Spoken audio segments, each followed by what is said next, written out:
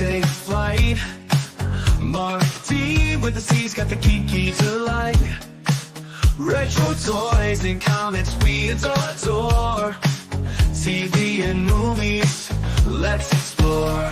Sunday Night Geekery, it's the place to be. With Marc D with the C, let your nerd run free. Old school vibes and stories untold. Tune in, tune out, let the magic unfold. Hey everyone, welcome to Sunday Night Geekery issue 188. We got a special issue here. We're never renumbering a new volume number, but this is the Terrificon edition. So we'll talk a little bit about some of the things that happened in the news this week in pop culture, but want to share with you all the exciting times I had at Terrificon this weekend. Of course, one of the highlights was meeting Karen Allen from Raiders of the Lost Ark, Marion, of course, Blues Brothers, and numerous other amazing movie. Excuse me, Animal House. What am I thinking? Animal House. Yeah, come on. Bluto hit me over the head too hard with that guitar when I was playing in the fraternity. That's why I got the wrong movie. But yeah, great to see so many people here. And sorry for a little bit of the late start, but I was trying to get everything together in the slideshow. And of course, we start off with Tim saying "I heart Clobbering Times," and of course, it's Clobby's birthday. It would have been Clobby's birthday. Is it the 11th or the 10th? God, I can't remember. I know he never liked talking about his birthday, but tough luck, Mike. God bless you and happy birthday up in the great beyond there. So let us play a couple of things for Tim here, starting off with.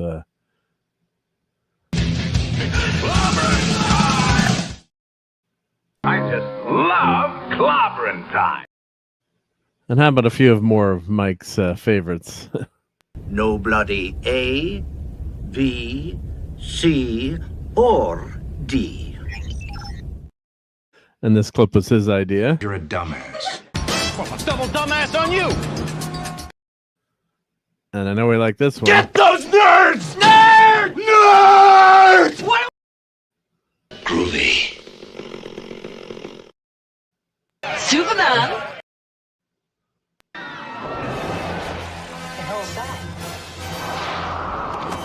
Easy, miss.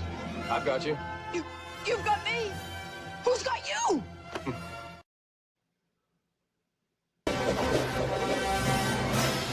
Hey, Jim! Whoa! Excuse me. That's a bad outfit. That's a bad outfit. Let's catch up to the chat here. Appreciate so many people being here again, and thank you again, Tim, for that $2 super chat. Much appreciated. Hail to Gap After Dark. Great to see you here. All right, and Brian Hepburn, and of course they're doing a server update. It looks like. So who is Metal Man XO? I'm actually early this time. So I guess they screwed up everyone's name. So I recognize Keely Chow, Roll Tide. I'm trying to see that icon on my screen if I see who Metal Man is. If someone here first time, awesome. But I'm guessing it's a regular Sunday Night Geekery listener. So yeah, now the true wait is on. Yep. Yeah, I'm always late. A few minutes. Yeah, you never know I'm part Swiss, right? Yep. So yep, Brian Hepburn's here and Phantom Outsider. And Courtney's here, and Courtney is driving tonight and is going to try to make it, but I do have permission to show this picture of Walter being a little tired pup here. So let me open that up. And let's share this cute doggo here. So now my ratings are going to go way up sharing this picture. This is a cute one. Let's share my screen here. All right. Share screen. There we go. There's Walter. Yep. Asleep in the car. Is that Hello Kitty keeping him company? Yeah. We're all tired, right? Yep. Very cute. Very cute. Yep. So we'll leave that up for a little bit. Walter's looking cute. Yep. Let's see. How do I do the? It's always a mystery to me. There we go. That's fine. How to get the StreamYards to work. But and hail to Lemon Pie. Hope you had a great weekend. Let's see. And Metal Man is saying hi. And happy birthday up in the sky to Clobby. Yep, we miss him. Think about him all the time. Nerds, yes, we're all nerds here. Yep. Hey, Salty Traveling Sea, great to see you. Yep. I was just talking about missing Cloud Potato. Purple Valkyrie. Oh yeah, give a shout out to Purple. I haven't talked to her in a while. The great Purple Lady, the big Doctor Doom fan. Yep. So yeah, a lot of great times on Mike's channel with Purple. Yep. So yeah, it's just time rolls on, and I know he hated. He didn't want people to know it was his birthday, but he appreciated all this stuff. I remember we got together and gave him that Thing statue, and actually we raised a little bit extra. So then I got him like Psycho Man and some other FF figures that he really wanted. So he was happy. Was kind of curmudgeonly happy about it. So yeah, but yeah, that was great. Yep. And Courtney's transporting precious cargo. She'll be back. So yeah, doggos for the win. That's for sure. Yep. He travels like a king. Yeah, that looks pretty comfortable there. Yeah.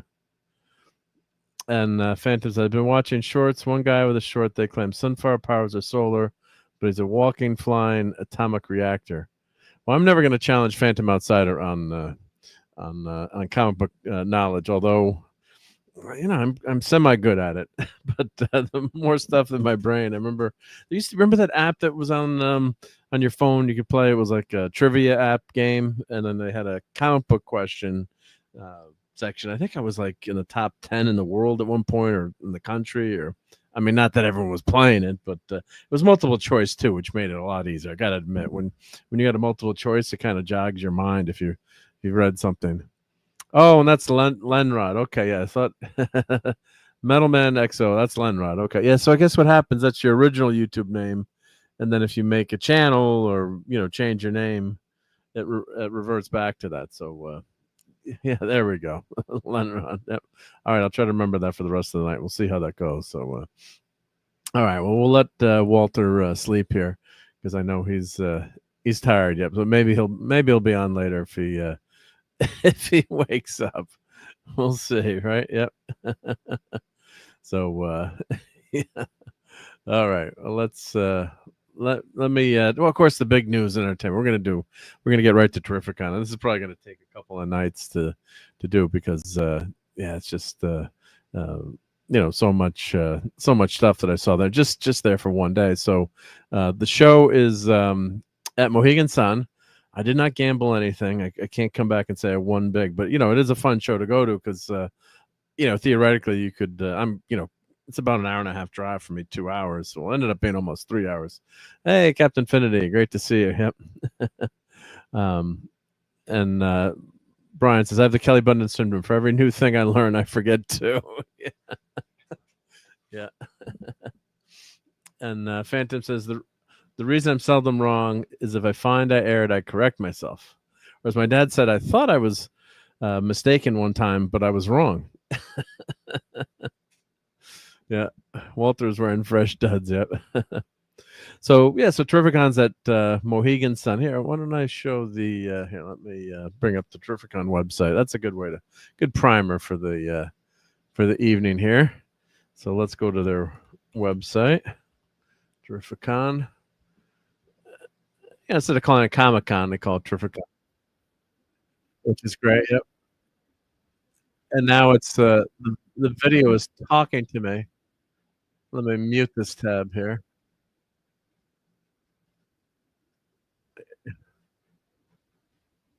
Okay, there, Mitch is on. Like, come on. The website starts playing the video automatically. Something that can be annoying. All right, so now let me get this link in the chat here. There we go. And Phantom says the whole point of Sunfire was his parents were Nagasaki survivors, which is what tied his powers to atomic fire. Correct. So here's Terrificon at the stage. Let's see. Here we go. Share screen. There we go. All right. So there's Terrificon. So yeah, Chris Claremont was there. Haley Atwell. So what we did, we drove up. And of course, you can't take the train up there, which is the nice thing about New York Comic Con. You can just jump on the train and take the subway, and you're there. I mean, it might be crowded, but you're not going to get stuck in traffic. So we got tons of traffic.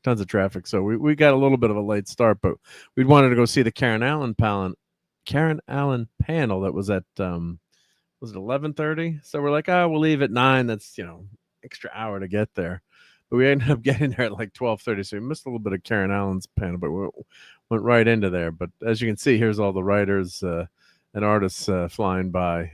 Chris Claremont's always there, and it's at the Mohegan Sun Convention Center, so it's big. I mean, when the room is empty, if you see it like on Sunday with nothing in it, it's massive, and it's filled up. You can't see all the way to the back, but yeah, it's a nice nice show. Yep. And it's not too big either, which is nice too. So Bionic Woman and Bionic Man, Lindsay Wagner, and could not make it, and so Lee Majors also couldn't make it. So that was a bummer. But here, let's go through some of the guests. Well, there's the creator of Comic-Con, Mitch. What's his name? Mitch. I'm forgetting his last name, but yeah, cool guy. And of course, you see these cool posters here. So they always have these cool posters. Of course, they have some swagger that you can buy. So of course, I bought the Fantastic Four one. It's on the poster. There we go. So I had to buy that one. So it was only 10 smack rolls, but Eric K would have bought that one. Yeah, with the Silver Surfer there. Yeah. So pretty fun artwork there. So good stuff. Yep. So, and it's of course is the 10th year. So it started I guess as a smaller show and kept growing and growing. But let's just show you what the TV film guests. So that for little Connecticut, they got quite a lot of good stuff here. Yep. On Captain Infinity says, I actually got Stark Vine and Jen's on my channel earlier for the final discussion of Back to the Future. We did it. We'll have to catch that, watch that in the rewind, or travel back in time and watch that. Just kidding. And Brian Hepburn's got his Comic-Con next weekend. Hold on to your wallets. I was actually pretty good at this one. I didn't go too far over budget. Yeah. The guest banner moves awfully fast. Yeah, so we can go down the list. Yeah, but if Tom is here tonight, there were lots of turtles there. Tom would have liked it. Yeah. Or remember when in Big Bang Theory they claimed that the Indy movie would have ended the way it did? Well, they're all wrong. Without Indy, they would have been taking the arc back to Berlin and opened it. That's a good point. Yeah, I said Indy doesn't do anything in the movie. Yep. Hey, Saving Star Trek. I think I know who that is. Yep. Great to see you. Let's see who else is here. Yeah, we're back to handles again. Yep. So put your name in the chat for everyone. Yeah. Yeah, I guess YouTube is mucked up. Yep. So here's a guest list. So Kehu Kwan was there. I did not get. I wish I had time to get an autograph with him. He was super popular, deservedly so. Of course, the success of Everything Everywhere All at Once, Loki. Of course, we know him from Goonies and Temple of Doom. Yeah, I wish I could have. I did a few autographs, but you got to wait online too, so it's tough. Not tough, but just could take like an hour from one of the more popular people, or you can pay for a photo. But when you pay for a photo, you don't really get to talk to them. The nice thing is. When you get an autograph photo at the booth, they'll spend a couple minutes. At least you can, talk to them. And depending on how crowded, people are, like, sometimes like I was online for Karen Allen and Mitch Balaji had from X-Files. He wasn't too crowded, had just a few people online. So, then you could have spent more time talking. I'm like, oh, I should skip over there and skip back if I could. Yep.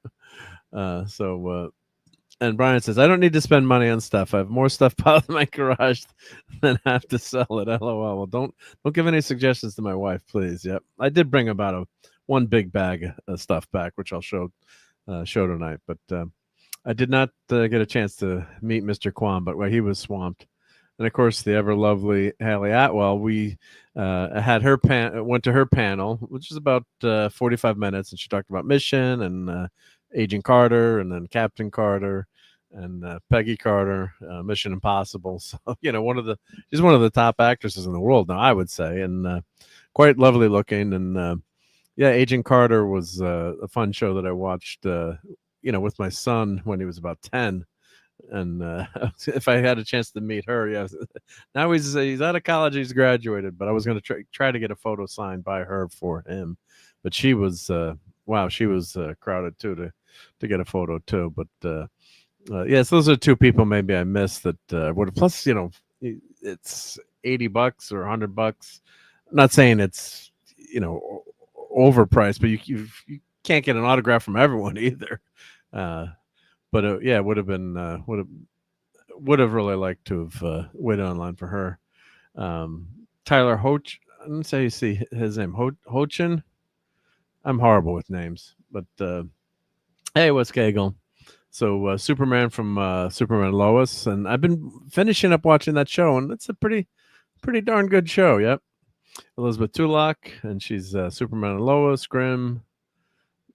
She's a great Lois too. She reminds me a lot of Margot Kidder's iteration of Lois. So, and then of course the son on the show, Alex Garfin.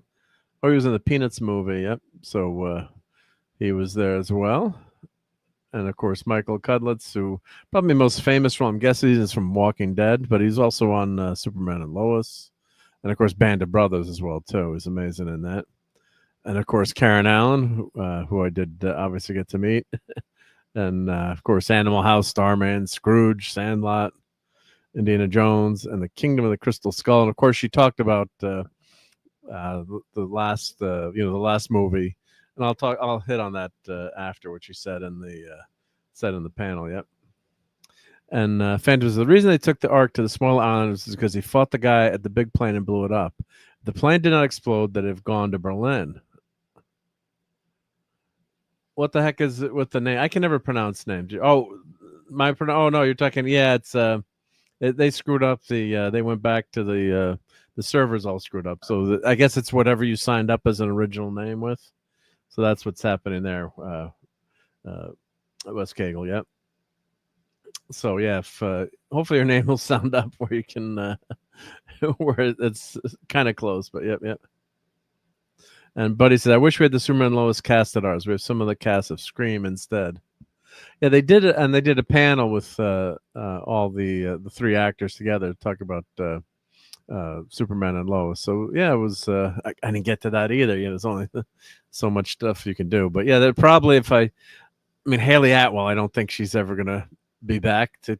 Well, hopefully she will be, but to get an actor like that, of course, when they're taking time off and not working. So everything's got to line up too. So chances of getting seeing her again are going to be tough. But of course, she could be at New York Comic Con. So Carl Lumbly, who I thought was fantastic in as Mantis, if you remember that show, and Supergirl, he was Martian Manhunter's father. He was great, really great in that role. Great presence, and whatever you say about Captain America: Brave New World, he was. I thought he was excellent in that. He was, really good. Although the movie's not good, but he's got a great presence. Of course, Doug Jones, one of the great, physical actors. Silver Surfer, the real Silver Surfer, and of course, Star Trek Discovery.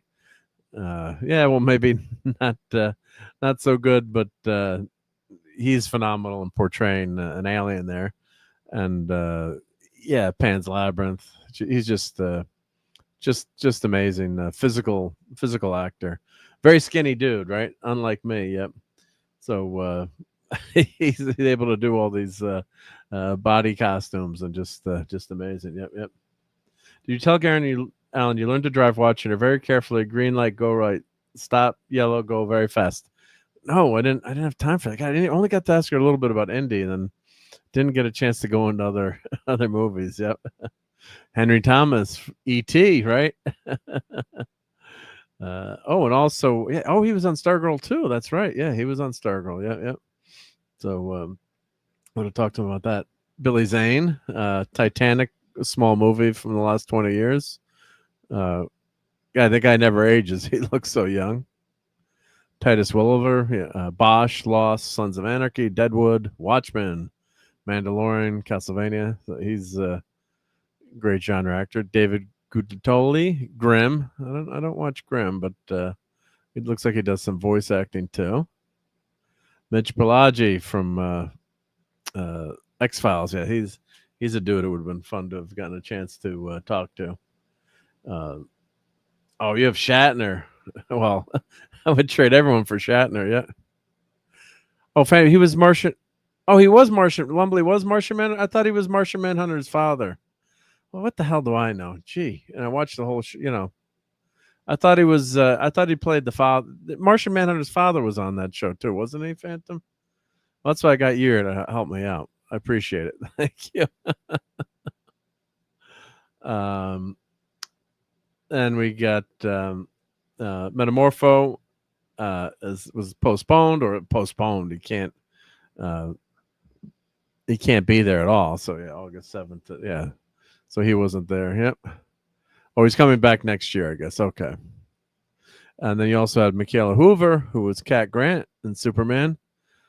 Quite gorgeous. Yep. And Guardians of the Galaxy 1 and 3. John Wesley Shipp, I got to meet again. I got an autograph photo because last time I did a meet, I did just the photo and I didn't do an autograph. I'm like, I got to get something autographed by him, and he's super nice, uber nice to talk to, and I kept talking to him, and he kept talking to me, and I'm like, finally, you have a lot of people online. I better head out here, kind of, and he meant, So, but he was super nice and, spending time, and I'll get into what we talked about when we show his photo. Yep. Shape of the Water Fisherman from Starfleet Academy. Is everyone as excited as that for me?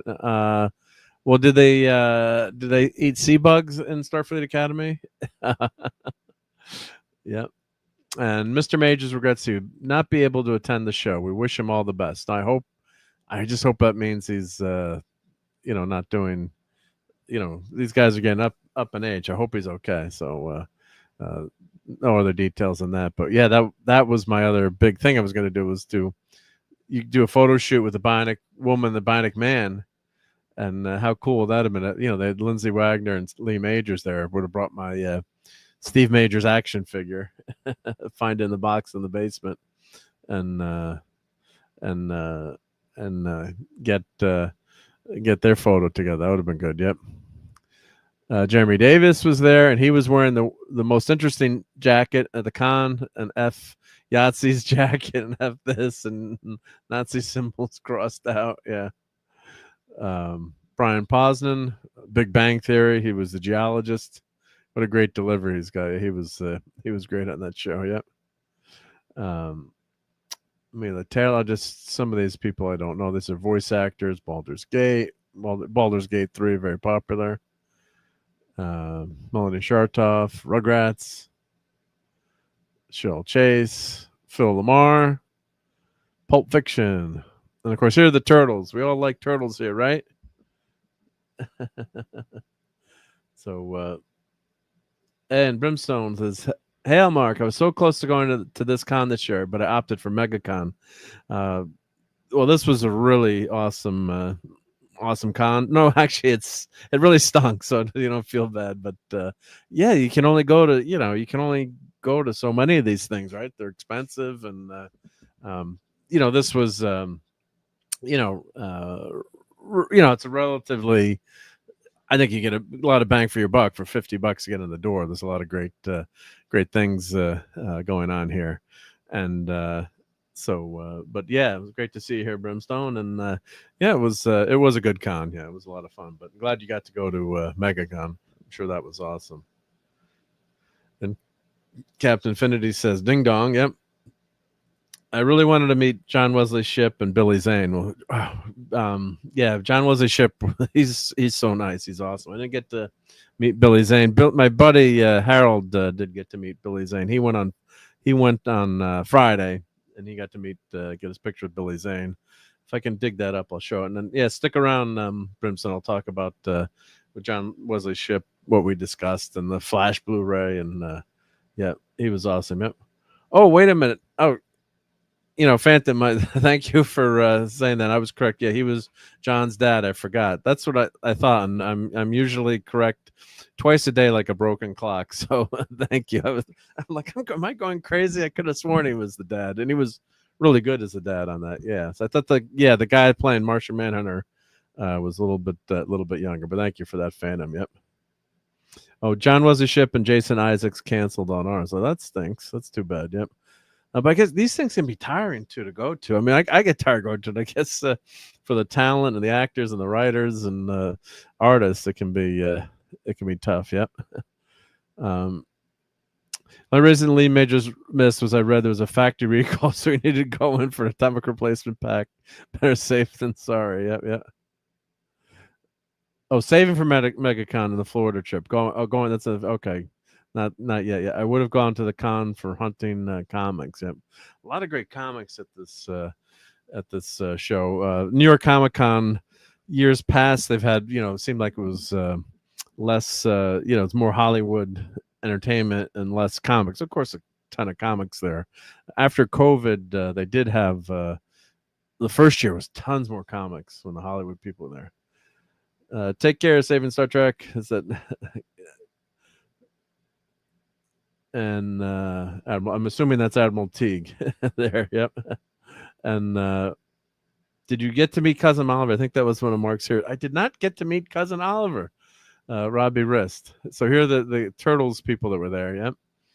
Of course, yeah, Cousin Oliver, the Brady Bunch. Yeah. Ken Scott, Teenage Mutant Ninja Turtle 2. Ernie Reyes Jr. He was there with his son. Of course, Red Sonja, which is new versions out now. Smurf, Ninja, Sidekicks. Yep. So great. And of course, The Last Dragon. He was great in The Last Dragon. James Sato, Shredder. It's like all the Turtles are there. Brian Tochi. And of course, he was in Revenge of the Nerds, Police Academy. I forgot. I was like, yeah, he is in Nerds. Get those nerds. Yep. All right, let's play that again. Cover your ears because this one's loud. Get those nerds! Nerds! So, yep. And remember, Clobberin Time's on his birthday. Yep, watch his great stuff. Yep. And Brimstone says, "What's more funny? I wanted to meet John Wesley's ship for Dawson's Creek. Loved him as the Flash, though. Okay, yep. Dawson's Creek. That was a really popular show. Yep. But of course, I grew up loving that Flash TV show. Yep. And MegaCon is in March. Okay. Yep. Thank you. Yep. In the future. Yep. Cousin Oliver was the first Dr. Z in Galactica, 1980. Oh, interesting. Keith Silverstein. I'm just going to scroll through. Of course, we know Larry Kenny. Thundercats, ho! Ming Chen. I got to meet Ming last year and got my photo with him. He stopped me because I was wearing Clobberin Times This Monster shirt, and that I wear that to the cons now. And people always, nice shirt. That shirt's awesome, and a little bit more FF stuff, but not a ton of FF cosplay. A little bit more than normal, but I expected to see a lot more FF stuff. But yeah, Ming was very nice to talk to. Car Polino, Celebrity Deathmatch, if you remember that show, that was a lot of fun. Gary Sumners. I'm just going to scroll through some guys from Megadeth. Nick Weiser would have liked that. Bill Diamond. And Puppeteer. Oh, Terrifier 3. Oh, J-Man would have loved to talk to him. Yep. Dark Crystal Labyrinth. I mean, just to be great to talk to these people. Yep. Galactus was there. Yep. Yeah, that was amazing. I got to post a video of that. That was awesome. Yep. And Brimstone says, hunting down a copy of the Demon #1 from 72 in good condition for a reasonable price isn't easy. Yeah. Yeah, especially those key issues. It's really tough to get. And if you want in good condition too, it's all about the condition, right? Real estate's all about location. Maybe if you talk in rhymes to the person that you're trying to buy it from, maybe you could that would help lower the price. But yeah, that's the classic Jack Kirby cover on the Demon #1, and I'm just looking that up. What's that going for now? Oh, well, 9.6 is around $1,200. Yeah, so minimum $200. Yeah, it's all about the condition. But yeah, that's such a classic. I mean, open image, a new tab. This is that classic. That's the Demon #1. It just screams Jack Kirby there, right? You just can't. Unmistakable Kirby genius there. I hope you can find it. I hope you can find it for a good price. What I've done in the past too is buy, like a reader copy. Hey, Daniel Barry, great to see you. Happy Sunday. Just so you can say you have the book, even though it might be not in the best of condition. Yep. It took karate at his dad's place. Ernie Reyes West Coast Karate. Oh, that's awesome. Let's see here. Also want to meet Gavin O'Harley, Chuck Cunningham. What happened to Chuck? Yep. Maybe Captain Finnegan can explain that. He went into a different time stream, right? I think there was a variation in Cunningham's, and Chuck just disappeared. Yep. Into a new timeline. Yeah. Yep. The guys from Megadeth. Yep. That would have been pretty cool, right, Lenrod? Yep. Well, they were still in Megadeth, right? Yep. And Drummer says, I'm almost done with the run, only missing 6 books. Oh, impressive. Also looking for non-graded, so it's a hunt. And that's part of the fun too, right? Sometimes it's more fun to, be searching for these things. Yep, yep. Gone, O form of man, arise a demon, Etrigan. Chuck, what friend? Oh, Happy Days, Captain Infinity. Chuck Cunningham. Fonzie became such a popular character. Originally, it was just written as a bit part, and I don't even think he was going to be. I don't think they ever had him planned as a series regular, and he became, arguably the star of the show next to Richie. And so there was a brother Chuck, and I think everything that the Fonz started to do, that was Chuck's part. Chuck was going to be the mentor, so they just wrote Chuck off, and he just disappeared from the show, never to be mentioned again. Like they didn't even write it like, Chuck has gone to college in Chicago, and he choked to death on deep dish pizza, or he got married, and can't be back. Yep, yep. And Captain Fiddy says, "Darn, rewatching Sitting on the Edge of Forever actually gave me something new to consider." Ouch! There's a lot to think about there, right? Stop watching it. You can notice something new every time. Yep. And it's not the thrill, not the kill. It's the thrill of the chase. From Deep Purple, from Motorhead. Yes. Not bad. Yep. And not bad for an episode first broadcast over 50 years ago. Yeah, what an incredible episode that is. I just found my Harlan Ellison comics when they adapted his version of Sitting on the Edge of Forever. Great comics to read. Quite different from what was portrayed on TV. And I not to get too deeply into that because we're going to do Terrificon, but that was I don't think it would have worked on TV, but it was interesting to read. Yep, yep. What's her name on Family Matters? Oh, Family Matters. I don't remember. That's Urkel was on Family Matters, right? Yep. 2 different Chucks. The first lived in the house, the second over the garage before Fonzie. Yeah, there were 2 different. That's right. There were 2 different Chucks. And then he up-chucked, and he was never seen again. In the future episode, they said Mr. and Mrs. C only had 2 kids. Chuck was erased from the family. Yeah, that's what was creepy about it. Like they just they aborted the poor guy. Ouch.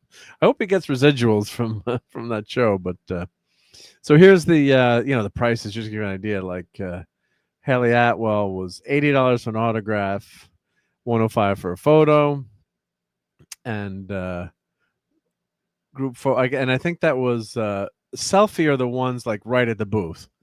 And what's nice about I have to say John Wesley Shipp, his people there, they had like a ring light, so his photos turned out great. Like when I did the selfie with him, some of the other ones they were okay, but yeah, they're just taking a selfie with your phone, which is fine. But that's what that is. So you couldn't take a picture with Haley. You had to sign up for the group photo, but you could get an autograph for $80. So Carl was $60. Just to give you an idea. Doug Jones $70. John Wesley Shipp was 60. Karen Allen was 60. And I did do the professional photo op for 85. I figured my dad, if I had to pick one person to take a photo with, my dad would have proved to that one because he loved Raiders. So, yeah, just to give you an idea, I mean, there's no one over $100. Oh, Quan was $125 for an autograph. Premium $140. Oh, wow. What's so he was expensive. Yep. And he had a photo. You could do the professional photo op with him. And yeah, so everyone's about between 60 to 80. And then here's the photo op schedule. And then let's look at the panels. Let's look at what panels they had. Let me go back up to the top here. And the youngest daughter, the aunt, and her kid all vanished from Family Matters. Oh, okay. They got rid of the people there too. Ouch. Yep. So what they had, some great panels here too. I got to say, compared to like New York Comic Con, it's comparable, not as extensive, but pretty darn good. So, and they have two ballrooms going, or two big rooms going at once. So they've got Henry Thomas on Friday, Rugrats, John Wesley Shipp was at 6 p.m. on Friday. One of these years I got to go all the 3 days if I can, or that would be a lot of fun because I don't know. Did they start the show later on Friday? I'm not sure. Or it must be all day Friday. But then the Karen Allen was 11:30. Hallie Atwell. Then the Justice League one. Teenage Mutant Ninja Turtle movies 2:30. We got there too late, so I had to hang out with work the con. If Tom was there, Tom would have been there, and Nick for that one, the Teenage Mutant Ninja Turtle movies. I don't know. Sometimes if they make these available online to watch after, I know they record them, but I'll try to see if they have a podcast. I don't know if they ever make this stuff available later. I know they do that at New York Comic Con. Then Doug Jones. Then Sunday they had the Superman movie panel, Superman and Lois. That would have been really good today. Billy Zane, Grimm panel, and the costume contest to close out the show. And then this is the other room that's going on at the same time. So they had a Megadeth, Deadpool.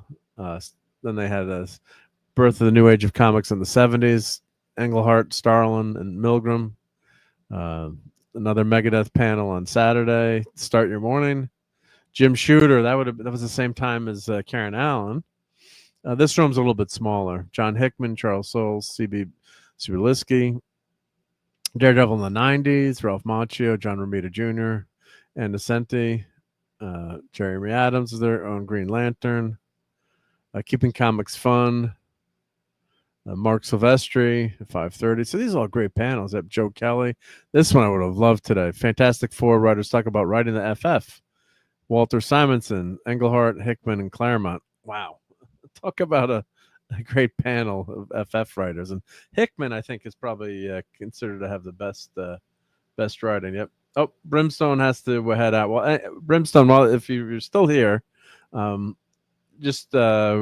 know you gotta head out, but just John Wesley Shipp was really super happy with how the Blu-ray turned out. We were talking about how nice he was really excited to explain how the special effects for the Blu-ray were done, and they actually didn't just upscale everything; they actually redid some of the special effects. And I'm like, "Oh, I've got the Flash Blu-ray," and he was super excited. So, but if you ever do get to meet him, just super nice guy, and just wanted to spend, just willing to spend a lot of time with you, talking to you. So he's not just like, "Here, I'm signing the photo. See you later, kid." It was great to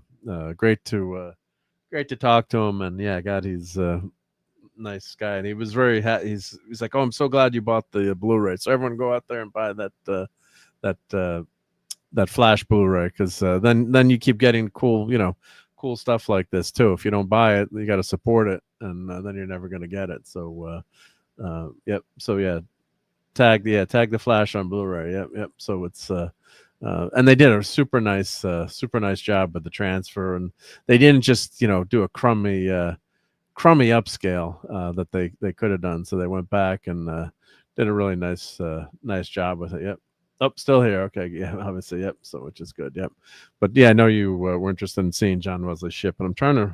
When I look at the photos, maybe something else will jog my memory. But he was actually excited. He's like, oh, when I watched it, I could see all the different effects in the background and see what was going on, and the people working on the show were kind of disappointed, with how the special effects looked, and. Of course, and I said to him, yeah, we were all watching this on a 13-inch black and white TV or color TV. So my kids would say, oh, stuff looks so horrible. But then when on the big screen, but, because I used to have it on, VHS tapes that recorded off the air. Then I had the DVD, and now the Blu-ray is gorgeous. So, yeah, he was very happy that, people had bought the Blu-ray, and he was excited to see it too. So yeah, it was a fun show. Yeah, it's a part of the '90s there. Yep. So, but a lot of fun to talk to him. Yep. They also had this special meet and greet with John Romita Jr. 2 days you could have done 5 to 7 and 2 to 4, and you got all this great stuff. You get an original art, headshot. You could choose who you wanted, text signatures of items of your choice. A print, a full figure of Spider-Man like that, photo opportunity 1-on-1. All ticketed meet and greet attendees will be entered in a raffle for an exclusive full Spider-Man figure original drawing. So Saturday and Sunday was sold out. It was $250 each, limit of 30 tickets per session. You're with 30 people, so you get 2 hours like in a classroom size setting with John Romita. So pretty cool. So that would have been nice to do. Yeah. So really cool stuff they have there. Yep. On Fantasy, you realize that Englehart gave you the pineapple thing. Well, things to come. Yeah, that actually got me back into collecting comic books again. So God bless Steve Englehart, because the pineapple thing, that was FF issue 310, and I think it was Things to Come. Let me pull that cover up. Stick for 3. I was in the mall, and I'm like, what the hell did they do to Ben Grimm? And I hadn't bought comics for like 4 or 5 years. I'm like, what the hell is this? What they do to Ben Grimm? And yeah, so here's that cover. I saw it on the news rack in Barnes and Noble or where the heck was. I'm like, my boy Benji, they murdered my boy. What happened to them? My boys. And yeah, things to come. Yeah, my memory worked twice today. Could you imagine that? It was right twice. Yep. Yeah, Elijah's there in the form of Alicia Masters. Yep. And the she thing. Yeah, first. Yeah, because they go back into space. I think they're fighting some Arab. Was like an AI that was trying to take over all kinds of forms of communications in the world. Let's see. Do they give you the villains in here? King Kafar. Yeah, that's who. I think, yeah. And then he becomes like he gets hit by comic rays and he turns an electronic entity. Yeah, so that my memory is semi-working. Good. So they have any, and who's the artist on this? Writers Englehart, penciler Keith Pollard. So and the great Joe Sinnott. So I thought it was fun. I thought the pineapple thing was fun. Yep. It was great. And you wanted to see him kick the Hulk's ass, right? Because you knew he was had even more powers then. So he was even more super. Yep. So that was fun. But yeah, the design didn't look the best. Maybe they could have done something different. But and how did Benji sleep at? I wonder. I was thinking, how did he sleep at night? So let me if I Google pineapple thing, because he had these big ridges on his back. So it was like, not pimple thing, pineapple. God, I can't type. When you try to type on stream it, pineapple thing, Fantastic Four. There we go. Yeah, let's see if they show his back. So this was a custom figure someone did. Yeah, like he had this pineapple. Like, how did he sleep? How did he go to the bathroom? I mean, the pinup section here, yeah. Thing ring, do your thing, yeah. So yeah, it was kind of a sticky situation there when he turned into pineapple. Yep. But he had all these. It was almost like a dinosaur. Yep. So kind of a crazy iteration of Benji, but yeah. So he's got. It was nice to have him a little bit more powerful. Yeah. It's like I look even worse, but he's looking at his hands. How much worse could his hands have been? Yep. So and probably a nightmare to draw too with all this extra rock work. But okay, well, he's a rockman. How does he go to the can normally? Well, I don't want to know. Yeah. Reed probably rigged up an anti-grav area from to sleep in. Well, that would be, or a memory foam mattress. Probably that one. Yep. The costume contest. Yeah, there was some great cosplay there. So we'll get into that. And all kinds of stuff going on. You have Jedi training, lightsaber class. Yep. Then they had a Samurai Jackpot Texas Hold'em with Phil Lamar, Bizarre Pajama Party, Comic Book Man Pub Crawl with Ming, and Cards Against Terrificon with Brian Bozen from Big Bang Theory. Yep. Yeah, so a lot of fun stuff. A lot of fun stuff going on. Yep. So cool stuff. Yep. PayPal Rob Pivermack. Yeah, who was that? Yep. I guess it's the person organizing this. Yep. So a lot of great events there, and highly recommend if you can get there. And yeah, if you could spend a couple of nights there too. That would be that'd be a lot of fun, because then you can go to the casino at night, and a lot of great stuff. Ain't cheap anymore, but yeah. So let me pull up my let's get into the photos I've got. Let me find Terrificon 2025. Actually, why don't we start with showing the swag that I got. Yep. Yeah, I think Tim, Clobby's, I believe it's Clobby's birthday is either the 10th or the 11th. I think it's the 11th. I've got to look it up. I've written down somewhere. Yep. So but we'll celebrate it this show anyway. Yep. All right, so let me get my camera hooked up.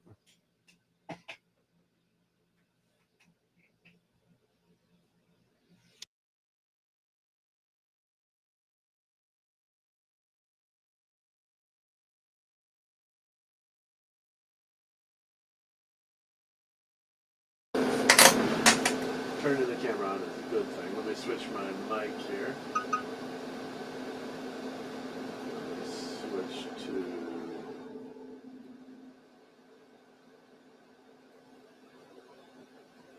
All right. Testing. It should sound a little different. And Fantasy, Cloppy's birthday story. Yeah, I thought it was the 11th. Yeah, Claude had posted something.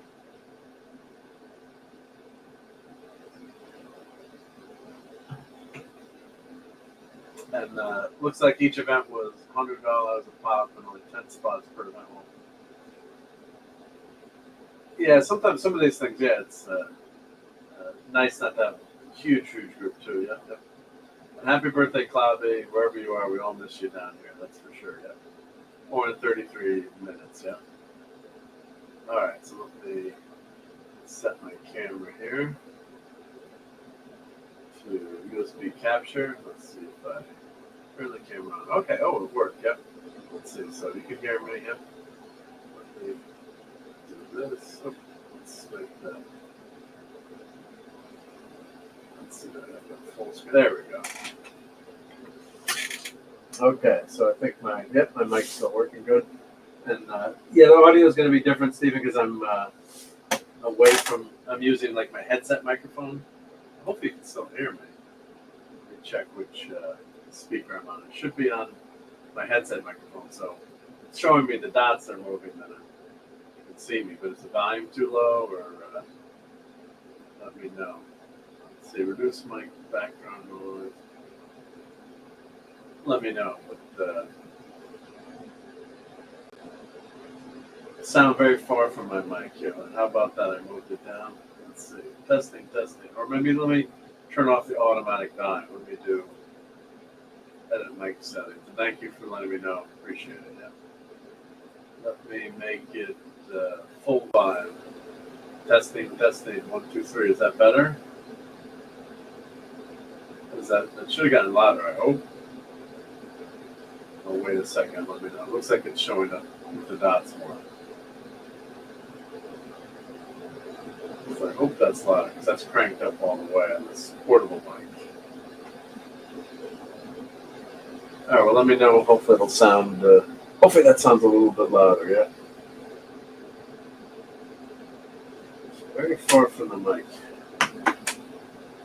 No, not really, okay. Not any louder, okay. Let me see what's going on with the crisp here.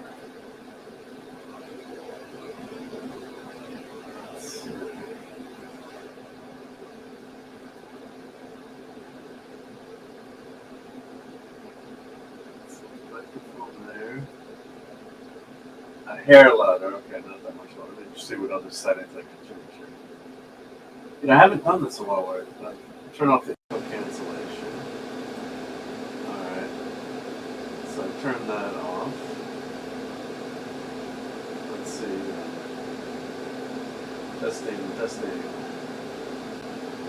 So what I use this program called Crisp where you can, it's supposed to get rid of the back, like I got the air conditioner on right now, so that, hopefully gets rid of that noise there. Let's see. Where's the time setting there?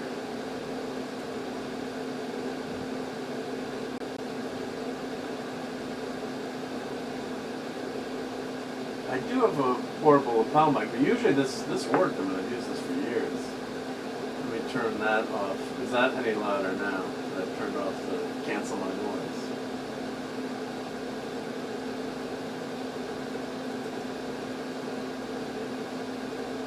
Let me know if this is any louder.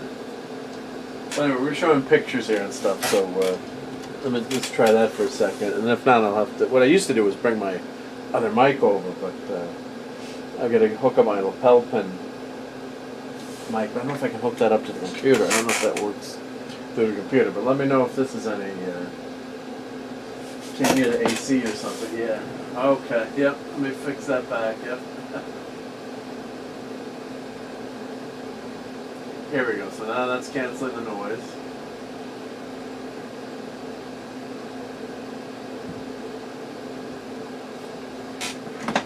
All right. Well, I'll try to talk. I'll try to talk loud and. Oh yeah, I don't think if I hook up my portable mic, I don't know if it'll hook up to the.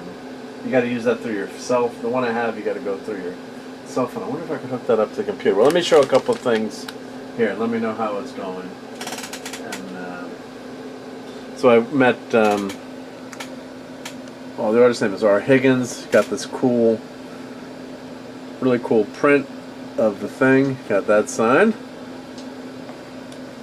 That's awesome. And of course, this is the picture of me and Karen Allen.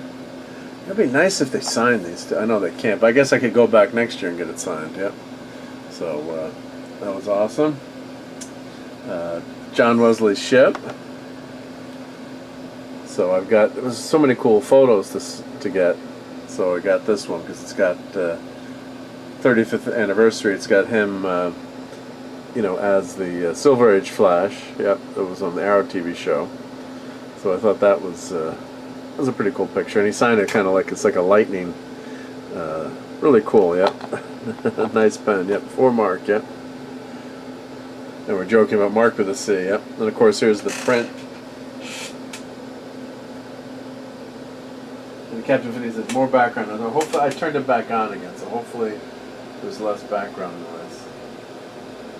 And after I show this stuff, I'll go in the other room and grab my, if I can get that lapel mic to work. But I apologize. This mic has never let me down, usually. Yeah? So there's that cool Terrificon poster. I love that poster. It's great, yeah.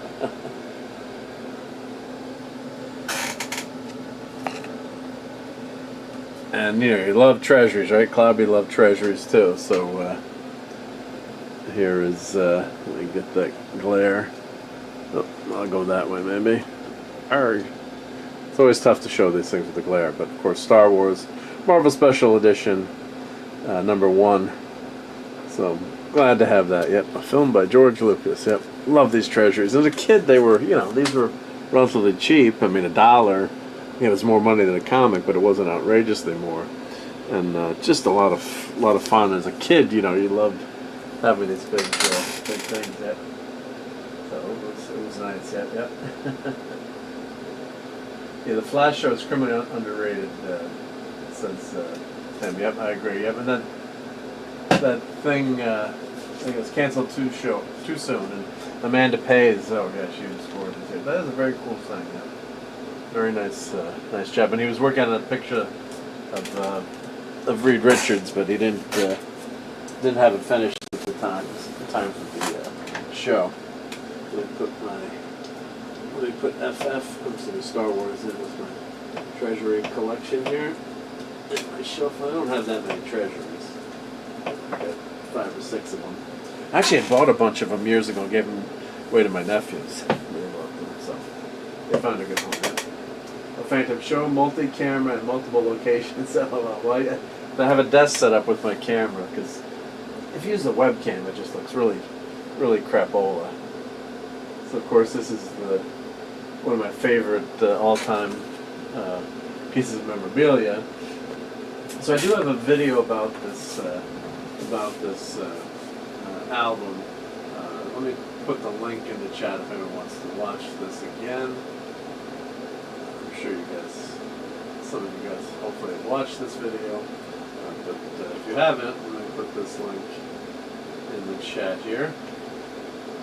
And this is the story of this Raiders promotional album from opening night 1981. I'll throw that in the chat for you. So go watch that or bookmark that later. So my dad's good friend, Ron, looks like India has a track attached. Yep. Hey, Stephen Mack. Star Wars comic with Howard, Jake, and Art, and Howard was there. Could have gotten that signed, yeah. Yeah, it's funny. Buy stuff at the con and get it signed. So what this here, I'll switch my mic back to the other mic. Just, let me go back to the desk mic here. Let's see. Hopefully that's is that better? Let's see.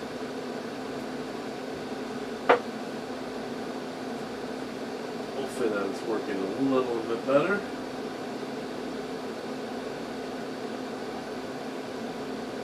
Alright, yeah. They make the screen to select your mic so small there.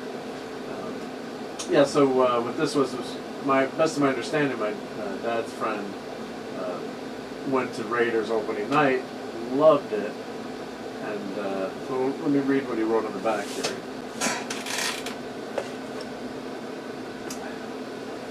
So it's set this up so we got something we're looking at. So it's from his friend Ron. It says, let's see. After seeing the Indiana Jones movie Potato Head that Mark had, I thought that this would be. I'm just paraphrasing. That this would be nice, nice memorabilia to give to him since he loves collections. It is a CBS promotional copy, stamp on the back album cover, which was given out at the Dallas Theater in 1981 to the first 100 attendees, while supplies last, like a Baba day. Yep. The day Raiders of the Lost Ark opened. I recall it was by far the most exciting movie that anyone had ever seen at that date. I still think it's pretty awesome. Anyway, give it to Mark, Ron. So that was a nice, super nice note. And so if you look at the video, it says promotional copy in the back, not for sale. Put that back there. So of course, Indiana Jones. No one knew. There was a lot of hype about it opening, but no one knew how big it would be or how good it was, right? looked great, but yeah, who knew what that string of movies we were gonna get, starting in the '80s? How good we had it, right? Bunch of lucky people, yeah. So yeah, so it was great to have Karen Allen sign that. And, I wanted to mention that to her, that it was an opening night copy, and I forgot to. So, not that it was overwhelmed, but just talk to her about Raiders, and be an hour with Karen Allen, talk about Indy and all our, Animal House and other movies. But yeah, it was just special to actually have that sign. It was one of my dad's best friends, and he unfortunately passed from cancer a few years ago along with my dad, so which is crappy. But it's a nice memento and something to pass along to my kids someday. So yeah, I got to hang this up in the fan room. I'm gonna find a spot maybe behind the TV. My wife is away for the next four days in Dallas for work, so I'm gonna hang it up. Maybe she won't notice when she gets back. Yeah. Let's see. Maybe he was supposed to have a stash. As they originally wanted Tom Selleck, Yellow Hell. Yeah, he does have a lot of stubble on there. Yeah, on that poster. It's tough to shave when you're chasing that Ark of the Covenant. And the first picture we took, she had blinked, so Karen had I thought I had blinked, but Karen had blinked. I said, "Oh yeah, you got to close your eyes when the Ark of the Covenant is open." And, I thought it was a good line, but she heard me. She smiled. Yeah. So that's that. Let me see if I'll grab that other mic I have. So I'll be right back. Let's see if I don't know if I can hook it up to the computer if it works, but I'll try. Let me see if that works. So hold on 1 second.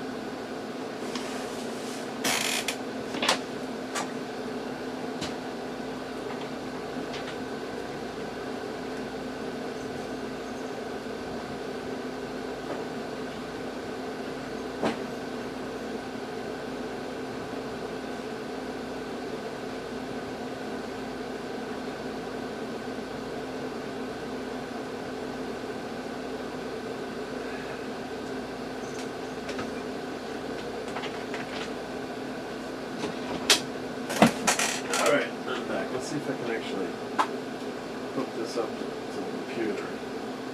USB-C. So let us see. And usually I use this like if I didn't actually stream live from the con the other day, but use this if I'm roaming around with the phone. I use this mic. So it's a USB-C. Let's see if I have a C connector here in my computer.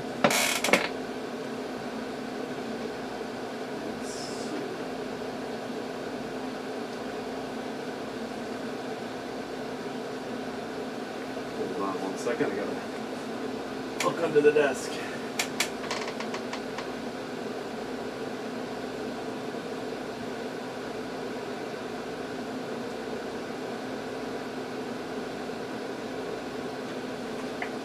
Alright, let's try this adapter.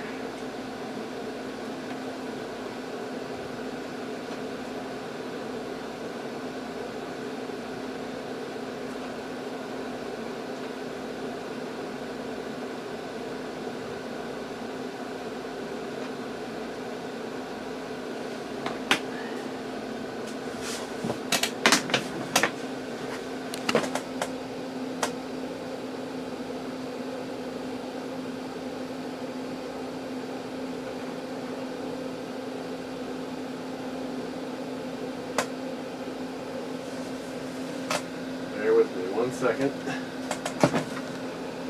I need Scotty the engineer here.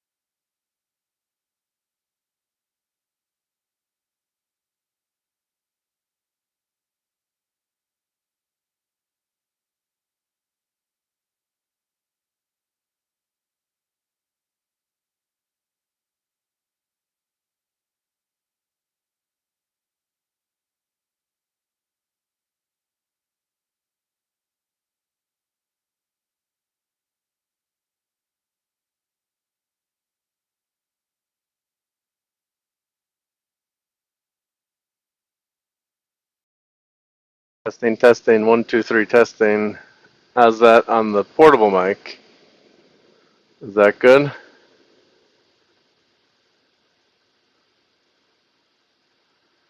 Testing, testing, testing, 1, 2, 3, testing. Give me the lines there now too, so. Oh, now you can hear me loud and clear. Okay, you know what happens? It's when the darn crisp, there's two programs, so when you're using StreamYard, it goes to one mic, and then crisp goes to another, so, all right. I thought it was better. Okay, 5 by 5. All right, I'm going to unplug the other one. So this is the headphone mic.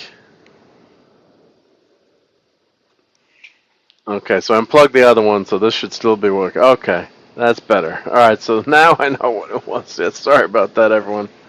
Dragnet, but yeah, so what happened? I have a mic on my desk, but I have the cord like going all the way wrapped through the back. So, and then I can't put the stand on the other desk. So, yep, I thought it was Helen Keller. Okay. So I hope everyone heard all that nice stuff I said about the indie movie, but I apologize. It was bad. Bad audio on a podcast is the worst too. So, you know, bummer. But anyway, to summarize, that was a friend of my dad's, and he gave me that album because he saw my Indiana Jones potato head action figure, and he knew I loved collecting stuff. So this was given out in Dallas, 1981. He went opening night to see this movie, and you know they had it as a giveaway for like the first 100 or so people. Yeah, yeah, it's definitely the headphone mic, but at least you can. It's a bit hot now. Okay, so let me change. Edit mic settings. Okay, now I have it set to automatically adjust the volume. So let me. You were saying, blessed are the cheesemaker. Yep, yep. So let me know, Lenrod. I put it on that auto feature, so let me know how that's working. Hope it's okay, but hopefully at least you can hear me. So yeah, so that's that awesome indie album. This is these are these Eagle Moss figures. Okay, sounds better. Thank you, Ryan. And I'll remember next time what that setting was. Yep. So I love these. Yeah, the figurine collection and Lady Sif. And of course, I was looking. I'm like, I got around the room. I'm like, I have about 20 or 30 of these. I'm like, I don't want to buy two, but they had a great deal. It was 3 for $20. And normally, I think these were like $20 each or $30 each, depending on how big the figure was. So, and I was telling the woman there at the booth, I'm like, wow, these are heavy, you know, when you hold them all together. And she's like, tell me about it. It was tough to bring them all in here. And then she had bins and bins of them underneath. Probably she got another 6 more, actually. Where's my scissors here? Okay. Let's open this up. And then you save all these magazine issues that they have, which is cool. So they've got, you know, here's Lady Sif, not wearing much. That's a little beat up, but, ooh. Son of Asgard. She doesn't look like a son of Asgard to me. But, yeah, the character bio. And Lady Sif is kind of going away. She was in the movies, and then she was actually on Agents of S.H.I.E.L.D., and kind of disappeared. But yeah, so they give you this nice kind of like Marvel handbook highlights of the character, and then you get the cool figure.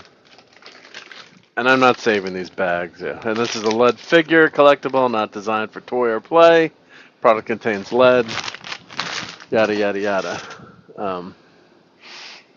So, there we go. Let's check out Lady Sif. Let me get the, this is quite a figure. Wow. So let's open her up.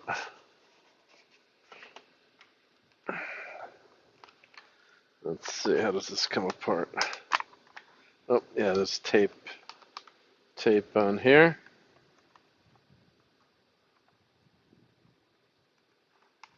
So I believe these were made in England. I could be wrong. If someone looks up Eagle Moss you know, lead figures, I guess. And they had that chest set at the same time. But they're really nice quality, nice paint job. And they're packed. Oh, there's more tape on top. Tough to get her out of the box. Is there tape on the bottom here too? Yep.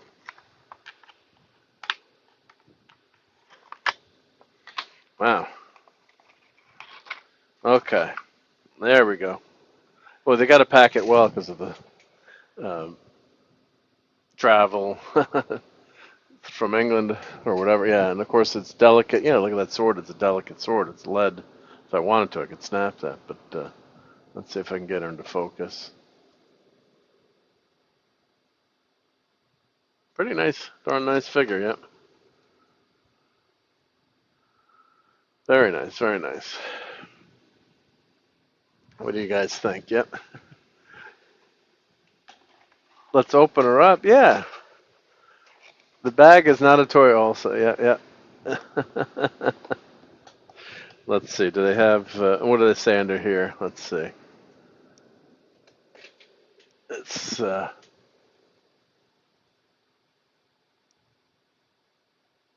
Lady Sif. I guess it's a number. Marvel. Do they have the year there?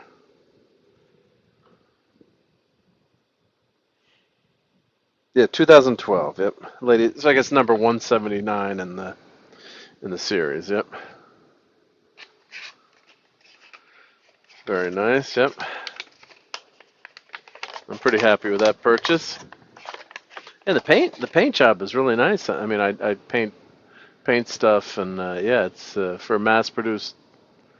Pretty nice. They have different color grades there, and yeah, the skin looks good. The eyes. Nice job on the eyes too. Yep. Yeah, so they did a nice job with this figure. All right, let's get to Bane. Bane, I think, was broken, but yeah, and some of these used to be more money than others because the weight of the lead or how big they were. So Bane was actually probably a more expensive one at the time. Of course, created by Chuck Dixon.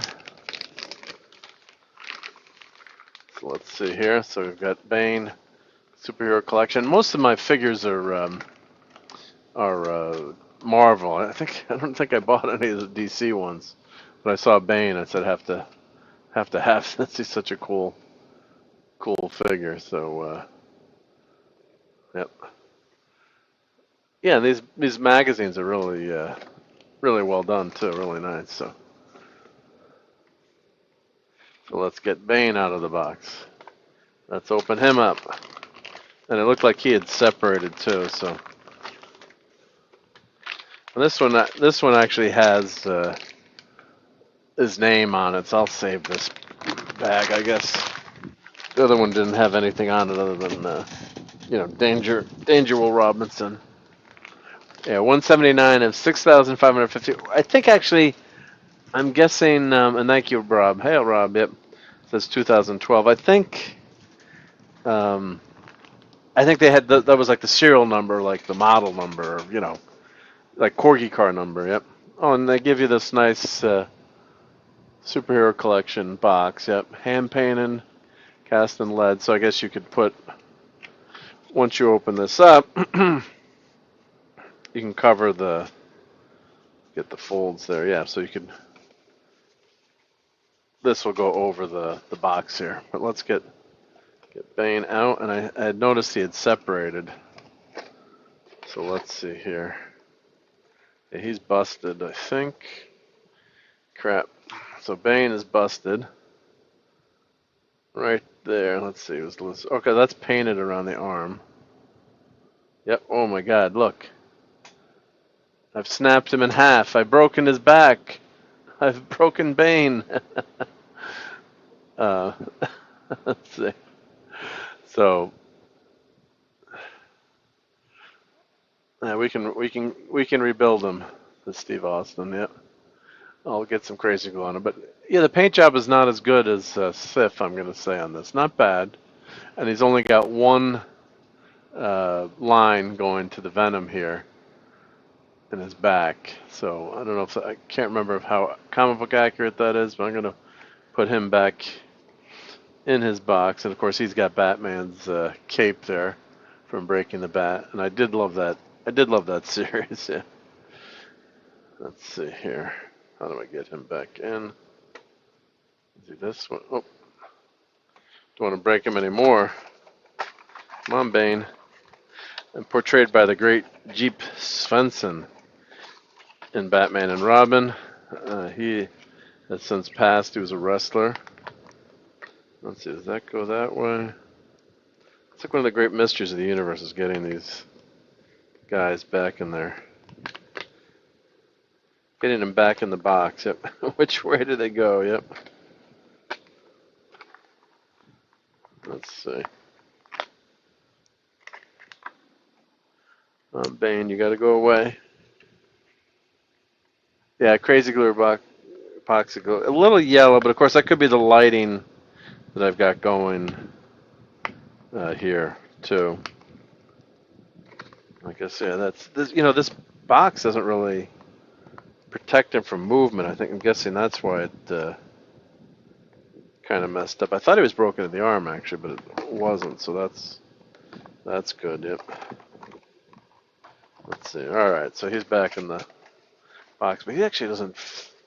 The clamshell's not the best there. It's a little movement, but let's put him in like this, and then I can fix that. I do have some crazy glue with me here, but I can fix that later. So there's Bane. And then we grabbed Doc Samson. Now, I do have the thing up there. Oh, I do have the Hulk. Okay, good. I got the Hulk. But these were really fun when they came out. Buying these, yep.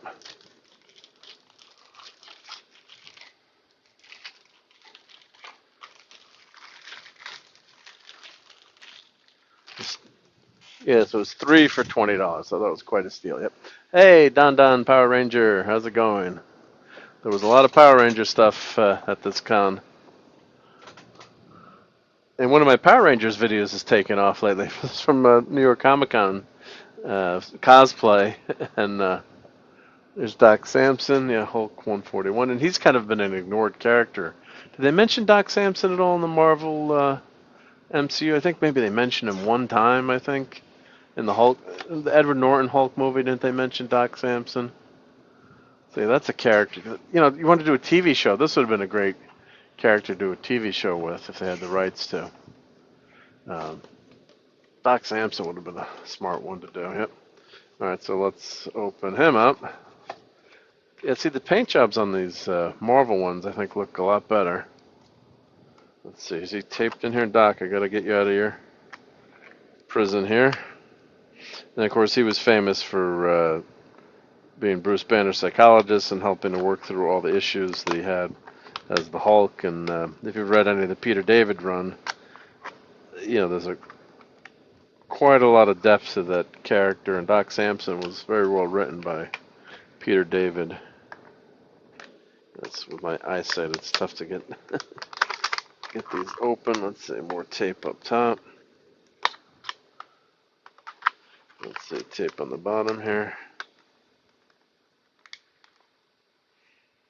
Let's see. Come on. That's why you should do this stuff before you start streaming. But there we go. Got the bottom one. Yeah, really cool paint job. Nice, vibrant colors here. There we go. You're free, Doc Samson. Yeah. Wow. Really well done, yep. Let's see if I put this behind it. Focus. You will focus. The Doc has been working out a lot. Of course, you know, he's been exposed to gamma radiation, so he's not as strong as the Hulk, but he can handle the he can handle the Hulk for a little bit, yeah. Or maybe talk him down, but yeah, so cool figure there. Let me catch up to the chat here because I'm far away. Oh, Stephen Mack is still half asleep, so Stephen, hopefully I can put you fully asleep. And Don says, new air in Miami TV game Monday is ABC moved from local 10 to 7.2. Well, actually, Channel 7 has always been ABC up in the New York area, so I wouldn't have minded that change. But yeah,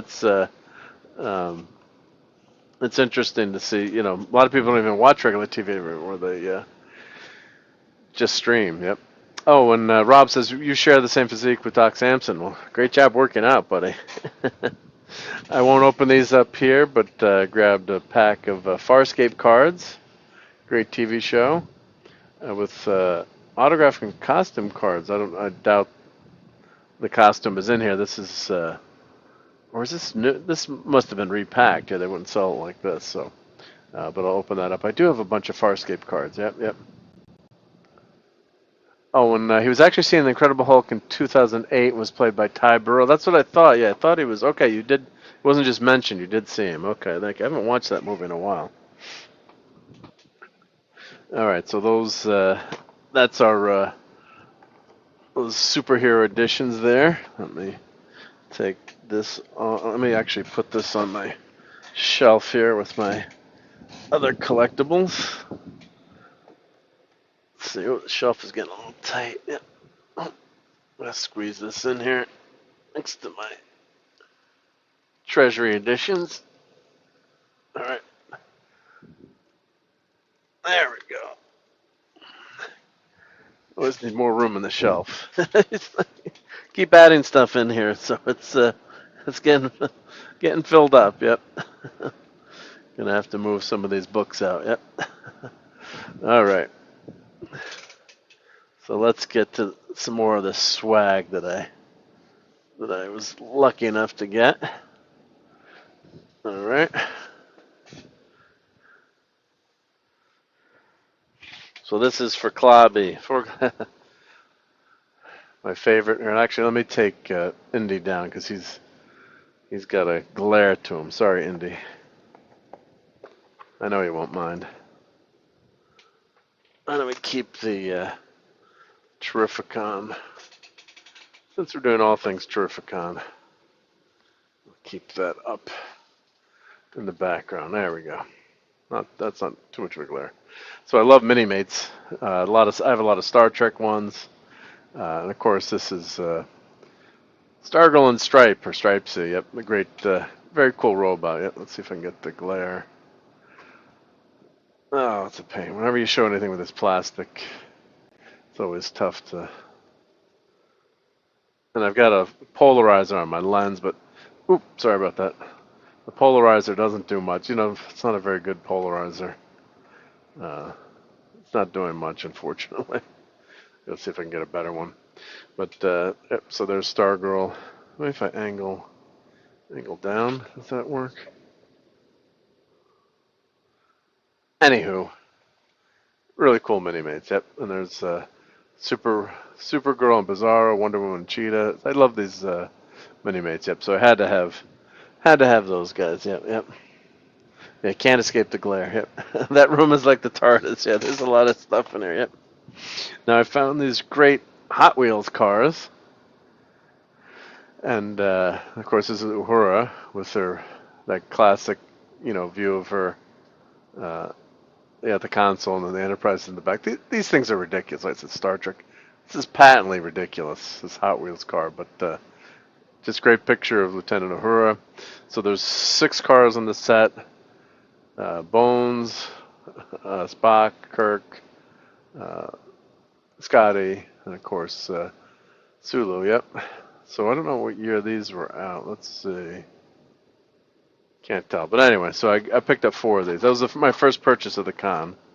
So I grabbed Uhura. Let me take the price off so you can see the... Well, that price is actually tough to get off. Yeah. Dagnammits. That's on there really good. Damn you. All right, we'll have to Google on that, but I just wanted to see what was on the back there. There's a picture of the Enterprise that's covered up there, but the packaging is really nice here, so I'll probably leave these in the package and hang them somewhere in the TARDIS here. Yep. So we got Kirk, and of course now I got to complete the set. So we got Bones here with this cool VW band, and the paint jobs are really nice on these. I don't know if these it's painted or stickers, but that's pretty damn good. Oh, they're actually focused. That's pretty good for a small little thing. So we got Bones. Let's see. Let's see if I get this $5 off. Oh, it's still stuck. I'll get my Goog on. And we got Zulu.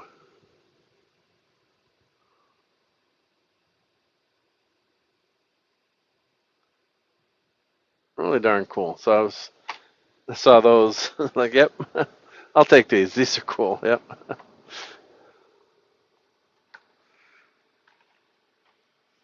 So let me put these to the side here.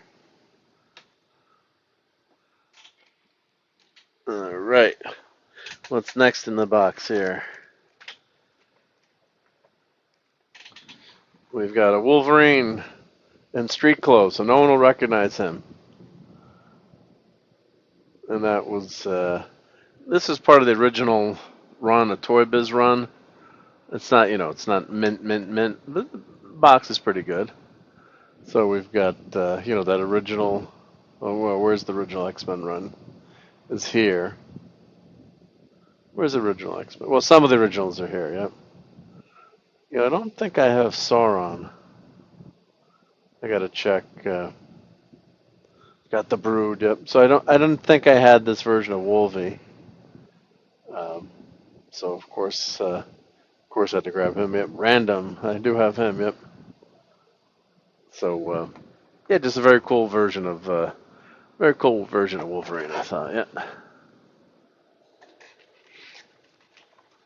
And this was a nice looking version of Mr. Fantastic, the stretchy version. Now this was the 90s series, yeah, so it's of course not Marvel Legends, but of course now they're copying that box art. And his arms actually stretch. I don't think his legs stretch. I think it's just his arms are like the stretchy material. Let's check the back here. It should tell us, yep. Oh yeah, so the arms stretch, and the legs stretch, yep. Awe-inspiring leader of the Fantastic Four, now is able to stretch and twist with his elastic body in almost any shape. He's a brilliant scientist. When he's not fighting supervillains, he can be found in the new Fantastic Four movie in his laboratory or workshop, creating new compounds or inventing new machines that benefit mankind. Yep. So pull on Mr. Fantastic's head and feet and hands to make him grow. Oh, so he's stretchy in all those different directions. Yep. So, I guess there was one version I thought that had like rubber arms. I guess these he just separates out. Now I could have sworn I had him, but this looked like one that was a really nice shape, and for 10 smackrels, sold. So I gotta have him, but I wasn't sure. So that action figure moratorium has been busted again. Yep. So I love these old school Marvel superheroes. So this is the Cosmic Defenders, Venom. So what year was this figure? I think this was. It's got the action figure with removable cloak and moving tongue. So Gene Simmons from Kiss would have liked this figure, I guess. Yep. And they always show you their action here. Yep. So press down the button in the back to flick Venom's tongue in and out. Use black cloak to capture Venom's enemies. Yep. Yeah, I wonder if the stretchy material is perished. It could have gone bad. Yeah, yep. Just don't pull his fingers, says Rob. Yep. And Fantasy. Oh, it just moved up on me as I was trying to read it. What does the Starfleet officers need with a combustion car at this time of night in space? Yep. They promised he has 6 legs, arms, torso, and head. Yeah. Oops. But yeah, I think one version of Mr. Fantastic was stretchy. So let's see, what year is this? Toy Biz. Let's see. This collect them all. Let's see. Is there a year on this? 1992. So yeah, and this is when you could cut out the back and you get 6. Yeah, they sub to the comics. I remember this being. This is. I think this was the original line here. Well, these are the talking. That's the talking figures. I have some of those. Of course, the FF here. Deathlock. Yep. So I think this was out. This is not the very, very first. Well, I actually have the damn first one on my wall there. Let me grab Cap here.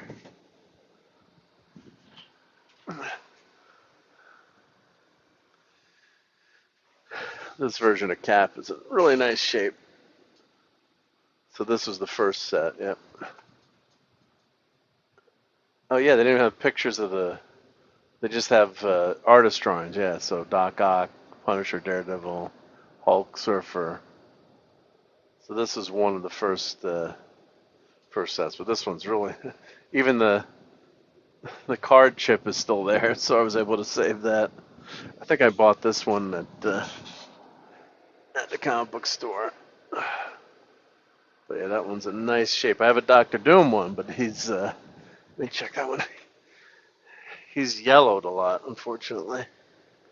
I did put a special covering on my windows in here. Well, it's the same backing, yep, to minimize the UV light after the fact. But yeah, some of my stuff had gotten too much sunlight. Yep. So we've got Venom, very cool Venom figure with flicking tongue action. A couple more cool items here. You know, of course, we always talk about Clobberin' times here, so I think Claude's not here, but I believe he'd gotten the new Nova figure. I think he did. I'm trying to remember. But you know, one of his favorite characters, of course, Richard Rider, Nova, and we haven't had, you know, a great version of him in the movies yet, although there was an opportunity there. Yep.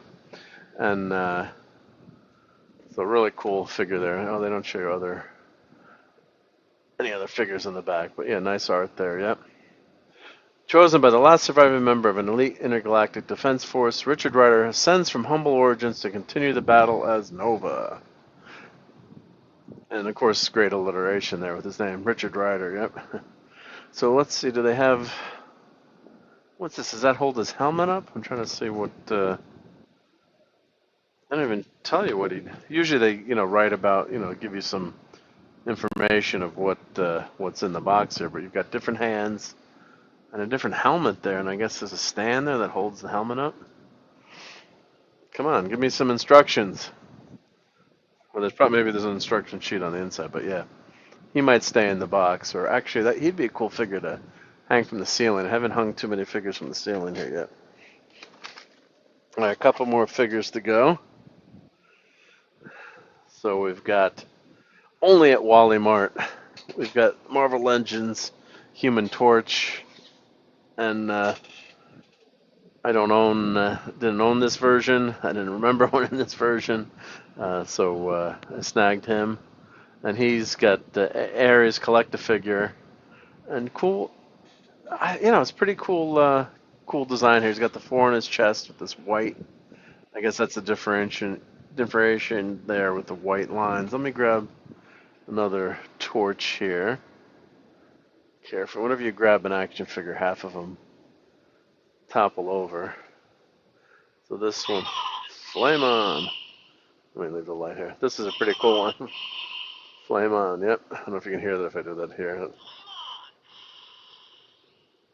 He's a flamer. Yep. Hey, Eric K is here. Great to see you. Yeah. So this figure set came with Kang, Ultimate War Machine, Guardian, Scarlet Spider, a cool Vision, and then I guess these are the 8 figures in total? 1, 2, 3, 4, 5, 6, 7, 8. So you've got Heroes Reborn, Iron Man, and D-Bud, we want to mention that, Crossbones, and this version of the Human Torch. So Wow, a lot of pieces to go with Ares here. But that's what they get you. Yeah, try to buy them all. It's like, I don't want Ultimate War Machine or Ultimate Iron Man.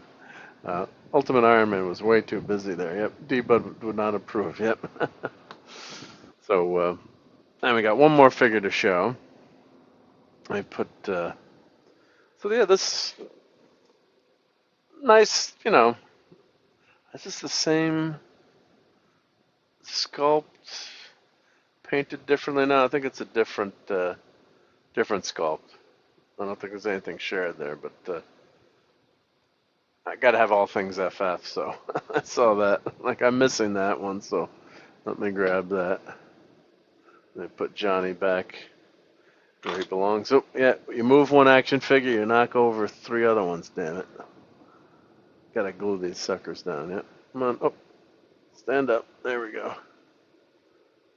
Let's push that back. Yeah, that's the danger of the action figure. You mess them up, yep. All right, one more. And of course, unfortunately, Steve Mitchum's not here. But I had a bunch of these, the famous covers, and one of them I love Spider Girl. I bought Spider Girl and gave it to my niece. I think she probably threw it out. I don't think it survived, but someday I'll find that again. I should have bought 2 of them because I love Spider Girl. I think that's the only Spider Girl character. So yeah, so these are like Mego figures and famous first covers, and yeah, the hat doesn't fit on so well. And it was funny, the guy's like, he's like, oh, there's no price on it. He's like, it's $15. I'm like, okay, I'll take it. And he opened up, it's 20. I'm like, will you take 15? He's like, okay. You know, any action figure, $15.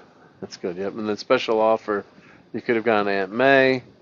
Remember this? Yep. Be the first one, an 8-inch ultra pulsable Aunt May. Only 10,000 will be produced.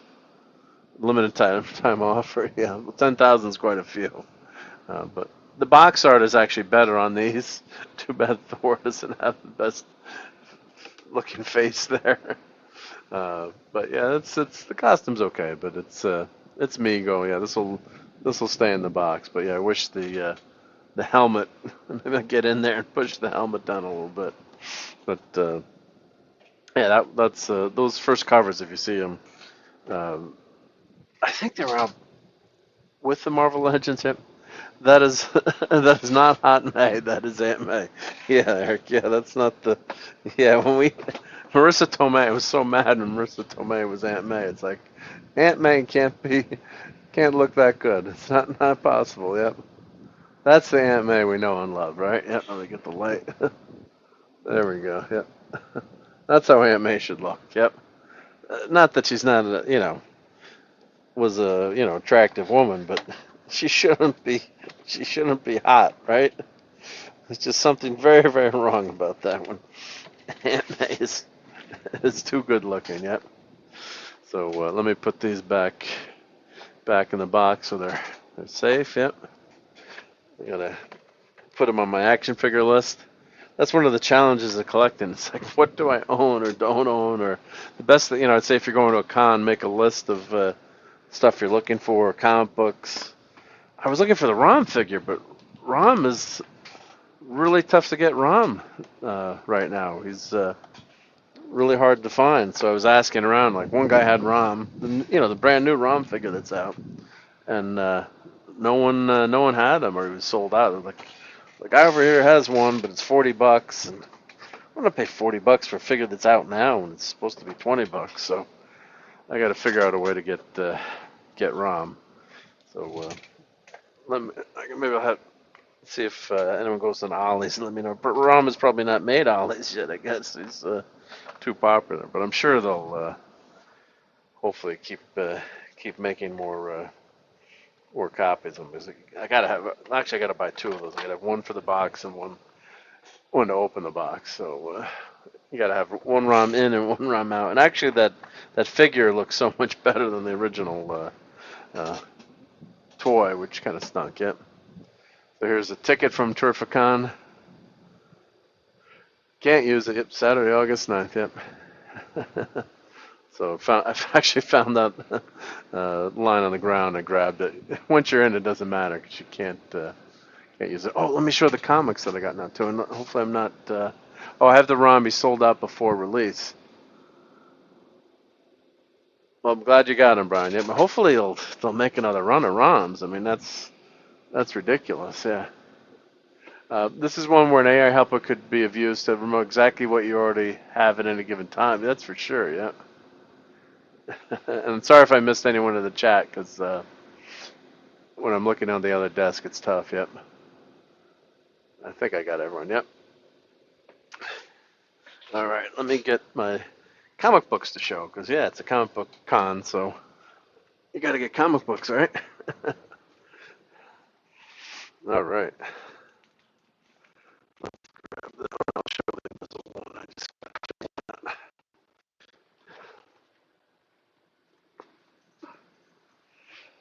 I guess that's why Rom is going for 40 smackerels if he sold out. That's one I probably should have pre-ordered. Yep. I must have Rom.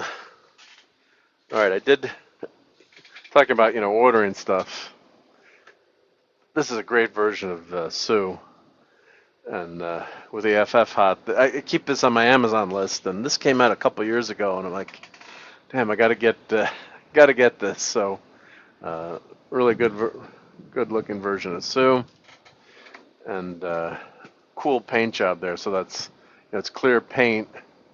Then they paint that halfway up to give that invisible look there, and a good face sculpt there.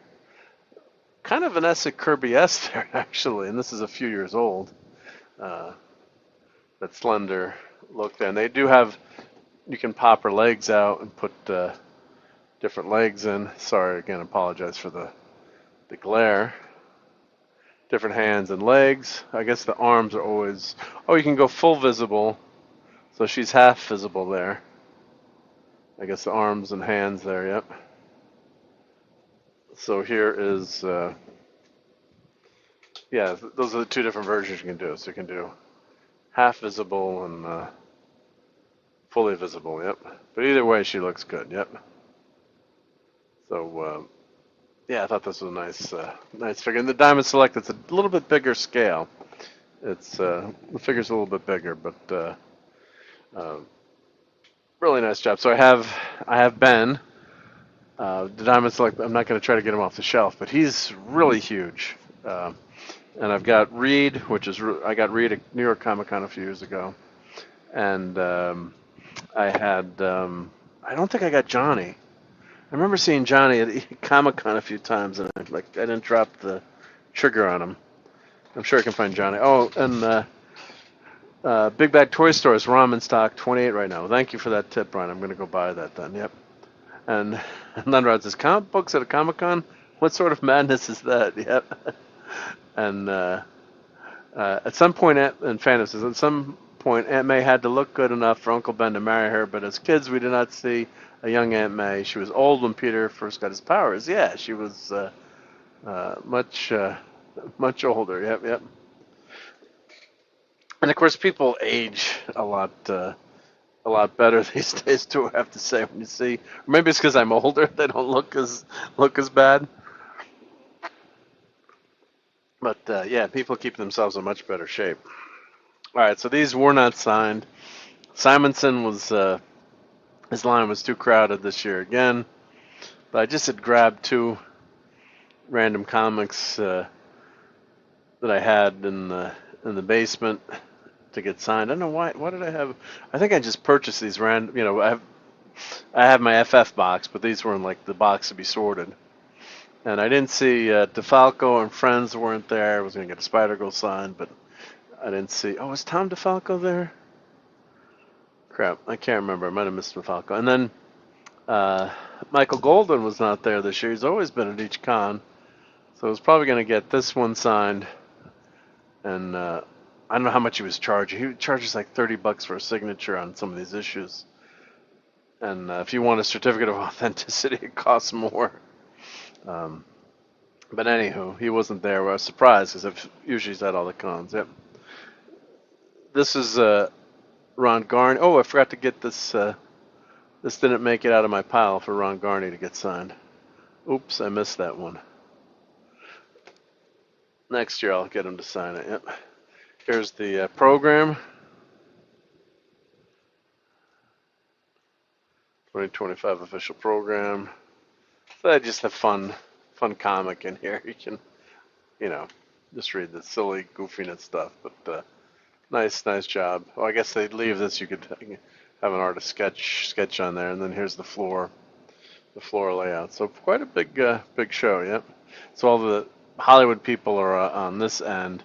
Artists are here, and these are all the vendors. So they do a nice setup every year. Yep. Damn, I forgot to take that one out for Ron to sign. And I was trying to find. That's what I forgot to talk to him about. The he drew the thing with a beard the first time. FF605 or 4, whatever. In my box, you have your comics. I'm like 601, 602, 603, and I found all the issues surrounding it. I might have missed it, but I don't have those bunch of my short boxes organized. I'm like, drat, it's not in there.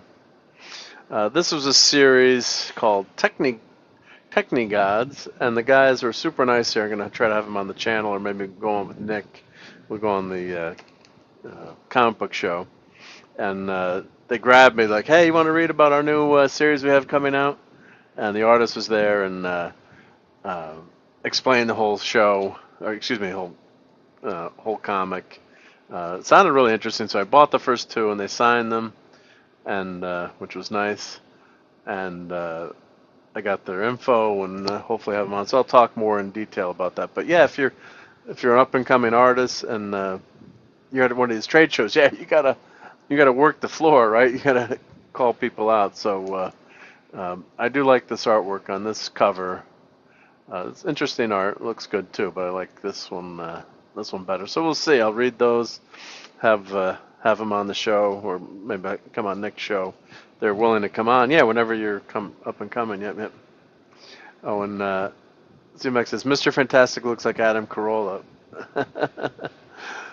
I don't age. The state hasn't let me use my same license pick for almost 20 years. There you go. Oh, it costs money to change the pick. Yep. I was walking by and saw this Mighty Mouse. Yep, number 4. Yep, with homage to of course Crisis on Infinite Earths. So that just grabbed my eye, and I grabbed that. Yeah. So yeah, Mighty Mouse number 4. I guess that's Mighty Mouse number 4. Yep. Cool cover. Yeah. And these are just some random $2 comics that I just wish I had more time to, if you went there for 3 days or something, but you just randomly look through books and I'm like, oh, $2 bin, right? And these look like they're in pretty good shape. Some old Power Man and Iron Fists. Yep. So the Eagle. Yep. Love some old school Power Man and Iron Fists. So some of them look like they're in pretty good shape. Yep. And of course the Hulk from back then. I think I might have that issue. Even I gotta check. Issue 217 of the Hulk is one of my favorites. Yep. And fans, if you look at that cover, you'll see the Mighty Heroes. Oh, and the Mighty. Oh yeah, and Mighty Mouse. Yep. You'll see all the heroes in the background there. Yep.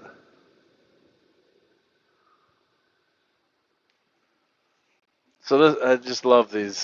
This time period of the Hulk was fantastic. Yeah, I just love the brutal Hulk. It was great. Yep. This is FF, of course, Scotty Young. Got to have all things FF. And of course, Reed does, when Reed and Ben get in a fight, yeah, that's the classic Reed stretching himself around Ben.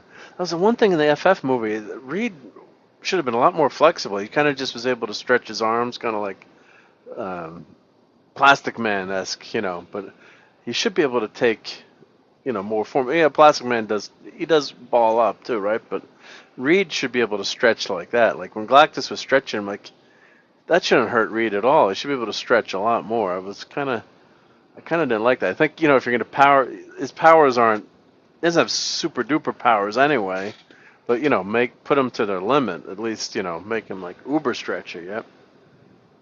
And hail to Oliver Belamonte. Yep, that was the Mighty Mousehead, says Phantom. Yep. So this signed by Ron Garney. First appearance of Muse, DD number 11.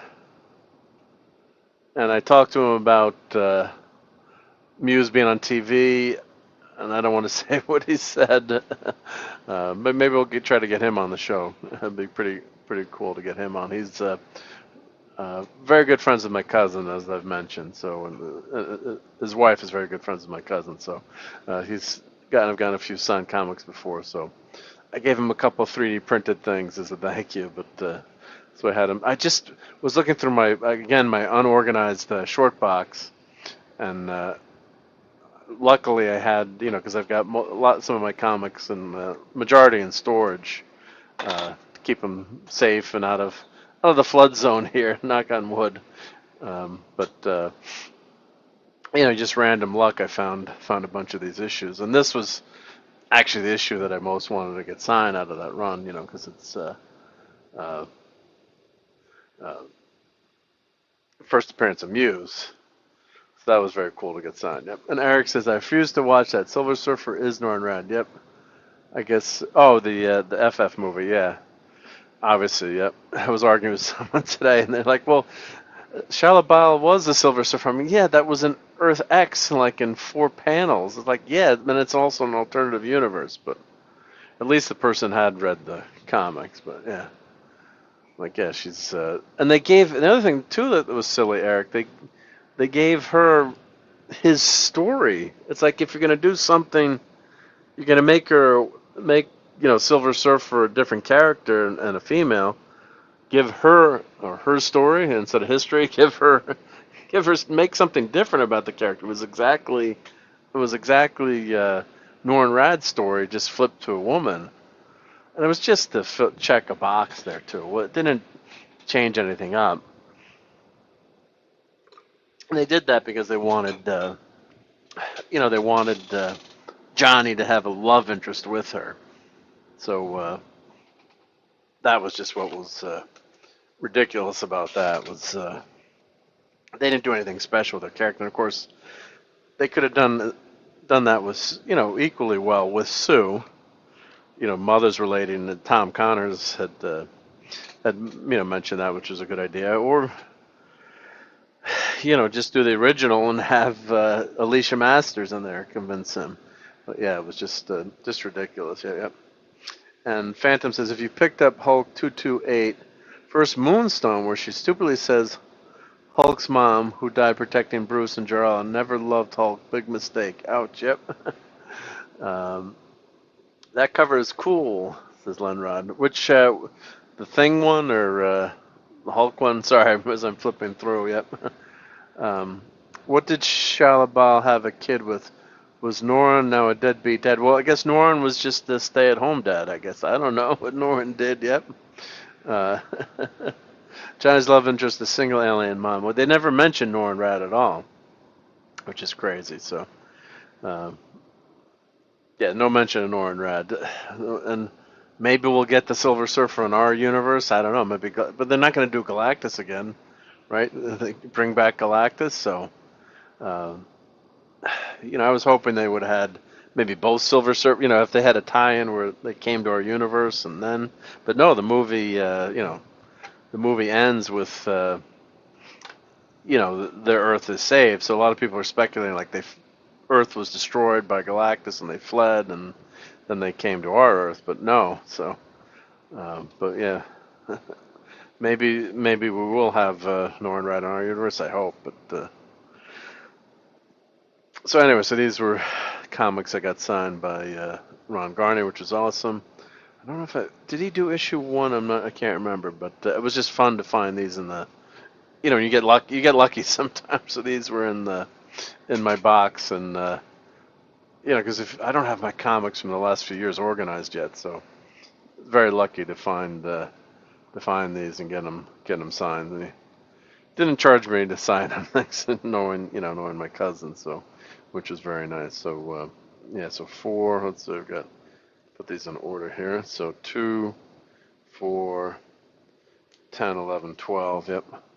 I don't know where the other ones are, but yep, that was very nice. And I gave him one of these signs that I've been printing these signs. I'm gonna put these on my eBay store. So thing parking only. Violators will be clobbered. So I gave one to Ron. And we haven't gotten to the slideshow yet. But oh, spoiler! Sorry. Yep. Again, I have printed these little ones, almost like I gotta make these as business cards. I guess I'll put this on the have this on the front, and then put maybe my link tree or something in the back here. Some of the artists I was talking to, I already have a business card, but I had my sticker on the back, Marc D with the C. I'm like, well, that's my handle. Just look that up. And so I gave him this. But yeah, maybe I'll make that like a business card to give out for fun. But yeah, so that there was an Invisible Woman cosplayer, so I gave her. I'm like, I know this is not Ben Grimm. You know, you're the Invisible Woman, but you might like this anyway. So. Thing parking only, so I gave her one. Yep. So been 3D printing those, and got to get those out to some of the channel members too. Yep. So okay, let me get back to the regular mic now. All right, let's see if this works here. So let me go to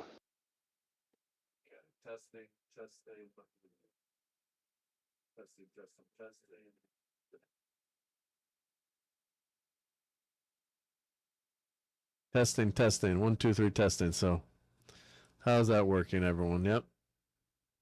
Is that better? Hopefully you can hear me. Yep.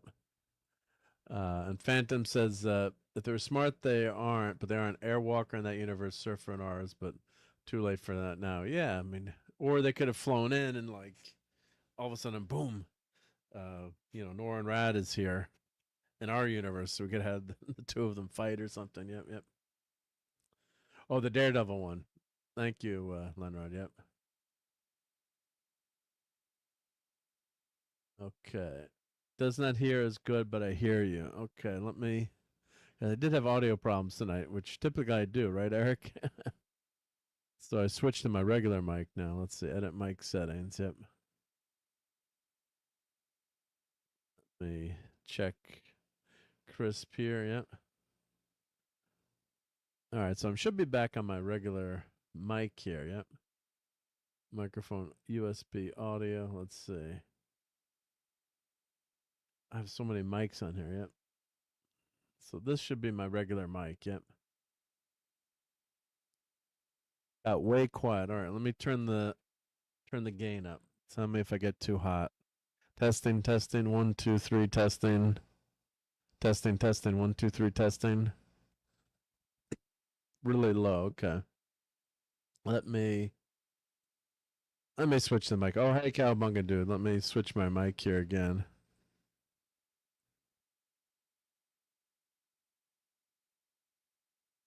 All right, testing. How is that? Is that too hot right now, or testing? 1, 2, 3. Testing. Now, is that any louder? Hopefully, that's louder.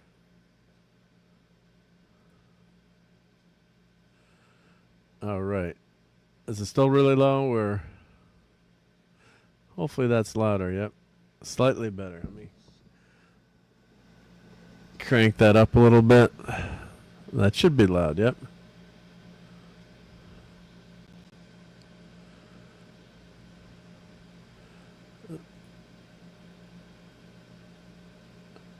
Slightly better. Okay. Well, I hope that's better. Welcome, Cowabunga dude. Hey, I got something to play for you. Hold on here.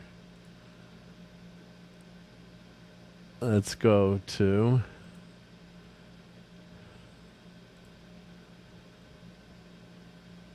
Wise man say forgiveness is divine, but never pay full price for late pizza.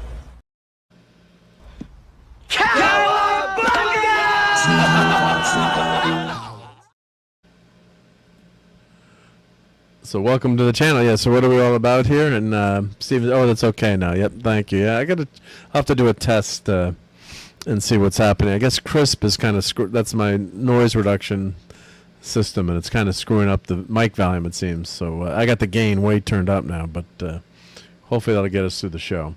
But yeah, so we talk about comics here, we talk about entertainment, we talk about movies, whatever you guys want to talk about, and we always detour into food and barbecue, things like this that we do Sunday Night Eatery. But yeah, if you want to, I do a lot of cooking and barbecue, so we delve into that zone and enabling things to buy and all kinds of fun stuff. So, but thank you for stopping by, and yeah, glad you're looking for live streams, and hope just hang out with us for a few minutes, and hopefully you like what you hear. Yep.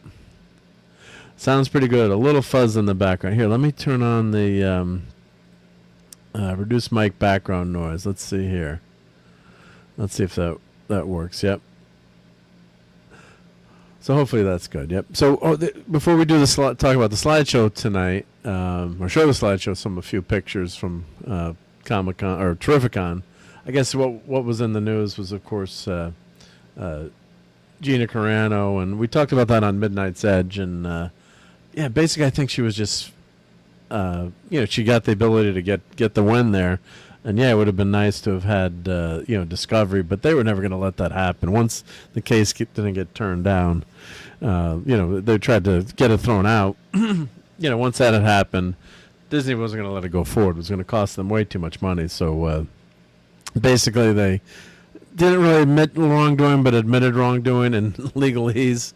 So hopefully, Gina's going to be able to get her career back on track. And yeah, I mean, yeah, does a company have a right to fire you or not hire you? I guess, but when they're not treating employees equally, that's when you get into trouble, right? If they had a statement or a position, hey, no politics by anyone, but as soon as one person starts to make political statements that they kind of agree with, but someone else makes statements you really don't agree with, then we're not going to of course, then we're not going to hire them or kind of blacklist them.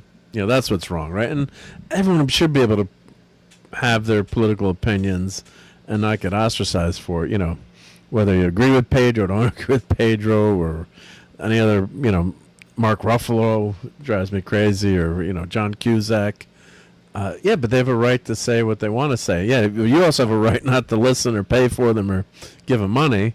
And a company also... yeah, maybe they want to hire someone because they're controversial, but you can't have a double standard, and I think that's what Disney was going to get into big trouble for. So that was one of the the things that has been covered and talked about a lot this week. But I just wanted to give my quick 2 cents on that one, because yeah, I hope she gets back into the mainstream, and I read she's getting herself back into shape. She's dropped 50 pounds and working hard, so it must have been a big toll on her. And I can understand not wanting to go to trial too when you've got this can take the settlement when it's going to it takes up your whole life, right? I mean, you got to work on it every day. And of course, she's got great lawyers being bankrolled by Elon Musk, but still, that's all you can focus on. And I'm sure she wanted to move on from that. So I can understand why she took that settlement once they reach an agreement there. So just makes sense to me. But yeah, we would have loved to have seen that Discovery, right? Everyone would have loved that. But I can understand why she settled at this point. So hopefully she'll get some mainstream movies back, and that everyone was looking forward to that her TV series, right? Rangers of the New Republic. So that would have been hopefully it would have been a big hit. I think a lot of people would have been interested to watch that, and nope, I didn't get it. So and then the other thing I wanted to point, we always do some enabling here too, so I did want to point this out. You can still buy the Galactus popcorn bucket. I think there's only a few. It's only on Sunday. I guess it's maybe a few hours left Eastern time. You can buy a. Let me share the screen here. So you can buy a, there we go. You can buy a Pedro Standy. Item ships within 3 days. You can get Herbie. I guess it's a life-size Herbie. Let's see. Let's go back here. Oh, you can still buy the okay. So you can buy the Herbie, which I got for $60, and Herbie's pretty darn cool. He's got a projector there. Oh, that's how you can put the drink. Oh, the drink goes. The top comes off. Oh, the top unscrews, and not that it'd ever do it. Oh, you can put the soda in the top. Who the hell's ever gonna do that? No one's gonna do that. I was wondering how that came. How you got the drink in there? All right. So you unscrew the top. Okay. Interesting. Very interesting. Okay. I need it. No, I don't need help. But now I know. Oh, so the candy goes in the front of Herbie. The drink is there, and the popcorn in the back. Yeah, no one's ever gonna do that. But some shirts. So let me put this link in the chat for everyone. Yep. You can still buy the Galactus Stephen Mac, the Pedro dartboard. Nice. Be nice. Oh, I did put that in. Okay, there we go. It's in twice. So Herbie Standy.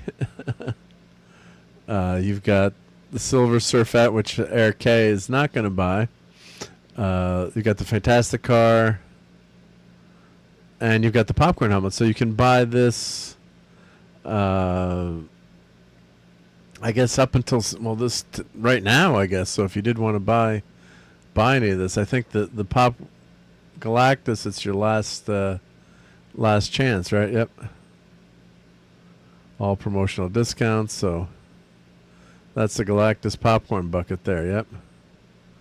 So you can, and that one's been selling like crazy. So you can buy that. But I'm thinking about, what do you guys think? Should I get the Ben Grimm Standy? That's pretty cool. I wish it was the one without the shirt. Yep. And Fan says, Mark, you're an engineer. Where does the soda go? Yeah, I was wondering what the yeah, like who, like they had the drink straw hole there. I'm like, how do you get it in? You know, where's my Herbie? He's in the other room, so I'm not going to grab him now. Yep. I'd buy a Pascal punching bag. Yep. And Cowabunga Dude says, I feel bad. A Marvel cuck. I still haven't seen Fantastic Four. Yep. Amusing, but I have no desire to own a fancy popcorn bucket. Where would you put it? Yep. So, the Sea Bug Zone, right? Yep. So I do like this version of Ben Grimm, but I did, of course, with the CGI, I kept his shirt on to save money. So, and Cowboy says, "Oh snap! I listened to one of Midnight's Edge, Tom's physical media show on Wednesday." Yeah, so Tom is usually on this show tonight, and I stream with Tom during the week. Yeah, and so Tom's a great guy, and I have a lot of fun hanging out with him. Yep. So yeah, I'm thinking of getting this. I don't know. The popcorn bucket, I'm torn too, because I'm 3D printing my own. But it's nice that, if I did get something, I guess I'd get the thing Standy. But I think I was reading. I think they sent an email. Let's check. I think this was the last chance to get this. Let me last chance to order Devour of Worlds. Popcorn bucket on sale until Sunday, August 10th. So you only have, I guess it must go by California time, right? So 3 a.m. You only have a few more hours if you want to order it. Yep. So that was the enabling portion of your evening. Not responsible for lost money. Yep. Put the life-size thing in the bathroom. Imagine having that watch you poop. Yep. The Cowabunga says small world. Yep, it is a small world. It's funny who you meet and you end up knowing. Quick story, like one of my childhood friends I went to kindergarten with is in Hawaii on vacation with his wife, and they stop at like their tour bus stops at like a hot dog stand in Hawaii. Take a break, go to the bathroom, get a hot dog or whatever, vendor. Another woman is there, hears his voice, says, "You sound like you're from New York City, like area."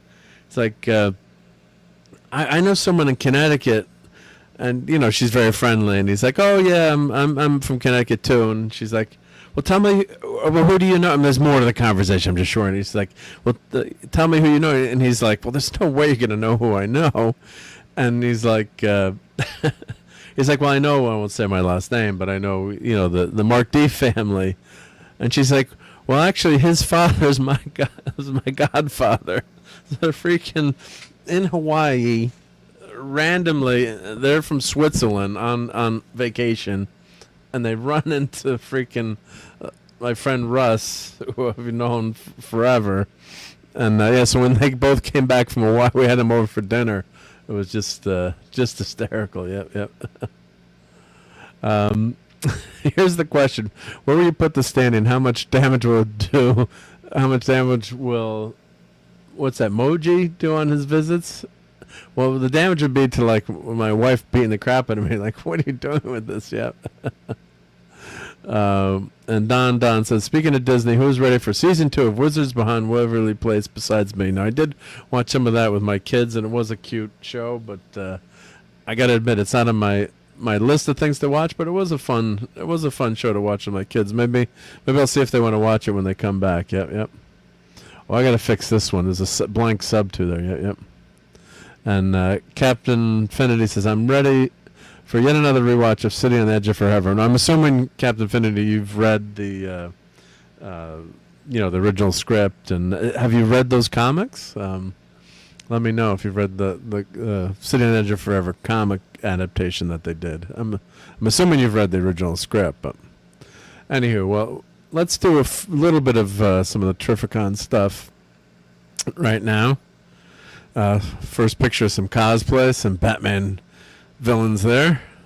So this is walking in, and of course they have the USS Charter Oak, which is a local Federation chapter in Connecticut. There's their ship, nicely 3D printed. I might add too. Not pretty nice paint job. Not bad. Yeah, nice. Not bad at all. Yeah. Okay, so they're very friendly. Said hi. Yep, fellow Trekkie nerd here. Yep. And season 1 of Wizards Beyond is fun and binge worthy. Okay, well, check it out. Yep. And Cowabunga says, "I've never got a popcorn bucket, but that Galactus is tempting." Well, you only have about 2 hours to decide. Yep. Well, Don. Yeah, well, I've been playing Fortnite, and we were saying, if you're ever around for Friday Night Fortnite, let me know if you ever want to join in and play. But we were playing as the Power Rangers on Friday night, so yeah, that was kind of fun. Yep. And Captain V said, "I made the mistake of buying the original script to Pulp Fiction, and discrepancies lead to further complications, so it's hard no from me." Okay. Looks like a young Captain Foley. Yep. Does Idaho have a ship? Probably, yeah. There's all these chapters, yeah. So if you Google, like, USS,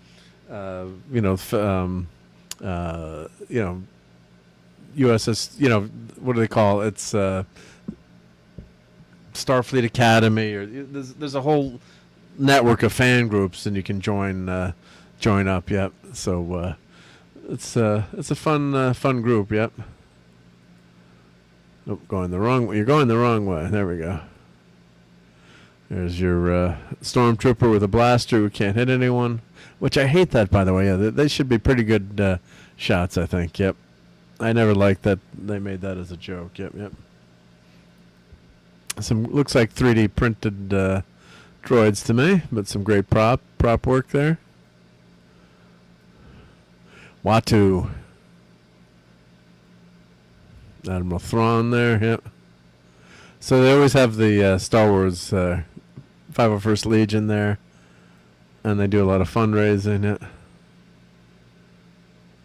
Let's see. Actually, let me pause. Let me share this so I have the audio.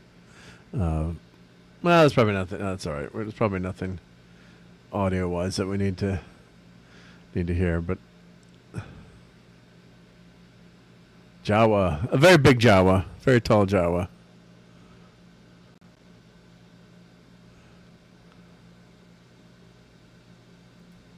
So this is at the entrance to the con. The 501st Legion's always hanging out there. Yeah. Nice job with the Princess Leia here. That looks awesome. Yep. There's me and Thanos. So then we've got the Invisible Woman was walking down. I waved to her like, I got to get a picture with the Invisible Woman. So she's in a cosplay group, and they do. I didn't see the thing. Like she usually is with Johnny and Ben and Reed, and they have a cosplay group. But yeah, so I gave her one of the thing no parking signs. Yep. So let's see. Kevin Finn says, having hosted a Back to the Future How Many Timelines debate today, and an extra super happy.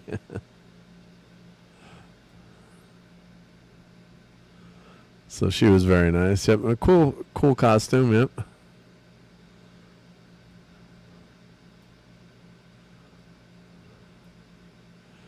And this is just the Terrificon swag store. So they've got books and comics and mugs and cool stuff you can buy there. Magnets and stickers. Yep.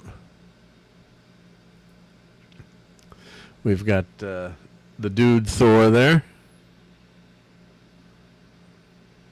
And Stephen Mack says, very nice. I assume he's talking about Fat Thor, right? Matthew Pounder says, ding dong, yep. And I read the Alan Dean Foster novelization of Star Wars. Luke has a dog, so that's another timeline right there, yep. There's Captain Carter. They printed that one, that's a new print for the show. I do like the idea of Captain Carter. Like, that's a perfect what if, right? Alternate universe, doesn't mess up with the Prime universe, and keep it, separate stories, or do a one shot. Don't bring it into the regular universe. That's the classic what if. That's fine. Yep. Kevin Eastman was there. He was walking by. He should have signed that. All right. So this is the Karen Allen panel. That's Mitch Hallock. He's in charge of Terrificon. And he's a huge indie fan, and I guess he was living in New Haven when they're filming part of Crystal Skull. So he talked about walking onto the set. Yep. And Carl Bungadoo says, lame. I looked up the Idaho ship. It was called the USS Idaho, and it looks like the Next Generation ship. You got to do a cool ship, right? You got to spice it up a little bit. Yep. So it's tough to take pictures when you're, I guess if I had stood up for a second, you hold your camera up. But I haven't had a chance to edit these, but I'll have to, crop them. So it's always the tall dude in the front row. It's like you get I guess AI maybe could take the dude out. Yep. Or I could do it on my phone. Yep. And then lovely Hallie Atwell was there. Well, actually, let me talk a little bit about Karen's, what are a couple notable things that she said. Yeah, she was super friendly, of course. I'm trying to think of what. Well, of course, people asked her, what did, why didn't they have, Willie? What was Indy's reaction to Willie? And they're like, well, actually, that was a prequel. So she ended up with Indiana Jones. And well, the most interesting part of this was. When she read the script, or she found out that she wasn't in the new movie, and they'd killed off Mutt Lange's character. They killed off his son, and Mitch had said, everyone said how depressing this was. In terms of Indy's like a broken, divorced guy. This is ridiculous. It's Indiana Jones. He's it's supposed to be the world's greatest archaeologist. He's not supposed to end up, no offense to a community college, but teaching, in a public community college in New York City. He was, he should be at the top of the world, and not be divorced and living in a broken down apartment. So when she found out she wasn't in the movie, she didn't do it so much out of, she said, for her, but just to protect the character. She said she actually wrote a letter to Kathleen Kennedy and Mangold and said, I think it's a huge mistake not to have Marion in this movie. And basically, we want to have a happy ending for Indy, and they should end up together. So, I'm paraphrasing, but that's something we like. Oh crap! This is when I want to press record, or have something there. So I have no idea what you're talking about. There are only 3 Indiana Jones movies. Yeah, well, she really was not happy with. These actors are, they try to be nice, but you could tell that she wasn't happy. And I actually mentioned that to her. I said, well, I didn't really like the new movie, but it was nice to see you in that scene. It was nice closure. So because of her writing that letter, she protected the legacy of the character. And I think, it's definitely not a good movie, but at least you can say Indy and Marion ended up together, right? So, but that was fascinating that she actually reached out to the writers and the director and Kathleen Kennedy, and then she admitted, this was a big mistake not to have her in the picture. Now, what she had hoped for years was, and she said this in the panel, was like an adventure with her and Indy as a married couple would have been phenomenal, right? Or that's what maybe we should have gotten.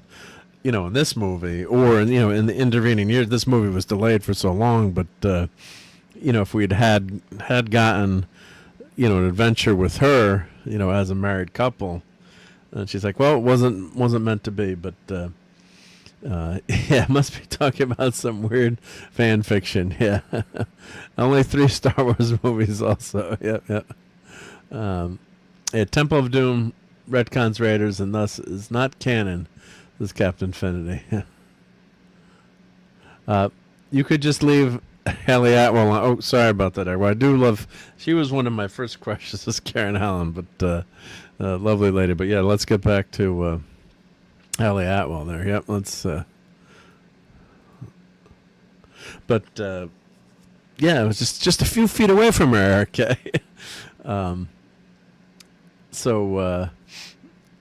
I do love Temple of Doom too. So Temple is I love Temple. That was opening night. That was one of the best opening nights ever. Just as a young teenager, seeing that and hanging out with my friends and getting to see that, I was like, we're the cool dudes. We got to see this opening night. Man, that was a lot of fun. I know some people don't like that movie, but I love it. And Haley Atwell talked about Mission Impossible, of course, Captain Carter and the first Avenger. I did want to ask her if I get to meet her. Like, did you really grab, Captain America's chest there as an ad lib? She kind of gropes Steve Rogers there, and allegedly I've read that was ad libbed or just did that in the moment. But I wanted to ask her that. Yep, yeah. Of course, by time traveling to the past, Indy created timeline. Well, yeah, Crystal, Dial of Destiny. Yeah, we're not going to go there. Yep. Hello, nurse. Yep, this is Keeley. Yeah, because Captain, we could, that would open up a whole can of worms. Although I did love the scene, just the idea of it. I despise time travel for the most part in movies. But I just love seeing, was it Socrates who was there? Or Archimedes? I think it was Archimedes. Who was in Syracuse? I'm forgetting now, but I just love the history of that and just that depiction of the siege there, and it was just just out of context. Like if that had been like a YouTube short, not even Indiana Jones. I'm just saying, just would have been really really interesting history just to have that on screen. So that would have been. Have we ever gotten a movie about the siege of Syracuse or anything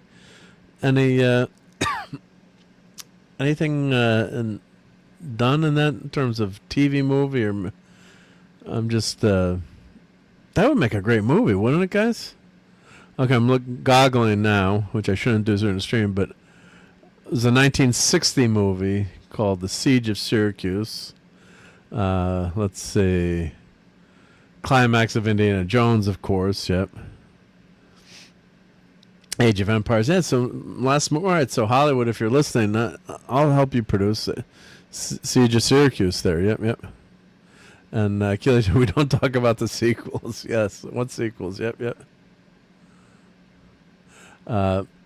And for me, the ending of Crystal Jones and Indiana Jones and the King of the Crystal Skull was a fitting conclusion.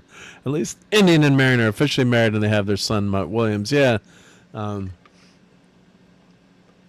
was sad there too? Like, why did they have to kill off Mutt? Like, why didn't they say like missing in action, or just leave it open ended?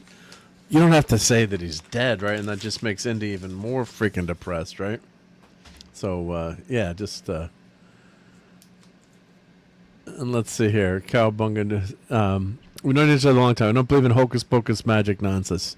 Shankara stones, unless Jones is now a Hindu. Well, I just enjoyed the movie. I just, not reviewing it or going into detail. As a 15, what was I, 15 at that movie? It was a lot of fun that night. It was great. Yeah. Yeah, there's a lot of hokey religion in that movie, maybe, but I just had a great time at the movie theater. Yep. Talking about the guy who told invaders, "Don't disturb my circles." I think it's Archimedes. Yes, it was Archimedes. Yep, yep. And Caleb says, "Yeah, anytime you kill off a character off screen, you've probably got bad writers." Yeah. I agree. Yeah, that was just silly, and especially if you're doing it off screen, just have him, MIA, right? And then what Mitch, the moderator, said, then just have like Mutt appear with like his bag or something. It's then he's he's alive, right? Give the character a happy ending. So, and there's more Haley. One thing she talked about on Mission. I think I have the clip actually. Then maybe I'll turn the audio on for that. And she said, one of the scenes they kept redoing for over a year. So she's like, they started, she wasn't pregnant, and by the end, she was 8 months pregnant, and they were really concerned with her. And she's like, well, everyone here is a result of a pregnancy. It is a normal condition. I can handle it. Of course, they got to be worried. Extra precautions, but. She it was pretty funny when she mentioned that, and she got through the scene, and I guess they changed her costume and what she looked like, because obviously she had planned for Mission, and I guess then I'm guessing then you're gonna have some downtime, and she wanted to have a kid, but then they kept having reshoots, so but yeah, so she was lovely, and Eric K, I know, is very happy right now. I didn't get my picture again. I didn't get my picture with her or get an autograph. I was gonna bring it to Captain Carter Funko to get autographed. Don't hate me. That's the only thing I have, and I think her Funko is pretty cool. It's Haley Atwell, right? So here, let me share my audio here. So let me remove that. Present my screen. Oh. Present screen. Let's see. Oh, stop screen. There we go. Stop it and share it again. And StreamYard took all the damn text prompts away. All right, share system audio. There we go. So let's hear what the lovely Haley Atwell has to say at Terrificon here. That's just like a 1 minute clip. Yeah. Storytelling for me, they're the heart of community and the heart of civilization. The importance of having stories that we can discuss and find cathartic or inspiring or provocative or stimulating and get to talk to with our friends and family. It was so important for me growing up that I saw films where I felt myself represented or felt like there were stories that I related to on some level. And so I knew that going into this profession, I'd get to carry on that experience of connecting with people through storytelling. But I think also, and Tom Cruise talks about this a lot, he doesn't believe there's sort of highbrow and lowbrow. He doesn't believe that film are for one particular demographic. They should be for everyone, and there should be something in it for everyone to enjoy. And I think these big franchise films I've found myself a part of with Marvel and with Mission is really a love letter to commercial filmmaking of big spectacles that the whole family can come and see and enjoy and take something from. So there's an accessibility, I think, in these movies, which is that I've felt so enriched by, I think, because I've been doing Marvel now. I've been involved in the franchise, I think, since, some of you guys might know better than I do, but I think like maybe 15 years or something. And so, I've kind of grown up with Peggy Carter as much as audiences who've enjoyed watching her have. And that's really, it's a really sweet thing. She is lovely. Yes, she is. Yep. Let's see. Go back. Oh, which way am I going here? Yeah, she's gorgeous. I'd say she's one of the top actresses right now, right? So, here's maybe. The reason why you were here is at some point someone was pregnant. That's why you're here. It's very, very normal. And they loved it. They. So yeah, that was cute. Yeah, I didn't get the beginning clip, but yeah, with these things you never know where where there's going to be a good. You can't videotape the whole thing, but yep. And Finity says, I tend to find errors in movies I love the most because I keep rewatching them. Yeah, same thing with Wrath of Khan. There's a lot of nitpicks in that movie too that you look at and just like, why don't they just transport the Genesis device away? But all you need to add a line is like the radiation from the Genesis device, or it's messing up the the shielding, so it's got put in that special shielding so we can't transport it. Just need one line in there because then they could have just put in the pattern buffer, right? So here's TARDIS here, which is not bigger on the inside. My friend was joking. It's like, let me turn this down because this is just background noise here, but yeah. So this is just walking into the con there. Yep.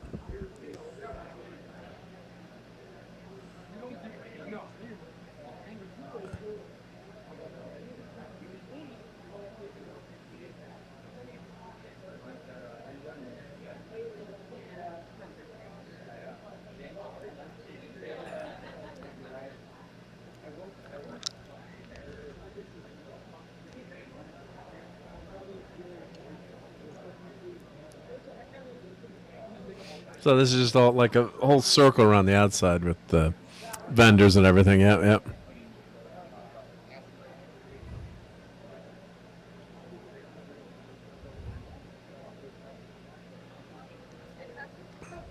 So yeah, it's crowded, but it's not. There's enough room. Like in New York, a couple times it was just crazy. Yep. And Brian Hepburn says this is back in the chat. I wanted to highlight that. Yeah, Star Trek. Was Las Vegas this weekend. Maybe I'll go next year. Oh, so did you go to? Did you see Shatner this year at Vegas? Oh, that's incredible. Yep.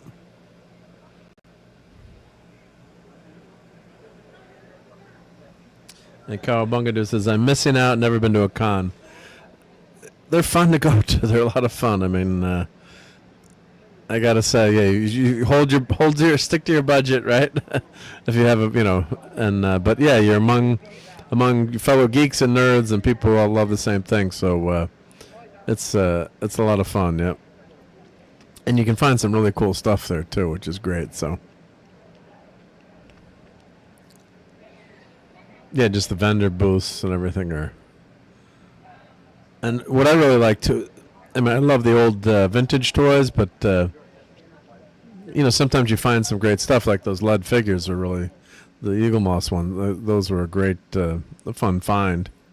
And sometimes you see things too. So, and then you like, oh, look at this! I totally missed that. That cool Hulk. God bless Hulk Hogan. I do have a really cool Hulk Hogan figure from WrestleMania, but that's a cool one. Like for $25, that's not a bad price, right? And they've got the Secret Wars figures there, the new ones that just came out. So I love looking at these all these packages on the wall. Like, oh, I should have bought that. Damn it. I should have got that. Yep.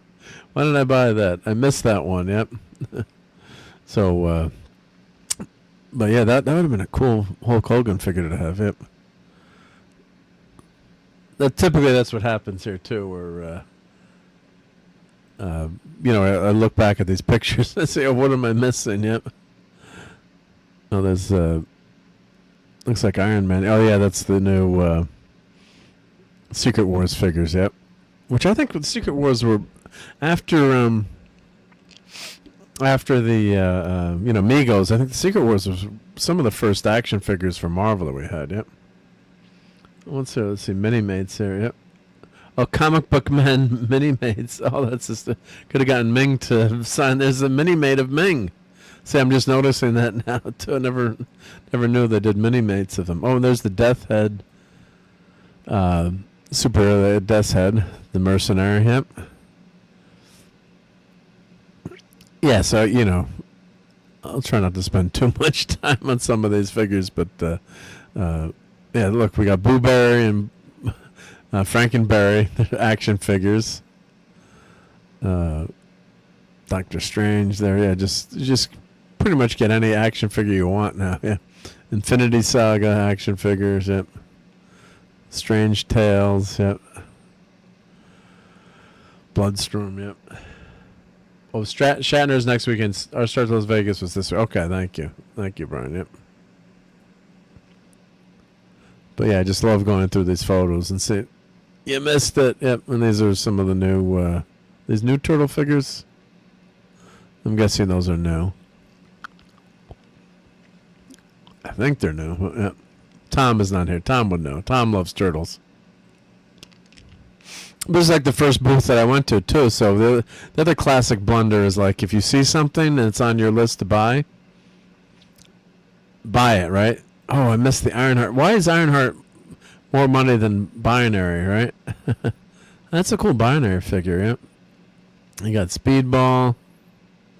And these are decent prices, I think. $25-$30, yep. Quasar's on my list to buy. I should get a Quasar. But it's always fun to find these old, if you can find old action figures, yep.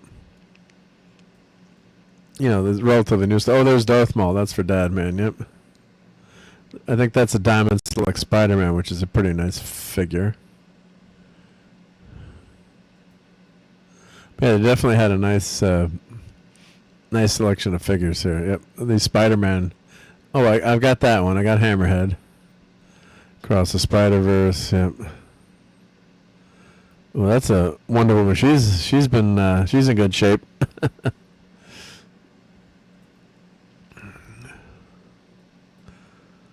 So let me flip. Oh, we got some Power Rangers there for you, Donna. Yep, yep.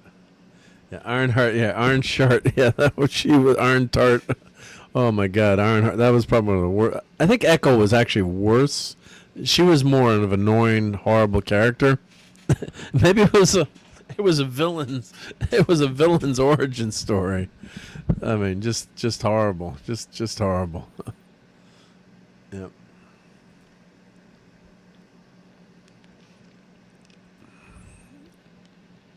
What are these figures? Oh, these are some really nice DC figures here.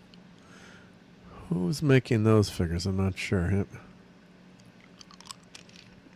Teenage Mutant Ninja Turtles 3 figures. Yeah, those are nice Batman figures. Yeah. Damn. Oh, from the movie. Oh, there's Mr. Freeze.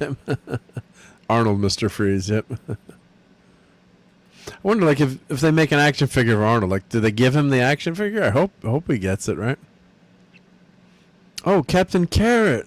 Oh shit. Are we $65? Man, that's a lot of carrots. Multiverse Gotham Knights Batgirl. I'm a sucker for Batgirl, but Batman's 1966 version. Our Man. I didn't even notice Captain Carrot yet. I wouldn't have bought him for $65 though.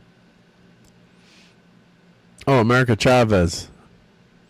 $10. Ouch, ouch, ouch, ouch, ouch. $10 sold. Well, if you've got to complete your Build-A-Figure there, but yeah, no one wants America Chavez. Yep. Our man, yeah, these are some great figures. Yep. I've got that. These are the Scotty Young versions of some of our heroes here. All right, Ben is $60. I like it. He's worth more than Star-Lord. Yep. There's a Reed version of Reed, a Scotty Young version of Reed. Yep, I gotta get. Yep.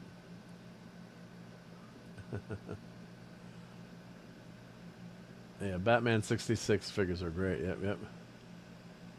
Sophie's Choice, Ironheart or Echo. Yeah. The price is actually -10. They're paying you to take it. Yeah, the Silver Centurion was there. Yeah. Oh, Squirrel Girl. Not bad with the scooter for $30. Yep. The Unbeatable Squirrel Girl. God damn, I've never seen that set before. Yep. What the heck is this? Oh, Nimrod. That's right, Nimrod. Yep, yep. That's kind of funky. Squirrel Girl for $30 with the scooter. And I do have her first appearance. Yep. Her TV show got canceled, unfortunately. Yep. Oh, Abraham Ford. Yep. So that's the actor was there. Could have bought that and gotten that signed. Yep. Yep.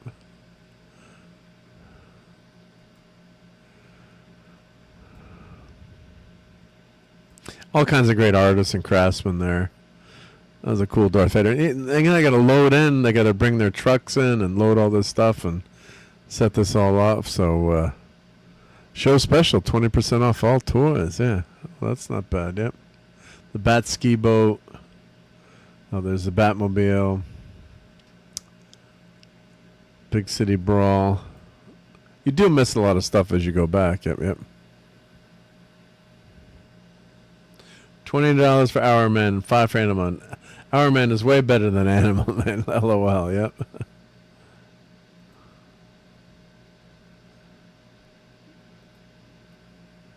That's a big dragon, yep. I like some of the Bowen statues over there. Lisa's not here, but whenever I see a Supergirl, I took some pictures for Lisa. I almost bought that, but then her head sculpt was not so good on the hair there. Like maybe not. Yep. They're small little figures, but that skirt is flying up quite a bit. Come on. Of course, I've got these, but these are the great Bowen mini bus. Yep.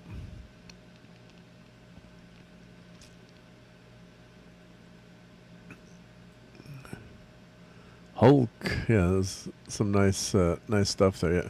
Oh, Mr. Fix-It, that's kind of cool. Yeah.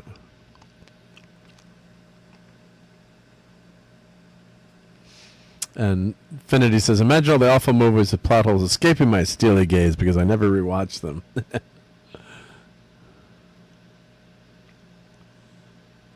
And Cowabunga says, my Walgreens still has 3 Sentry figures. I'm fighting FOMO on that one. Yep.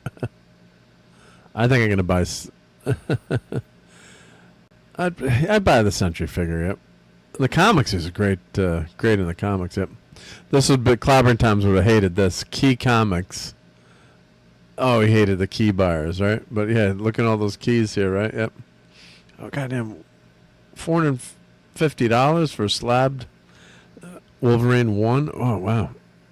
I remember buying that at the corner store and go in there, yep. Buying those each week. It's like, is it out yet? I should have bought a few copies of that one. Yep. Oh, there's Miles Morales, not Spider-Man there.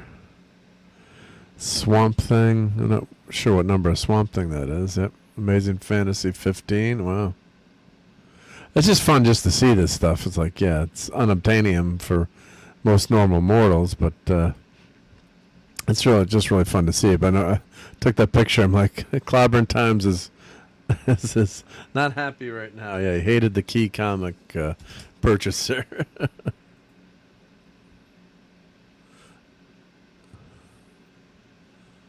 Oh, and thank you for subscribing, Cowabunga Dude. Much appreciated. Yep. And Cowabunga Dude says, I'm waiting for Mattel's new line to collect DC.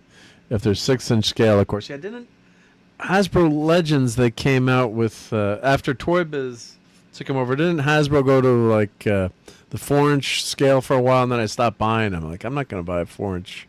I'm a 4-inch. I wanted the 6-inch scale. Yep. And these are all 3D printed. They did a nice job, and some of these weren't painted. The guy was telling me they were just. This is just all done with the filament.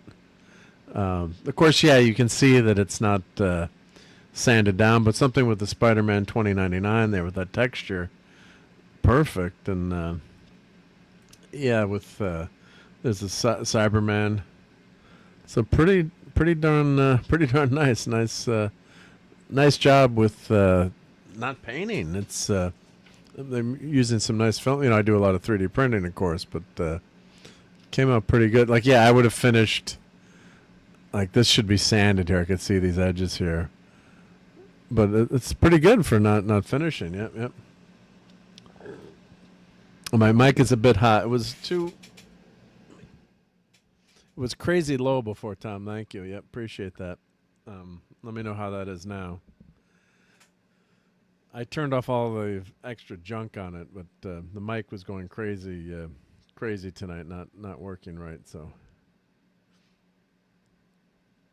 I turned off auto. Oh, it has automatically adjust mic volume. All right, let me know how. If I turn the gain down a little bit, let me know how that is.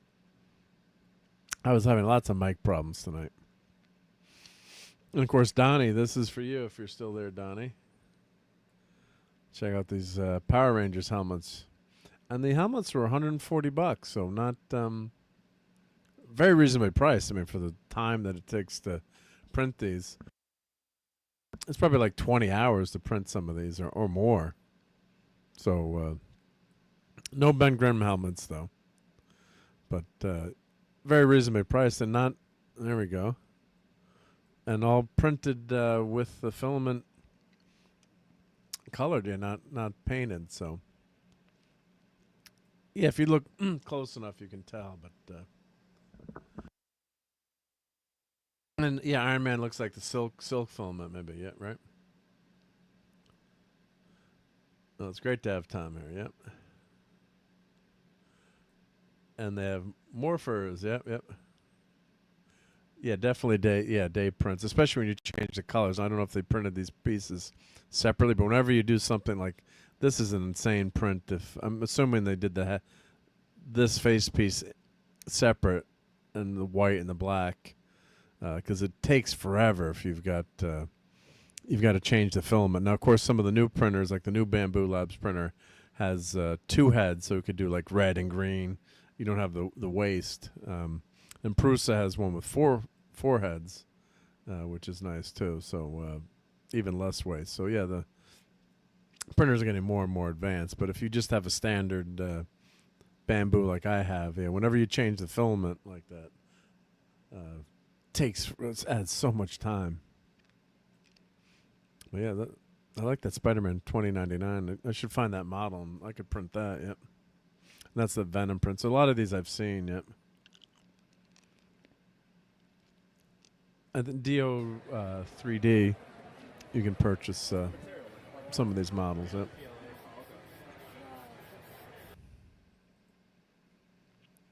Flash helmet. Yep.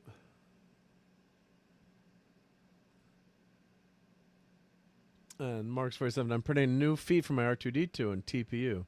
2 days per foot. Wow. Yeah. What printer do you have? Do you have bamboo or? TPU is especially tricky to print with. Ooh, that Iron Man down below looks nice. Yep. There's some more helmets for Donnie. Yep. And Captain Finney says, "Oh no, I found the original script for Harlan Ellison's City." Mark, what are you doing in my poor brain? Well, if you should read it. Yep. Oh, awesome. Tom is here. Hey, Tom.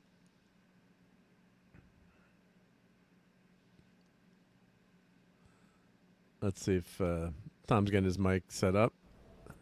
You hear me? Now I can hear you. Oh, you were popping in and out. Now I heard you just a second ago. Yep. Oh, I can hear myself echo back. Okay, how's that now? I think it's because you got your page thing open the way you... Yeah, let me stop the sharing here and here we do that. Yeah. No worries, I'm probably not going to stay too long. I just saw you by yourself and I thought, yep, there it goes. Yep. There you go. All right, let me whenever you're sharing with the audio, let me turn the audio off. Yep. Let me let's see. Stop screen. There we go. Now I'll reshare without the audio. You'd think they would have a way of fixing that, I guess, right? Yep. I think it depends on how you share it and what you're sharing. Yeah. I'm not a real YouTuber yet, so. Oh, that's all right. I'm tech-tarded, so. Yeah, no, it drives me crazy too. Yep. And Mark's the Solval SV08. It's a Voron variant. Very cool. Yep. So I was at Terrificon this weekend. Got back late tonight. Was at the casino at Mohegan Sun, and it's a great show to go to. Have you go to a lot of these cons, or if you have the chance, Tom, or what? Have you been? I'd like to go to more. It's just money and distance and time and effort. Yeah. Right. Yep. So I go to New York City and I go to this one. This one, in some ways, I actually like better than New York Comic Con. A little bit smaller, a little bit less crazy, and a little bit more intimate in some ways. It's a lot of fun just to hang out and, especially if you don't have to travel that much either, right? So for me, it was just jumping in the car there, and it's $50 to get in, so it's not too bad. Not like New York Comic Con's like $80 plus tax and everything. It almost ends being $100. Yep.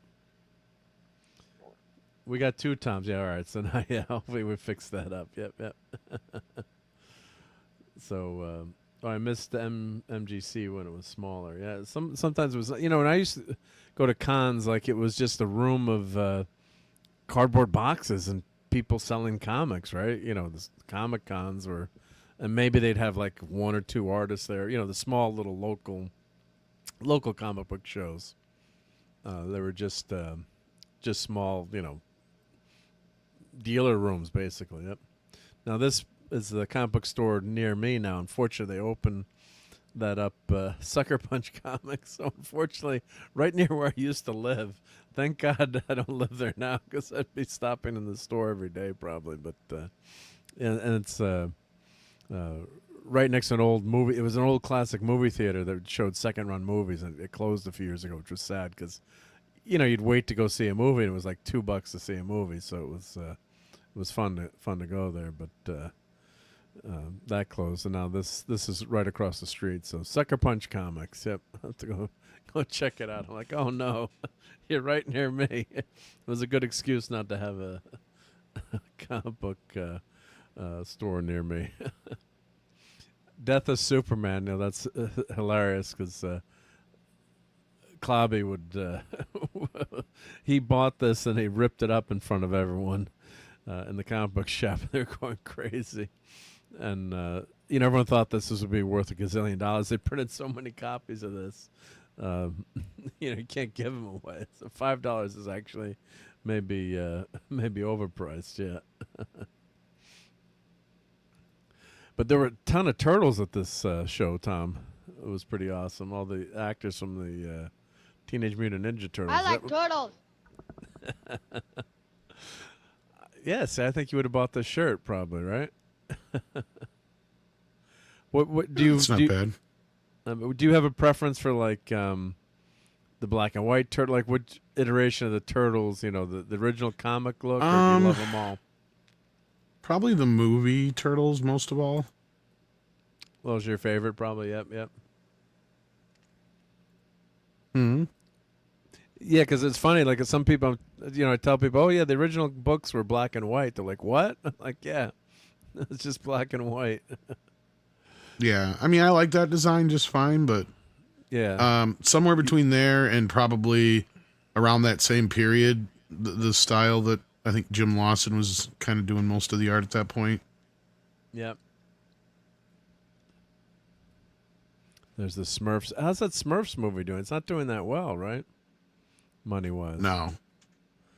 Why do you think that is? Because no one cares about the Smurfs anymore, or knows them, or it's a French thing, or... I didn't hear the last part there. Oh yeah, why do you think the Smurfs are not doing that well? Because they're because nobody gives a shit no anymore. one gives a shit, right? Yeah, it's the It's French. Well, and not only that, they've done how many of the movies before, and they didn't really do any good. Yeah, not a big surprise. Yeah, yep. Oh look, Megan. Oh, she's flopped. Yep, put that on sale for $5. Well, that's what I was joking with. You always notice these figures like after the fact. Like sometimes you know I'm just trying to take pictures for the show, and then I'm noticing stuff after. Yep.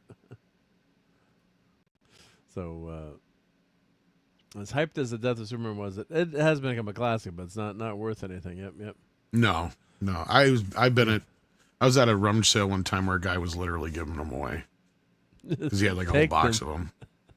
Take them, please. Yep. Oh, there's a Mego Green Arrow. So I'm just noticing that he's missing some pieces there.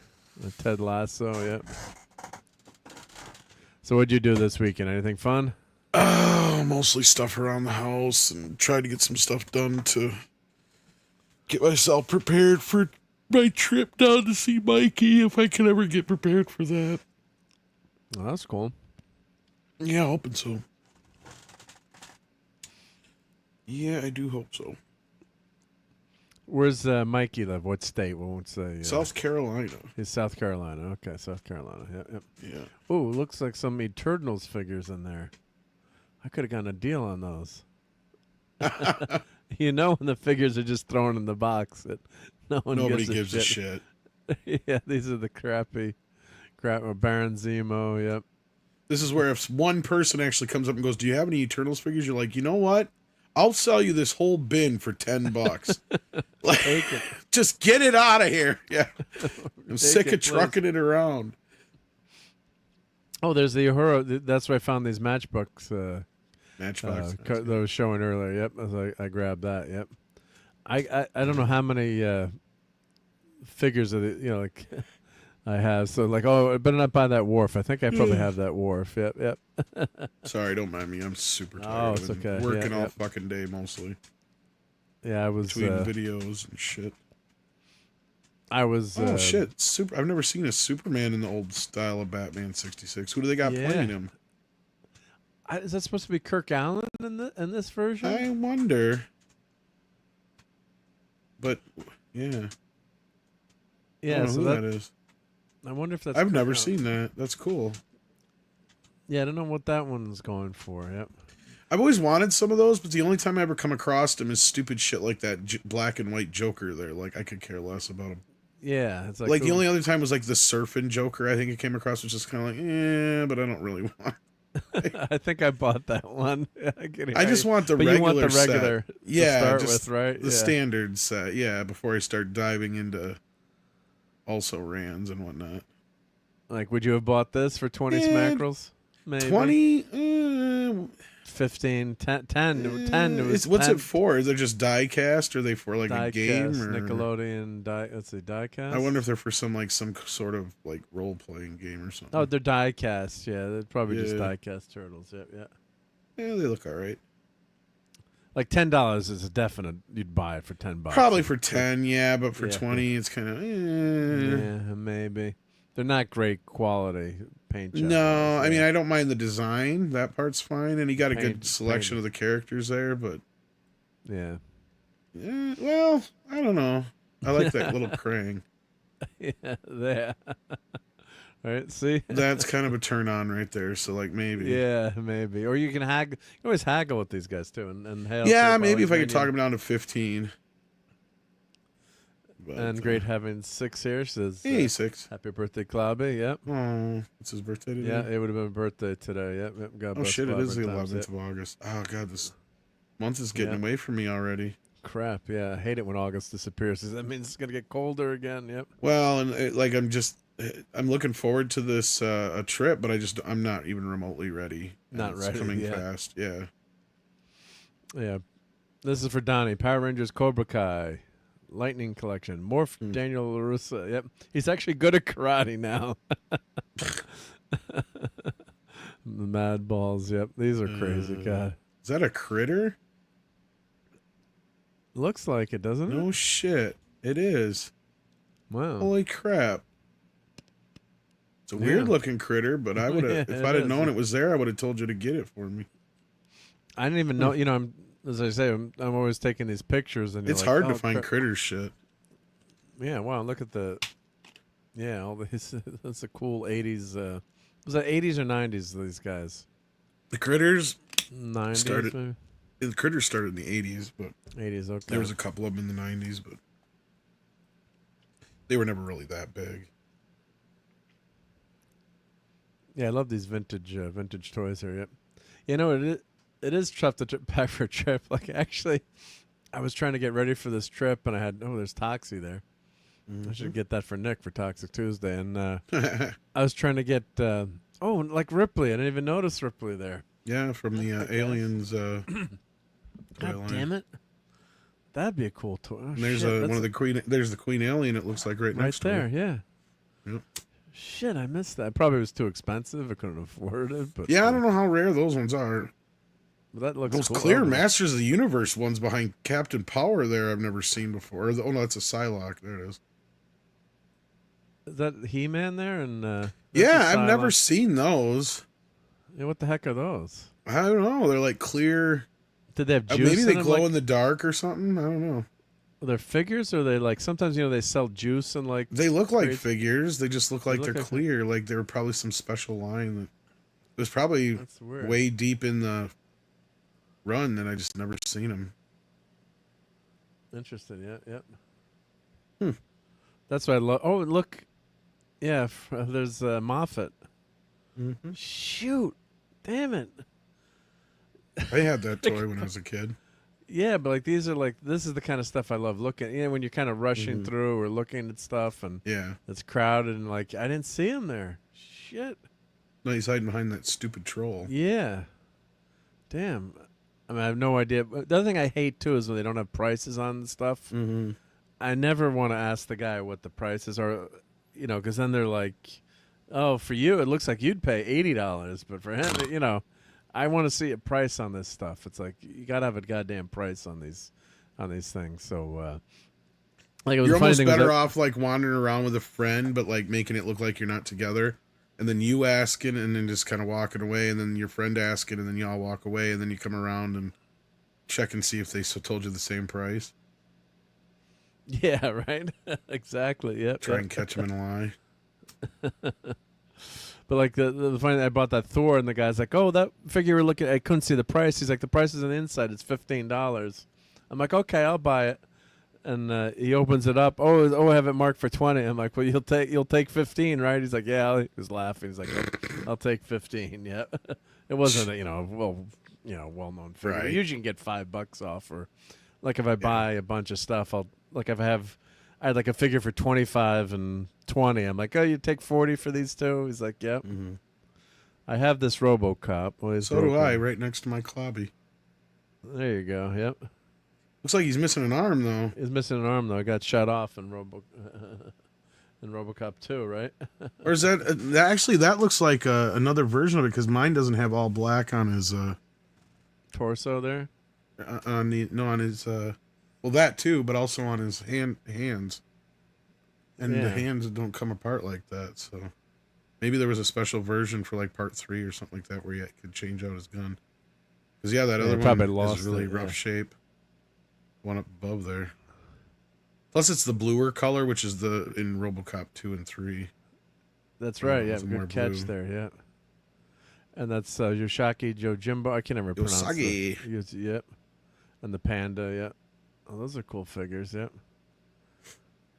And then we got this got a nice booth. Yeah, more of the older stuff. Yep. And get away from her, you. Yeah, that RoboCop is the one at least I have. I don't know if that's the one you have, but yeah, mine doesn't where have. The helmet comes off. Yeah, my helmet comes off. I don't know if this is just scratched up. That's scratched up. Definitely. Yeah, from play. Yeah, it wasn't like that. Yeah. Now I wish I could go back, but it's closed. This booth is closed. Yeah, this is. Oh, there's a Slimer there. Godzilla. Almost makes you wonder if that Slimer is actually vintage or not. Because they had those repros here not too long ago, and they look almost so exactly like the originals. That's the problem. Yeah, you could get. It looks old enough that it probably is. And I wonder if there was a. I didn't see many Ben Grimms. I thought I saw. Yeah, I'm not really Ben seeing Grimm back there. Yep. That's Street Fighter, right? It looks like it. Those two there, but you got like a whole line of like Toxic Avenger characters there. It looks like. Yeah, that's pretty damn cool. Yeah. Yeah. Those are probably pretty rare. I'm thinking. Fairly rare. They're not. I mean, I don't think they're worth a shit ton because it's a niche kind of franchise, but they didn't. I'm sure they didn't make them in the mass quantity that like Ninja Turtles were. Yeah, it was never as popular. Dino Riders. I had that Bart Simpson doll right there. Oh, I have that actually. That's in my basement. Yep. Or does mine talk? Oh no, I have a big one, but I don't think he talks. Yeah, I had one that talked. Oh, maybe he talks. I never pushed his stomach. I gotta go check. Oh wait, yep. I think mine actually. That might be a newer version of the one I had, because the one I had to pull the string. Is this a string puller or is this a? I'm pretty sure I had to. Maybe I'm remembering wrong, but I could have swore. I'm gonna go check that. Yep. And I do have this Galactus figure. Oh, $9.90. That's not the actual price they're asking. I always take the pictures. I can show my wife. Like, guess what this toy is going for now? See, it was a good purchase. Yep. I made a sound investment, honey. Yeah. Lunchboxes are not as big as they were, but still pretty cool. Yep. I'd take that real Ghostbusters one there. Yeah. Small Soldiers. That was a good that Small Soldier one looks pretty cool too, but a little banged up. Now this is what I pity the fool. That's what I was talking about. No prices. There are no prices on these figures. I'm like, God damn it! Why don't you have a price like Murdoch, Holly Mad Murdoch? I would love to have the A-Team figures. Holy shit! You got a Rocky set back there. Is that like vintage, or is that from the original? That looks or is that vintage, like one of the? Or is that a remake? Oh, that's got to be a remake. Well, they did do. Well, it could be even from like 20 years ago because they did do some figures like. So I'm saying like anymore. That's the problem. You don't even know halftime which run these are. Oh shit! That looks like an old Megatron there behind there with the gun. Yeah. Pretty sure that is. Yeah, that is a very sought after toy. Oh, that one. Of course, that looks like a version that when they changed it a little bit because it doesn't look like a real gun anymore. Yeah. Lenrod says you should go one day, take a ton of pics, and spend the evening. Look at the pics. You can go back and get it all. Yep. Yeah, you could, especially go the last day because that's probably when get the best deals. That's for sure. Yeah, they don't want to carry it home. Yep. The Turtle Cast Iron are $40 at Love's and Pilot. And that's actually a pretty good deal then, I guess. Of course, truck stops are always going to be higher and stuff. Oh, hey, Void King. Yeah, I do have a ton of the Toy Biz era Marvel figures. I don't say, do I own half of them, or I own a pretty decent amount of them. I remember when they first came out, Caldor's, our local store, it was like a Walmart, like a mini Walmart that was in the area.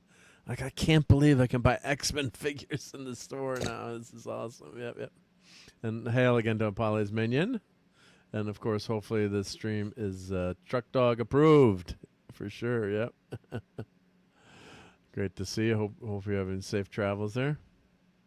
And Donnie's saying hello, yep.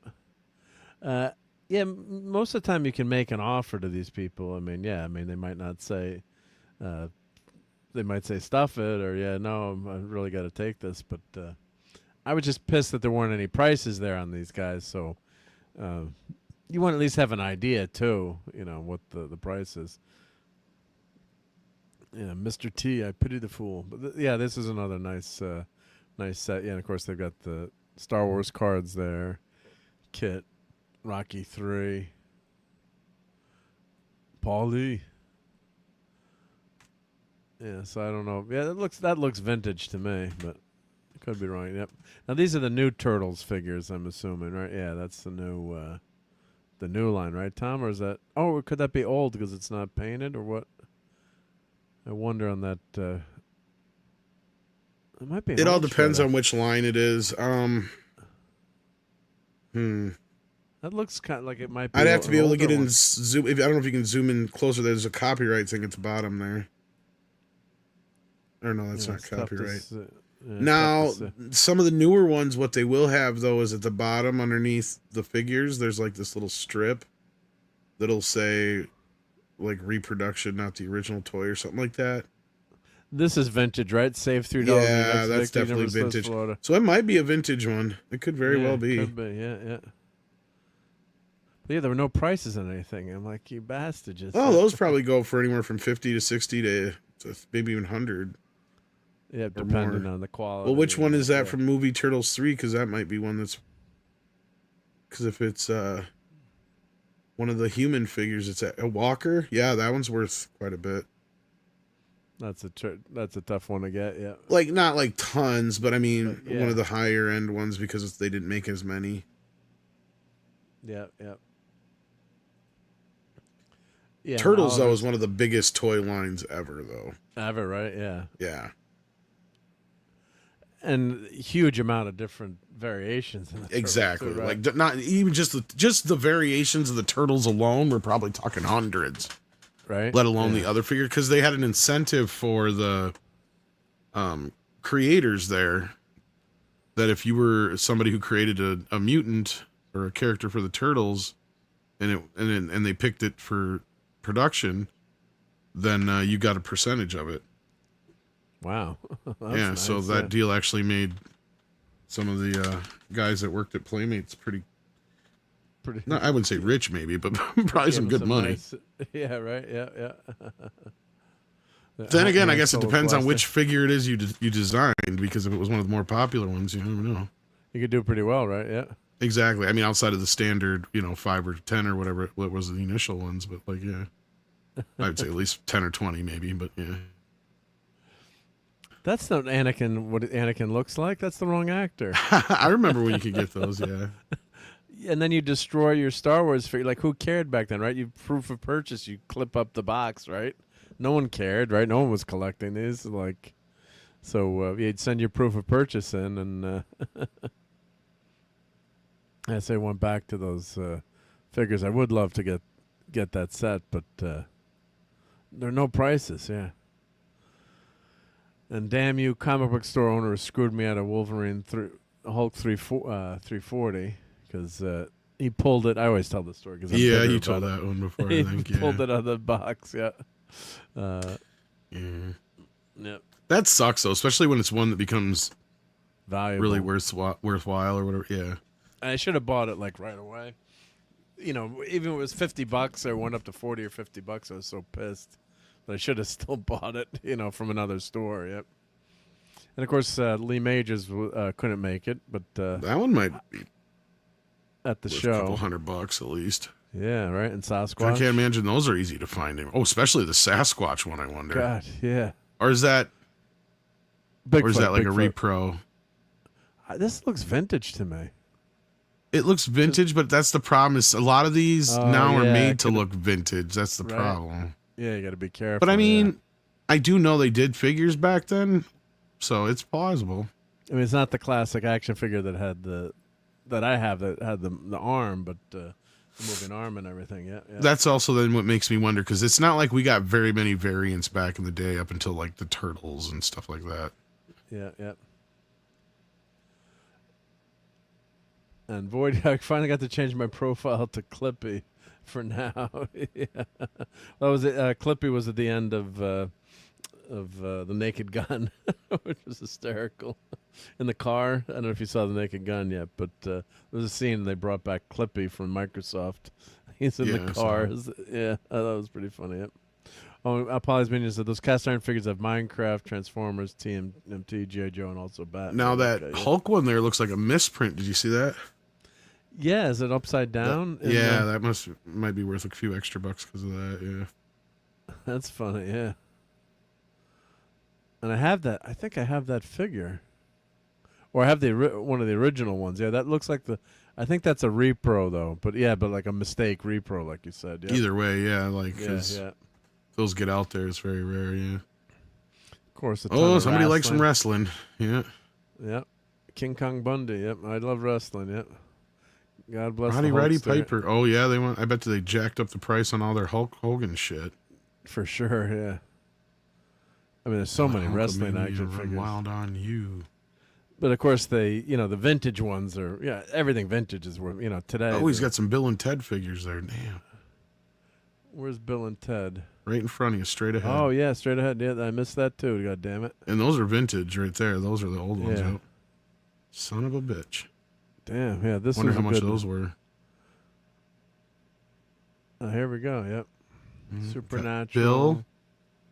Got Abe S. Lincoln. Preston. Got Billy the Kid. Got Rufus there.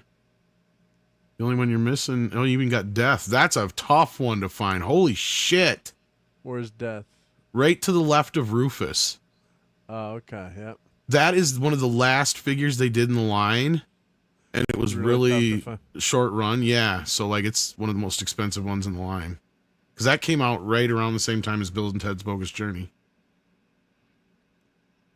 Oh yeah, look at the speaker and tape. Yeah, that one you can still get, especially out of the box.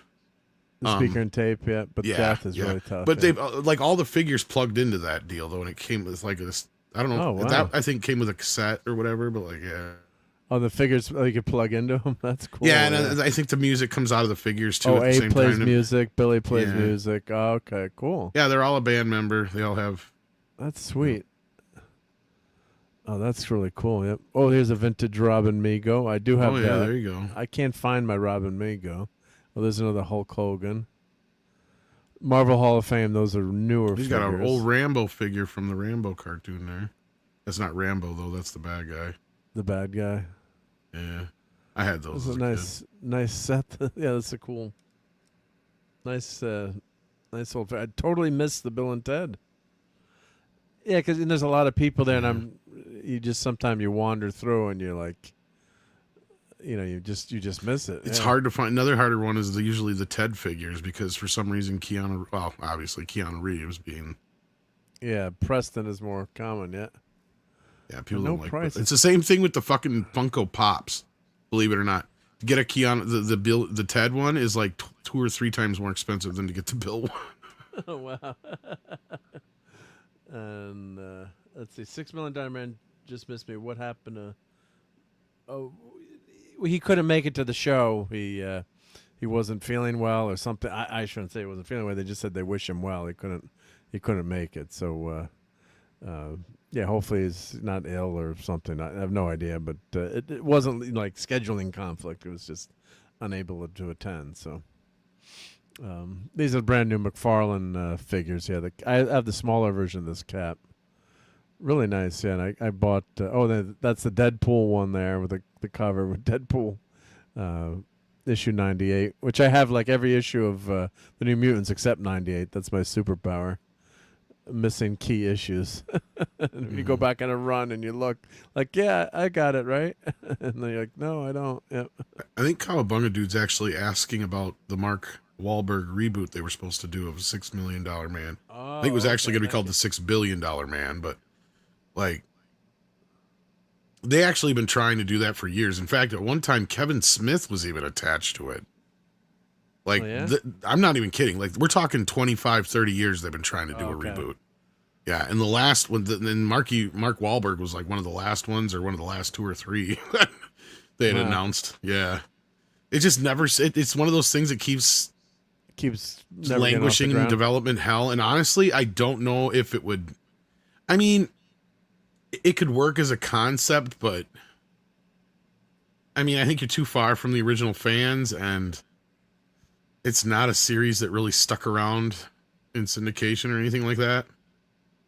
Yeah, I don't think it has the legs that I mean, like they did the Fall Guy movie, but and that's what I mean. I think it'd do about as well as that. Exactly. Yeah. Who remember? I mean, I love Fall Guy, both Lee Majors vehicles.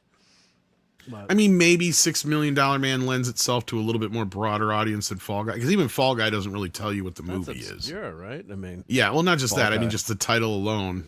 Yeah. I mean, what is it? A guy who gets set up, or like no, it doesn't tell you anything about what it. At least the $6 Million Man tells you kind of what it is.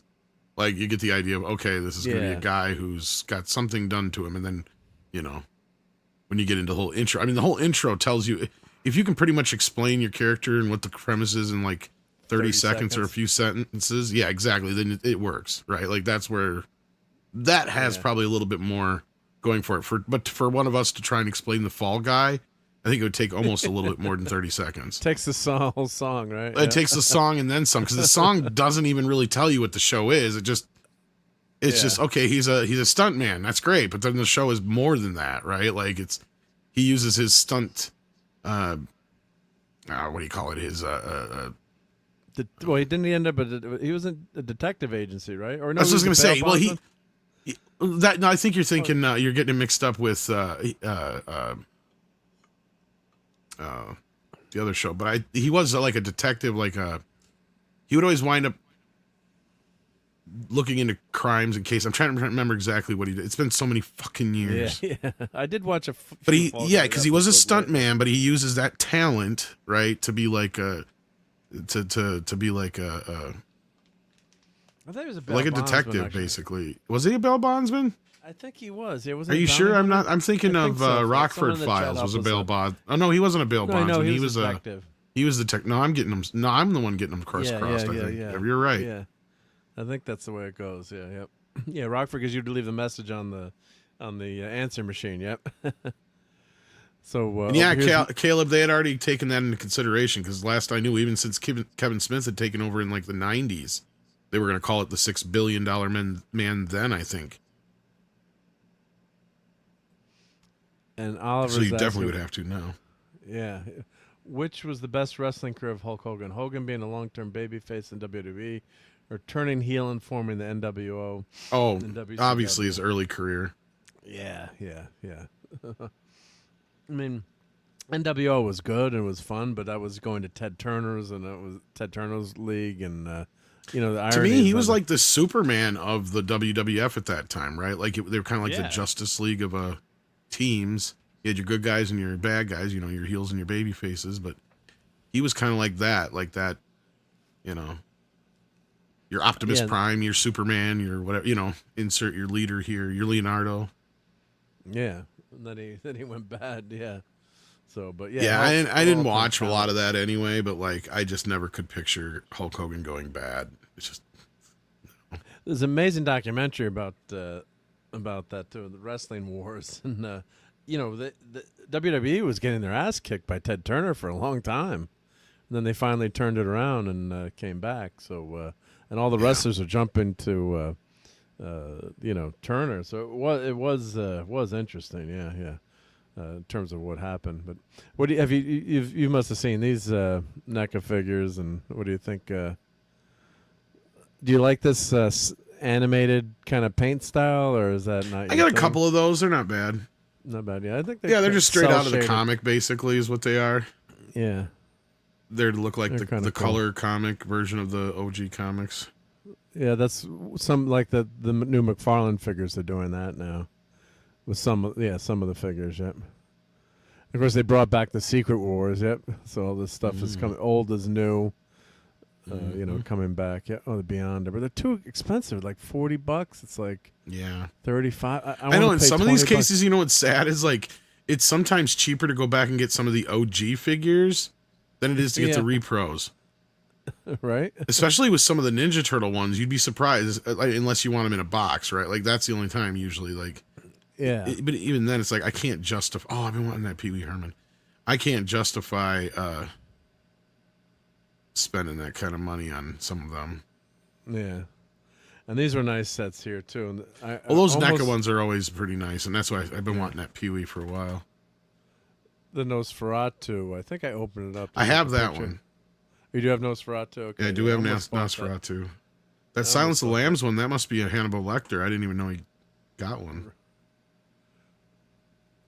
Let's see, a NECA. Yeah, it's in the back, very, very back there. You can see it better in the other picture, but you can't see what it is. Yeah. But I'm assuming, what else would it be? Back. Yeah, it's got to be it. Oh, I did take a picture. That is a really good looking figure, yeah. Yeah, I like that. That's a nice one. I wish they would do one. No. I wish they would do one of the new one, though, too. Hell, even the Klaus Kinski one I'd take. One of all three. Let me go back. Did I see the...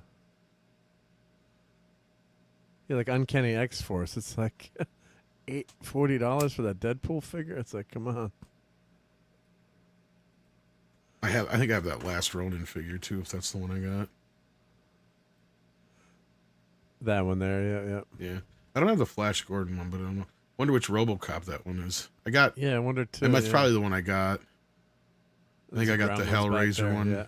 I probably have the Gremlins one. Depends on which one it is, but most likely, I have like 99% of the Gremlins NECA ones. And Marky Post. Yeah, Marky Post is so gorgeous too. God rest her soul. And remember one of the Fall Guy episodes. She, Heather Thomas was on that show. Mm-hmm. Oh, there's the FF issue I bought by Scotty Young, and he was there. Long line to get anything signed there, but yeah. 1 year I'll bring a stack and get signed.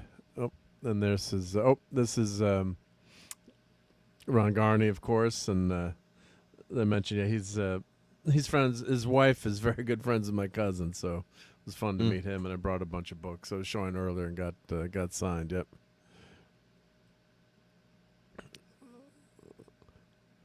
Now Melanie Chart. That was which episode was she in? This of Seinfeld. Melanie. Was that the? I don't remember. I'm trying to see if this was. Let me see if this was. I don't know if I don't even recognize that Melanie one, so it's not one I got to yet. Yeah, Costanza's girlfriend. Was this because she? Let me just check. I think I would have remembered the clown thing. I'm trying to. Was she in the? Let's see, early life. So different character I'm thinking of, but one of the girl that went to our high school was on one of the was famous on it was a famous episode of Seinfeld, and what just became like a like a soup Nazi episode, right? So I'm trying to remember which. And she was George's girl. George had a bunch of girlfriends. So I'm trying to remember who that was. Yeah. So, so then they have typical con where they've got all the actors. You can go up and meet them and get an autograph to get something signed. So they've got Lois from Superman and Michael Cudlitz, Alex Garfin. Let's see, that's the girl that's Cat Grant from the Superman movie. So they have a pretty good. Oh, there's Ming. There's the geologist from The Big Bang Theory. So yeah, they have a pretty nice crowd of people there. Yeah, Billy Zane was there. He doesn't age. The guy looks so young. Yeah, there's Haley Atwell was there. So yeah, then you queue up and you can pay for an autograph or get something or get a selfie. Yep. There's the God of War. There's Paul Kupperberg, who I know from Stanford Comic Book Store, and gave him one of my parking only signs. Yep. He's a fun guy. God, he knows the history of DC Comics inside and out. I mean, he's written all kinds of books on the history of comics. That's you say you regret things. Is like I should have had him on the show with Clobberin' Times. The two of them on together talking DC Comics would have been awesome. Yeah.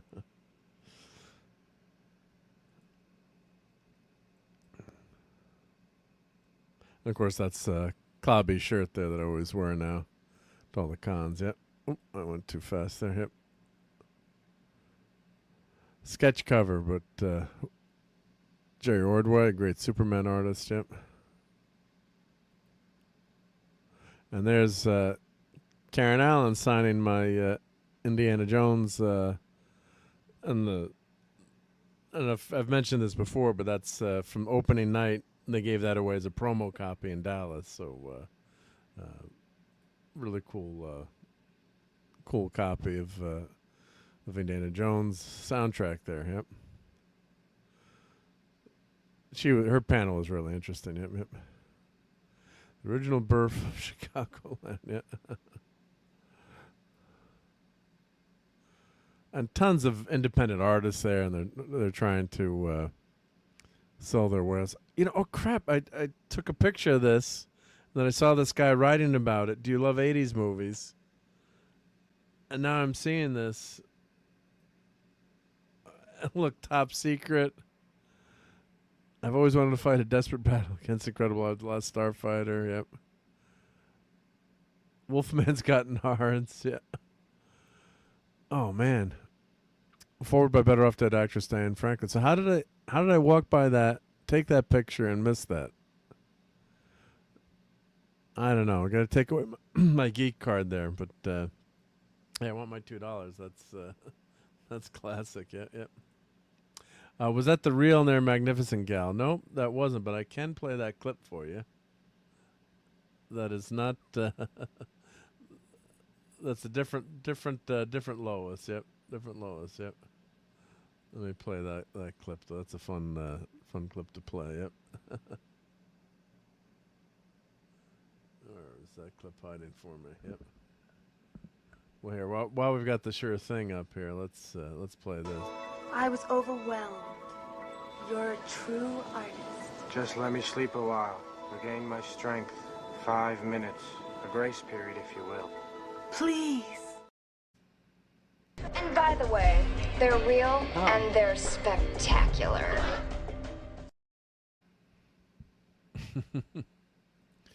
Classic. Yep, yep, yep.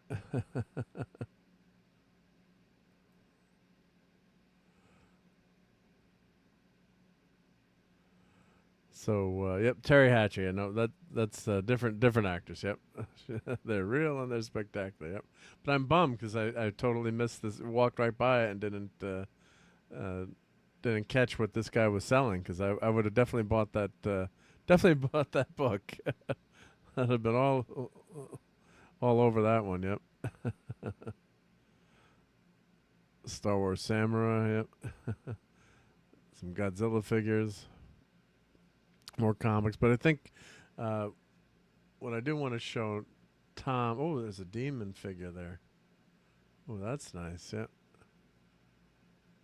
I wonder how much that one. Yeah, it's cool to buy these loose figures, though. Yep. Wow, Transformers, $100 instruction booklet. Wow. Yo, Joe. Well, we got Tom here. Oh, I just want to show this to Tom. Is this the Jaws popcorn bucket, Tom, or is this a vintage Yeah, that's Jaws? the popcorn bucket. That's the popcorn bucket. Okay, it was kind of dinged up and it was chipped, so. Yeah, it looks like it's in pretty rough shape. Rough shape, yep. So, but I did want to skip ahead because we can't stay up all night, even though we'd like to. Yeah, I can't stay too much longer. Yeah. So what I want to do was. If you can't already hear my voice. No, it's good. Yep. Well, this is another picture for my wife because I have this. I am complete. I am hungry. I am $600. So I got that. I wanted to skip to the turtle actors and just go show you the turtle dudes. So let me go back. I know I have a picture of Ernie Reyes and as we're skipping through this, but we'll do multiple shows on this. Well, don't let me stop you. No, because I can't stay up forever too. But let me show this. I might have. This has happened before when Clabby was on. I think we did like almost ended up doing like a 5-hour show one night. But these guys are great. Wolverine and Deadpool and Tilly's 90 with the skeleton in the wheelchair there. This is pretty fun. Yeah, so some great cosplay at the show. Yeah.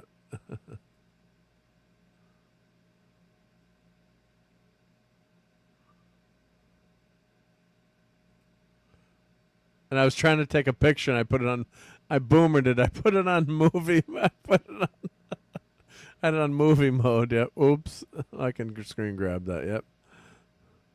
And then Marilyn Monroe came over to take a picture with. Deadpool and Wolverine, yeah. But yeah, behind, see, that's all the actors from the Turtles. So that I just want to show you that as soon as this. Yeah, I can see Robbie Wrist right there. Of course, I'm trying to make a short, and the guy walked. So did you meet Robbie? I didn't. I didn't. I just walked. You didn't meet Cousin Oliver? No, I didn't meet Cousin Oliver. Yeah, see, I'm a loser. Ah. He's the best one there, even though he's a nut bar when it comes to his politics. But yeah. So I think I had. Let me go back here. Did I? I mean, he's Michael. Because I know I walked.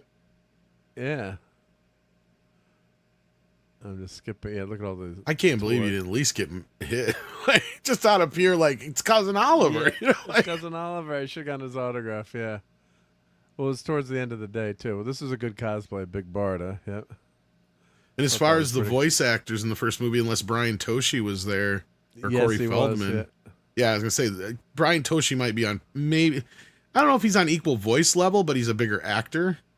Okay, but like Robbie does all sorts of voices for all kinds of shits now. Like, I mean, even he was even doing the bumpers for the Ninja Turtle cartoons, even though he didn't do the voice of Michelangelo on the cartoon. It was kind of fucked up, but like, yeah, he did it in the movies, all 3 movies. But yeah, he's got a very recognizable voice. Recognizable voice. Yeah, I kept trying to get in front of Galactus. I could. He was walking so fast on the stilts, and I got one leg. Yep, yeah.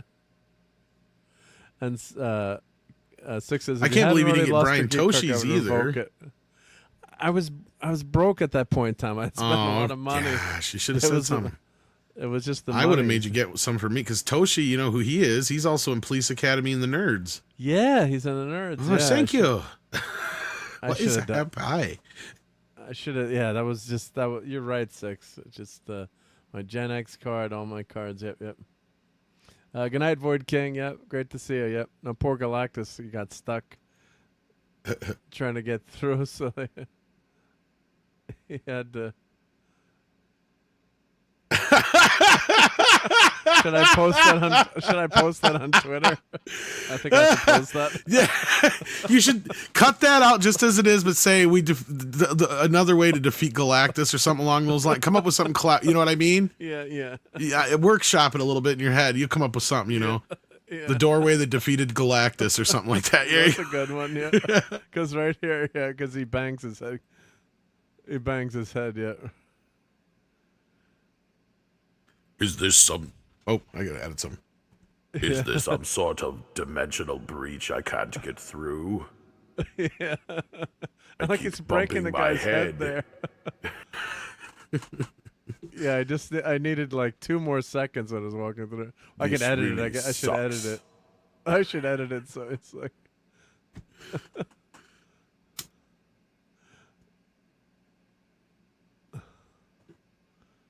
Boom.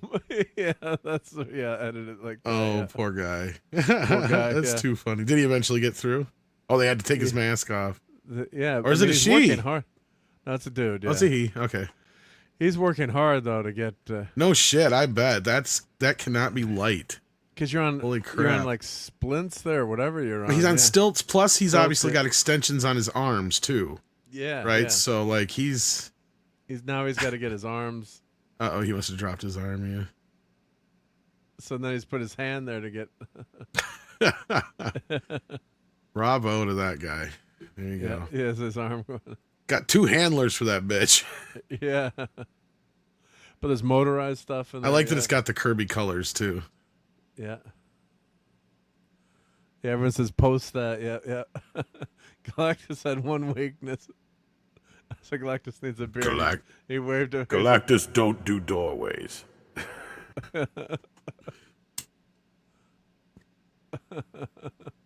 I usually step through them, and when I say through them, I mean through them. Yeah.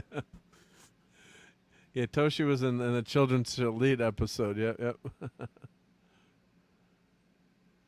But yeah, he made it. That's a great cosplay. Yeah, that'll be a fun short to make. Yeah. Well, if there's some sort of costume, I'd imagine he's going to be a tough one to beat. Yeah, right? Yeah. Oh, and Tag. I don't even know if the Fantastic Four could beat him this time. He could square for the head 209 in the stairwell, yeah. That would be like one of the ultimate like cosplays at 209 if you could pull that shit off. Yeah, that's such a great figure. A great costume. Freeze. Yeah. You have 20 seconds to comply. You now have 15 seconds to comply. I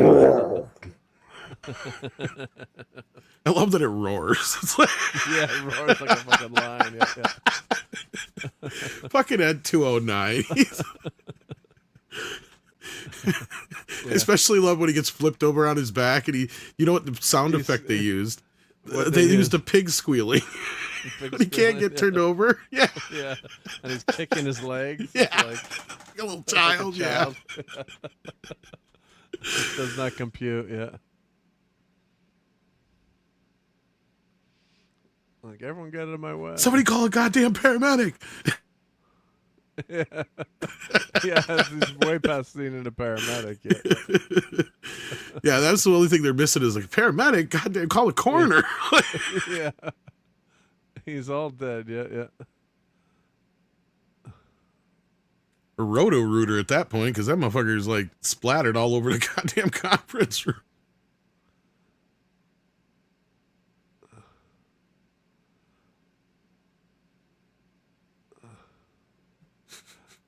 Yeah, I finally got a good as Captain America. Yeah, yeah. Yeah, I screwed that one up. I did screw that one up. Not seeing, catching those actors. Yeah, and I should have told you who was there too. Then April. You could have gotten some stuff. Yeah, so okay, yeah, April. Ken Scott. He must have just been a stunt guy, because Josh Paez was in both, unless he was from part 2. I don't recognize him. Yeah, and then Brian Tochi. Yeah, I should have gotten his. Yeah, fuck yeah, dude. Nerds. I should have gotten that. Yeah, and Nerds. Star with that Trek. picture. Yeah, Star Trek. Was he in the OG Star Trek too? Yes, what the fuck? He was, and the children shall Holy lead. shit! I did not know that. Yeah. He's been acting that long. Wow. Yeah. That was a classic blunder. Robbie. How does he not have a line, motherfucker? Well, this is towards the end of the day too. Yeah. And then of course there's Ernie Reyes Jr. Yeah, I forgot he was cousin Oliver too. Yeah. Hell yeah, he was. Shit. Yeah. That's almost more of a claim to fame than anything, because like whenever you tell people like, "Did you realize that that's Michelangelo?" They're like, "What? Yeah, what?" Yeah, and Ernie Reyes Jr. He's got to be there with his kid. Yep. Yeah. So that's Ernie Reyes Jr. Jr. The third. Yeah. I'm guessing. Yeah, yeah. And James Sato is. Shit, are you sure that's not his grandkid by now? Yeah, could be his grandkid. I don't know. Yeah, yeah. Maybe. Yeah. And then you got what's his face Sato or whatever who played Shredder there too. Go ahead. Yeah. Sorry, I didn't mean to interrupt you. No. But, I'm just trying to see what the autographs were. Yep, $40 maybe, or. That's not so bad. But yeah, I wonder how much Brian Toshi was though. Toshi, I should have gotten something signed by Toshi. I'll drink to that. The crazy thing is, my friend Chris, who was there, his dad was the second unit director on Nerds. I wonder if he probably would. I don't know if he'd ever remember his name, but it was a nice April O'Neil cosplay. And people are nice. So you're like, "Oh, can I take your picture?" I'm like, yes, yep. Yeah, so that's Tochi and the Children Shall Lead. I did not know he was in the OG show. That's so cool. One of the worst shows on the is it? In the history of Star Trek. Yeah, I kind of vaguely remember it. Was it in the 3rd season? 3rd season, miserable. That might be why, because I've seen the 1st season the most, 2nd season second most, and obviously the 3rd season I've only seen like twice, maybe once. And the Children Still Bleed. Yeah, and he was on Police TNG. Academy 3 and 4. Yep.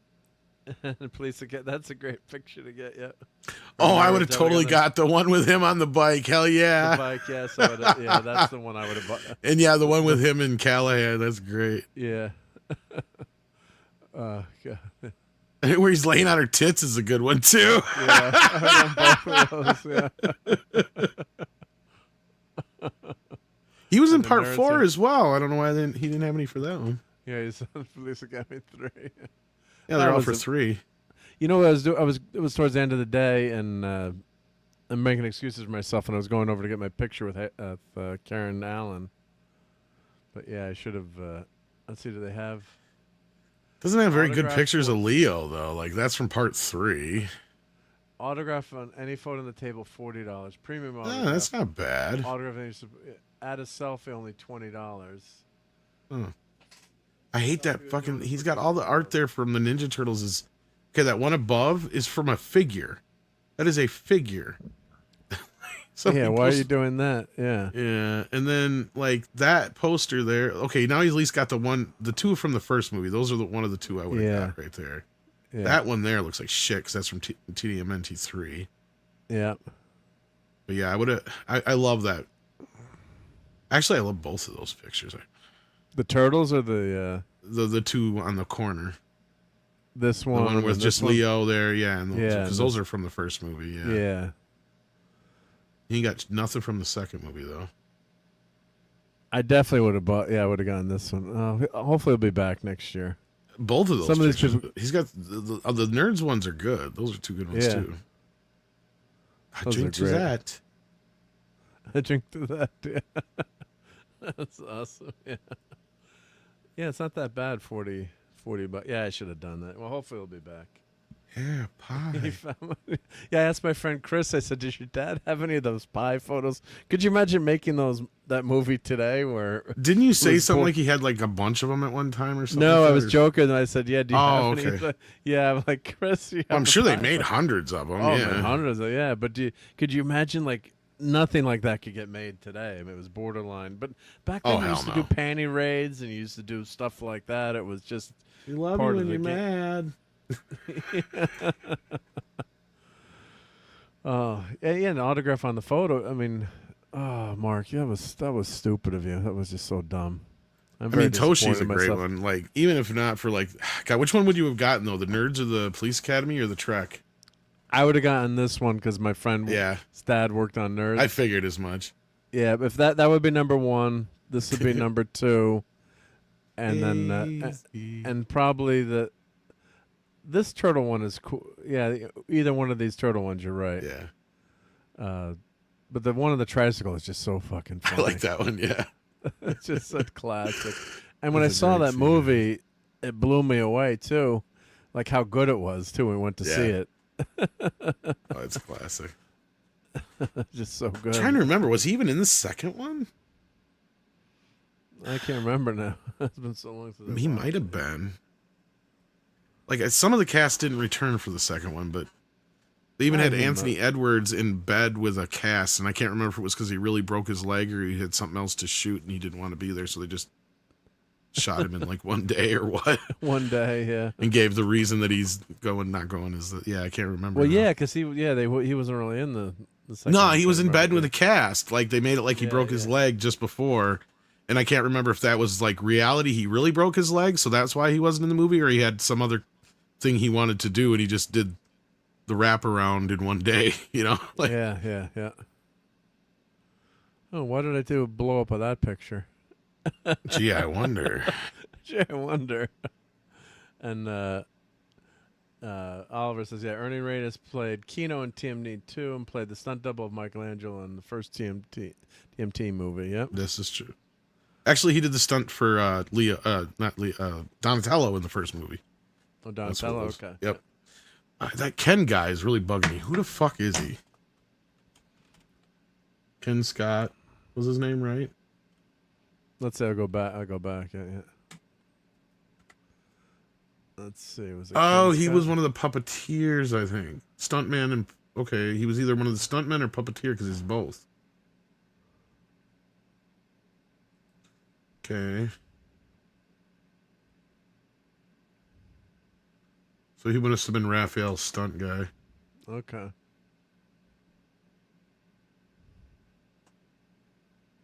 And of course, we just did Toxic Tuesday. We did what was Ernie Reyes and Last Dragon too, right? Okay, they're kind of fudging this. He's not listed as Raphael in the first movie. He was one of the Foot Clan though, but he is listed in Turtles 2 as Raphael. That's probably that's what he's doing. Yeah. It's kind of weird. Let me see what else maybe.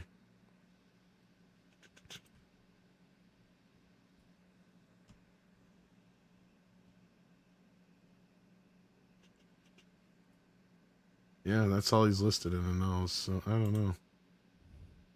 This dude looks like a he is the stunt double in the first film. Okay, here I got it. Stunt double, okay. Okay, yeah, because that's all he did. I was gonna say I knew the guy who was in the costume the whole time, because he even broke his nose in the costume. Ouch. Yeah, the scene where Raph got dumped into the trash can. He breaks his nose. Yeah, I mean he broke his nose. Yeah, those costumes were amazing. It looked so real, and they had such motion in that. It was just amazing how good it looked. You know, talking about CG. You know, all we got to do is CGI, but I love those costumes. Yeah, they were great. Yeah. All right, so hopefully he'll be back. He'll be back next year. But they had all the turtles lined up this year, so it was great. You know, they did a great job. And this was on line for Karen Allen, so lots of indies in the line. And it's just the end of at the beginning of the day. It's like all these people are mobbed, and then you can just go. If you wait to the end of the day, then there's, especially these aren't like. Uber popular, they're popular, but of course you do chance them being not too nice by the end of the day too. Yeah, but I've been rewatching Superman or finishing up watching Superman, and that obviously really good. Billy Zane was probably the most famous person there. It looks like. Well, Haley Atwell was there too. Oh, she was too. Oh, okay, yeah. Well, between the two of them, I guess I'd say. Yeah. And I mean, he's had more prominent career, but she's probably the more recently famous. Yeah. Oh, Pink Ranger's there too. Yeah. And of course, Karen Allen too was. True, but yeah, I guess current. she'd be the most famous. You're right. Yeah, you're right. And Kwan was there, and also Short Round was there. Hey, Q Kwan. I'd put him in somewhere between more people would probably recognize Billy Zane, but they'd be like, "Oh, it's the kid from Goonies." Or the kid from Indiana Jones. They wouldn't know his name, though, yeah. But Billy Zane, I mean, being in Titanic alone. Yeah. Not to mention, Back to the Future and all the other shit he's done, The Phantom and everything else. No, he's had a great career, yeah. Yeah, that's what I mean. Like, he's gotten such a broad career, and he's fairly recognizable. Especially because of Titanic. Of course, the great Walt Simonson and Louise Simonson. Beta Ray Bill, Thor, yep. So there's selfie $100, autograph 100, combo 180. Oh wow, cash only. All right, Tyler. You don't take no card. Yeah, the girls are lined up there. Yeah. No card. Yeah. But of course he does. He's Superman. He reports all his taxes. Yeah. Doug Jones was there. Doug is cool. I'd be afraid I'd turn around and say something stupid about Discovery. Yeah, that's the problem. I mean, he's actually, his portrayal is amazing. The characters. I mean, he's been in so many fucking things. Yeah. The Shape of the Water. John Wesley Shipp. God, he's so nice. Oh, he was there too? He was awesome. Yeah, I got his autograph on Flash Photo. Yep. So he was so, there's a lot of great stuff. But he was he was gushing about the new Blu-ray of The Flash. Oh, I see a few other people there, like Wells Tolliver and. Yeah. And Mitch Pileggi. No, it was a great lineup. Yeah. Okay. It was a few more there than I thought at first. Okay. Yeah. No, it's good. Yeah. Good crap for Connecticut, But I think what happens too is like, hey, come to the casino for the weekend, right? There's Mitch Pileggi. Like he walked up right by me. I'm like, fuck, it's Mitch Pileggi from the X-Files, and there wasn't much of a line for him, but everyone was on line for Karen Allen, and you got to have a budget for this stuff too. So, so one year I just went up and said, like Nana Visitor was there. I just said, I just want to say hi. There was no one at her table, and they're friendly too. It's like, as long as you don't try to grab a photo or something, or, it's like you just want to say hi. But, yeah, so, but yeah, for Connecticut, because I think everyone wants to go to the casino for the weekend. Why not, right? If you're going to be stuck at a con, right, then at night you can go gambling or get you a nice room or yeah, it's a fun place to be. Yep. Green Ranger Luigi. Yep. Yeah. So the corner boxes, which Clobby loved the corner boxes. Yep. So. I was going to buy one, but then the artist was talking to talking to people, so I'm like, I don't want to interrupt them, and I just walked off. I'd spent enough money for the day, but they'd done all these cool FF corner boxes. Yep. And my last purchase was the Farscape cards. Yep. Oh, Battlefield Earth cards. Oh. Ooh, I wonder if the Men in Black ones are. Yep. And they had a prisoner set of cards there too. Coca-Cola. Yep. Oh, wow. Our playing card. They're kind of making collector's cards. Are kind of making a. Oh yeah, I got a slight bunch comeback. of them. Yeah. So yep. So yeah, so that was the end of the con. Let's see. I think whenever I see turtles, I take pictures. I know Tom loves turtles. Yeah. I think looks 3D printed to me. Not sure. I think it's one of the OG. It might be one of the newer ones too. The repro. Okay. Yep. Because I have to go look. I don't think Michelangelo's nunchucks look like that. So I didn't know what that was. They might have been fixed with a rope. Oh, okay. Yeah, they wouldn't have had a rope there. Yeah. No, I think they have a chain on them. So, but yeah, there's a ton of turtle stuff there, and that's pretty cool to have all those people involved with the turtles there. Yeah. Look at this, Tom. There's a Krang, all right. Holy crap. Ugh. Is that gnarly or what? Yeah. That's gross, yeah. Is that like a zombie turtle, I guess? Or I guess. Eating a brain. Meh. Like, who's behind that? Yeah. Oh, Beetlejuice VHS, yep. But yeah, then we went to dinner. All right, to get everyone hungry. Yep, I had chicken and waffles. There we go. At the casino. Yep. I didn't go for the clam pizza. Yep.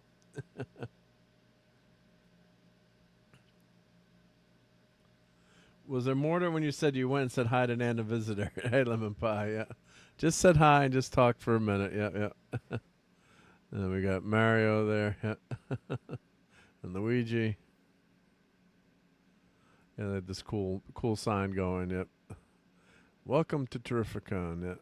New York's #1 con. Well, Connecticut's #1 con. Yeah.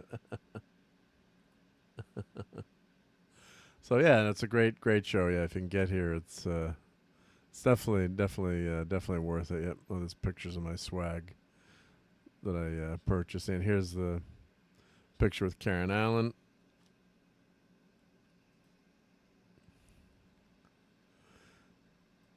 And there's the signed Indy. Nice. And that's the picture I got from John Wesley Shipp signed. He had a lot of really good photos, yeah. So it was tough to pick one, but grabbed that one. But he was really excited because he said the Blu-ray, what they did, they redid the special effects, and he, so yeah, if you're a fan of the Flash, grab that Blu-ray. So have you heard anything about the Flash Blu-ray or? I haven't, but I haven't watched it yet. Yeah, but I've heard that it's. He was saying how happy he was with they spent the time to actually do a good job on it. So redo the special effects. So which is really good. So all right, well I think we've gotten through most of the turtles that were there. Next week we'll do some more, or maybe I'll do a show during the week. But no, we're hitting the we're hitting the 4-hour mark. So I better let Tom go, and we'll say goodnight to everyone. But thank you for stopping in, Tom. That was great, and no problem. I'm glad you got to enjoy those turtles, and rightfully take me to task for not getting some of those autographs. Yeah. So hopefully I'll get a chance again. Yeah. But yeah, I'd gone. You have a budget too when you go to these cons, and like you kind of then you keep one more autograph, one more, But $40 that would have been worth to get a signed photo there. Yeah. Oh well, no one's perfect, right? So. But yeah, no, it's a fun time, and it's a really well done con. So in some ways it's better than New York City, I think. Really do enjoy it. But yeah, when I'm going next time I'm going to one, I'll make sure you see who's there. So if you want anything signed or anything, you can. I'm mostly giving you shit. You're giving me shit, but I mostly, yeah. I mean, sometimes I wouldn't. There's some that I would probably want just because, but otherwise, a lot of them I'd like to just be able to meet them myself in person. Yeah, and talk to them, right? Yeah, yeah. And that's a lot of fun too. When you know when you know so much about those the Ninja Turtle movies, and Kevin Eastman was there too, actually. So Kevin Eastman was there signing, and he's another person I'd probably say something stupid in front. Oops, yeah. You gotta catch yourself, right? Yeah, his politics have gone. He's gone off the wall too. Well, it's not so much his politics, but he was like a consultant on a lot of the last few Turtles things. Yeah, and when I mean consultant, is like because he sold off all his rights to the Turtles to Peter years ago, and then when they sold him Nickelodeon, Peter made sure he got a nice piece of that, but like. Ever since then, he's been like a creative consultant for like the Mutant Mayhem and some of the other stuff like that. And just thinking, what are you fucking doing? Like, are you letting them use you and pay you just to use your name, or like, you know what I mean? Yeah, like for some of the crappy new stuff. You know what I mean? Yeah, it's just kind of like, how can you even be okay with some of this shit? Yeah, because Kevin, from my understanding, was the one who was more into the more grounded Turtles. It was Peter who was more into the more sci-fi Turtles. So like that was my understanding, was that Kevin was more into the ninja / that kind of stuff, more grounded New York stuff, to where Peter was more into the sci-fi, adding all the aliens and the other goofy shit. And did they have a split up themselves, like as a partnership? Kind of, yeah, because they actually hadn't. When they did a documentary here a little while back, is the first time they had seen each other in years, and then. That's amazing when you think about it. For Last Ronin was the first time they had worked together in at least probably 20 or more years. Wow. Yeah. So they got together for that, because like Peter did a great deal with Nick to where he sold off the rights, but he can make up to, I can't remember how many comics a year without having to pay them. Comics? Yeah, he's still retained the comic rights, but like they have all the movie, television, toy / whatever rights. So yeah. Well, that's smart anyway, right? Because he just wants to do the comics profit, right? Yep. So yeah. How much money he did very well anyway? in his sale. Yeah. So he's never going to need for anything. And if you've got a back end on all the money they've made too, I'm sure on all those. That's the thing. The Ninja Turtles are one of the most lucrative brands in history. People don't realize how big they were. From 1988 to like 1996, they were just huge. Look at how everyone loves Ghostbusters, but the toys never really did much, right? If you had to pick, I'm thinking of 80s IPs, like other things since then have come and done more, but like at the time, you got to remember, like Barbie was the top, and He-Man was one of the only ones who ever knocked Barbie off the top. And from my understanding, Ninja Turtles knocked He-Man off the top. So like, if that tells you anything. So there was a point you could technically say Ninja Turtles was even bigger than Barbie. You could kind of say that, I guess. So, but then once Batman got into the fold and Spider-Man got into, like, that's when shit really kind of got, starts leaning more into comic book stuff. But yeah. Yeah. Oh, and 6 says, I never met a TMNT fan until Tom. It's the strangest thing I've ever heard. Oh, I had a lot of friends who were Teenage Mutant Ninja Turtle fans. Yeah. But we're... the guys, they were very popular. Yeah, super uber popular. And the toys. I mean, the toys. That's what I meant mainly everywhere. Was the toys. Yeah, that's what I was talking. I mean, as a toy brand, they were just fucking huge, right? Yeah. So, like, I mean, that's what I'm saying. They outsold the biggest toys around at that time. So, like, yeah. All right. Well, I want to say thank you to my channel members here.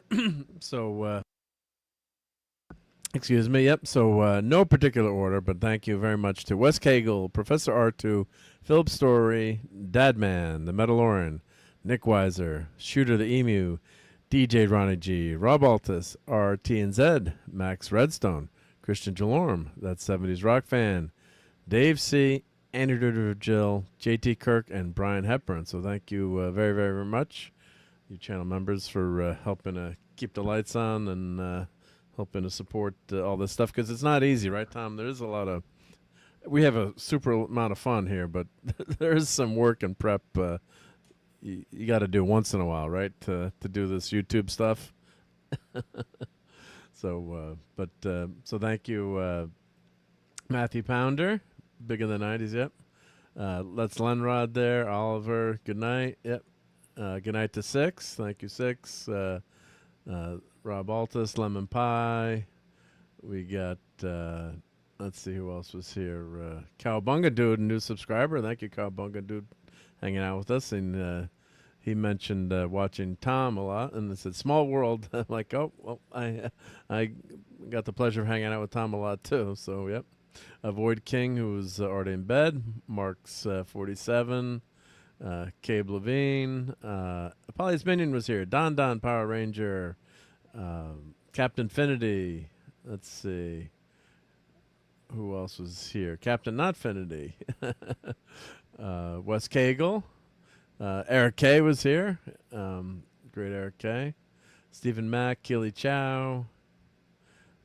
Let's see who else was here. Let's see, as we're scrolling through, I think I said Wes Cagle. Phantom Outsider, of course, is always hanging out with us. Tim. Brian Hepburn, of course, again. And let's see who else was here.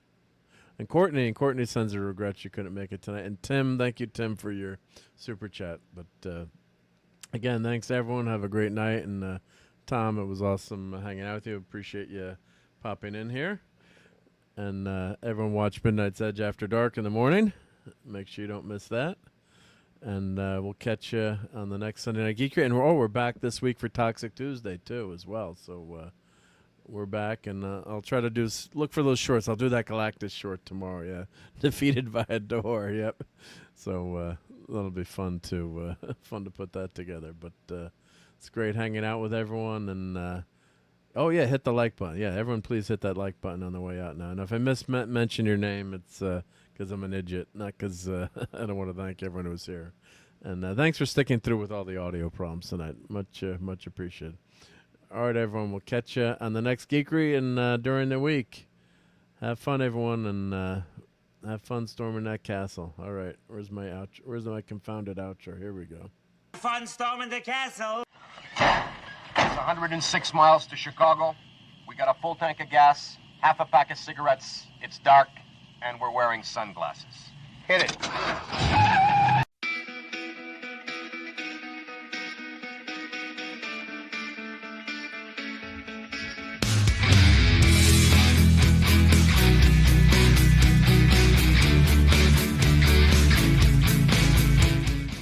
You're still here? It's over. Go home.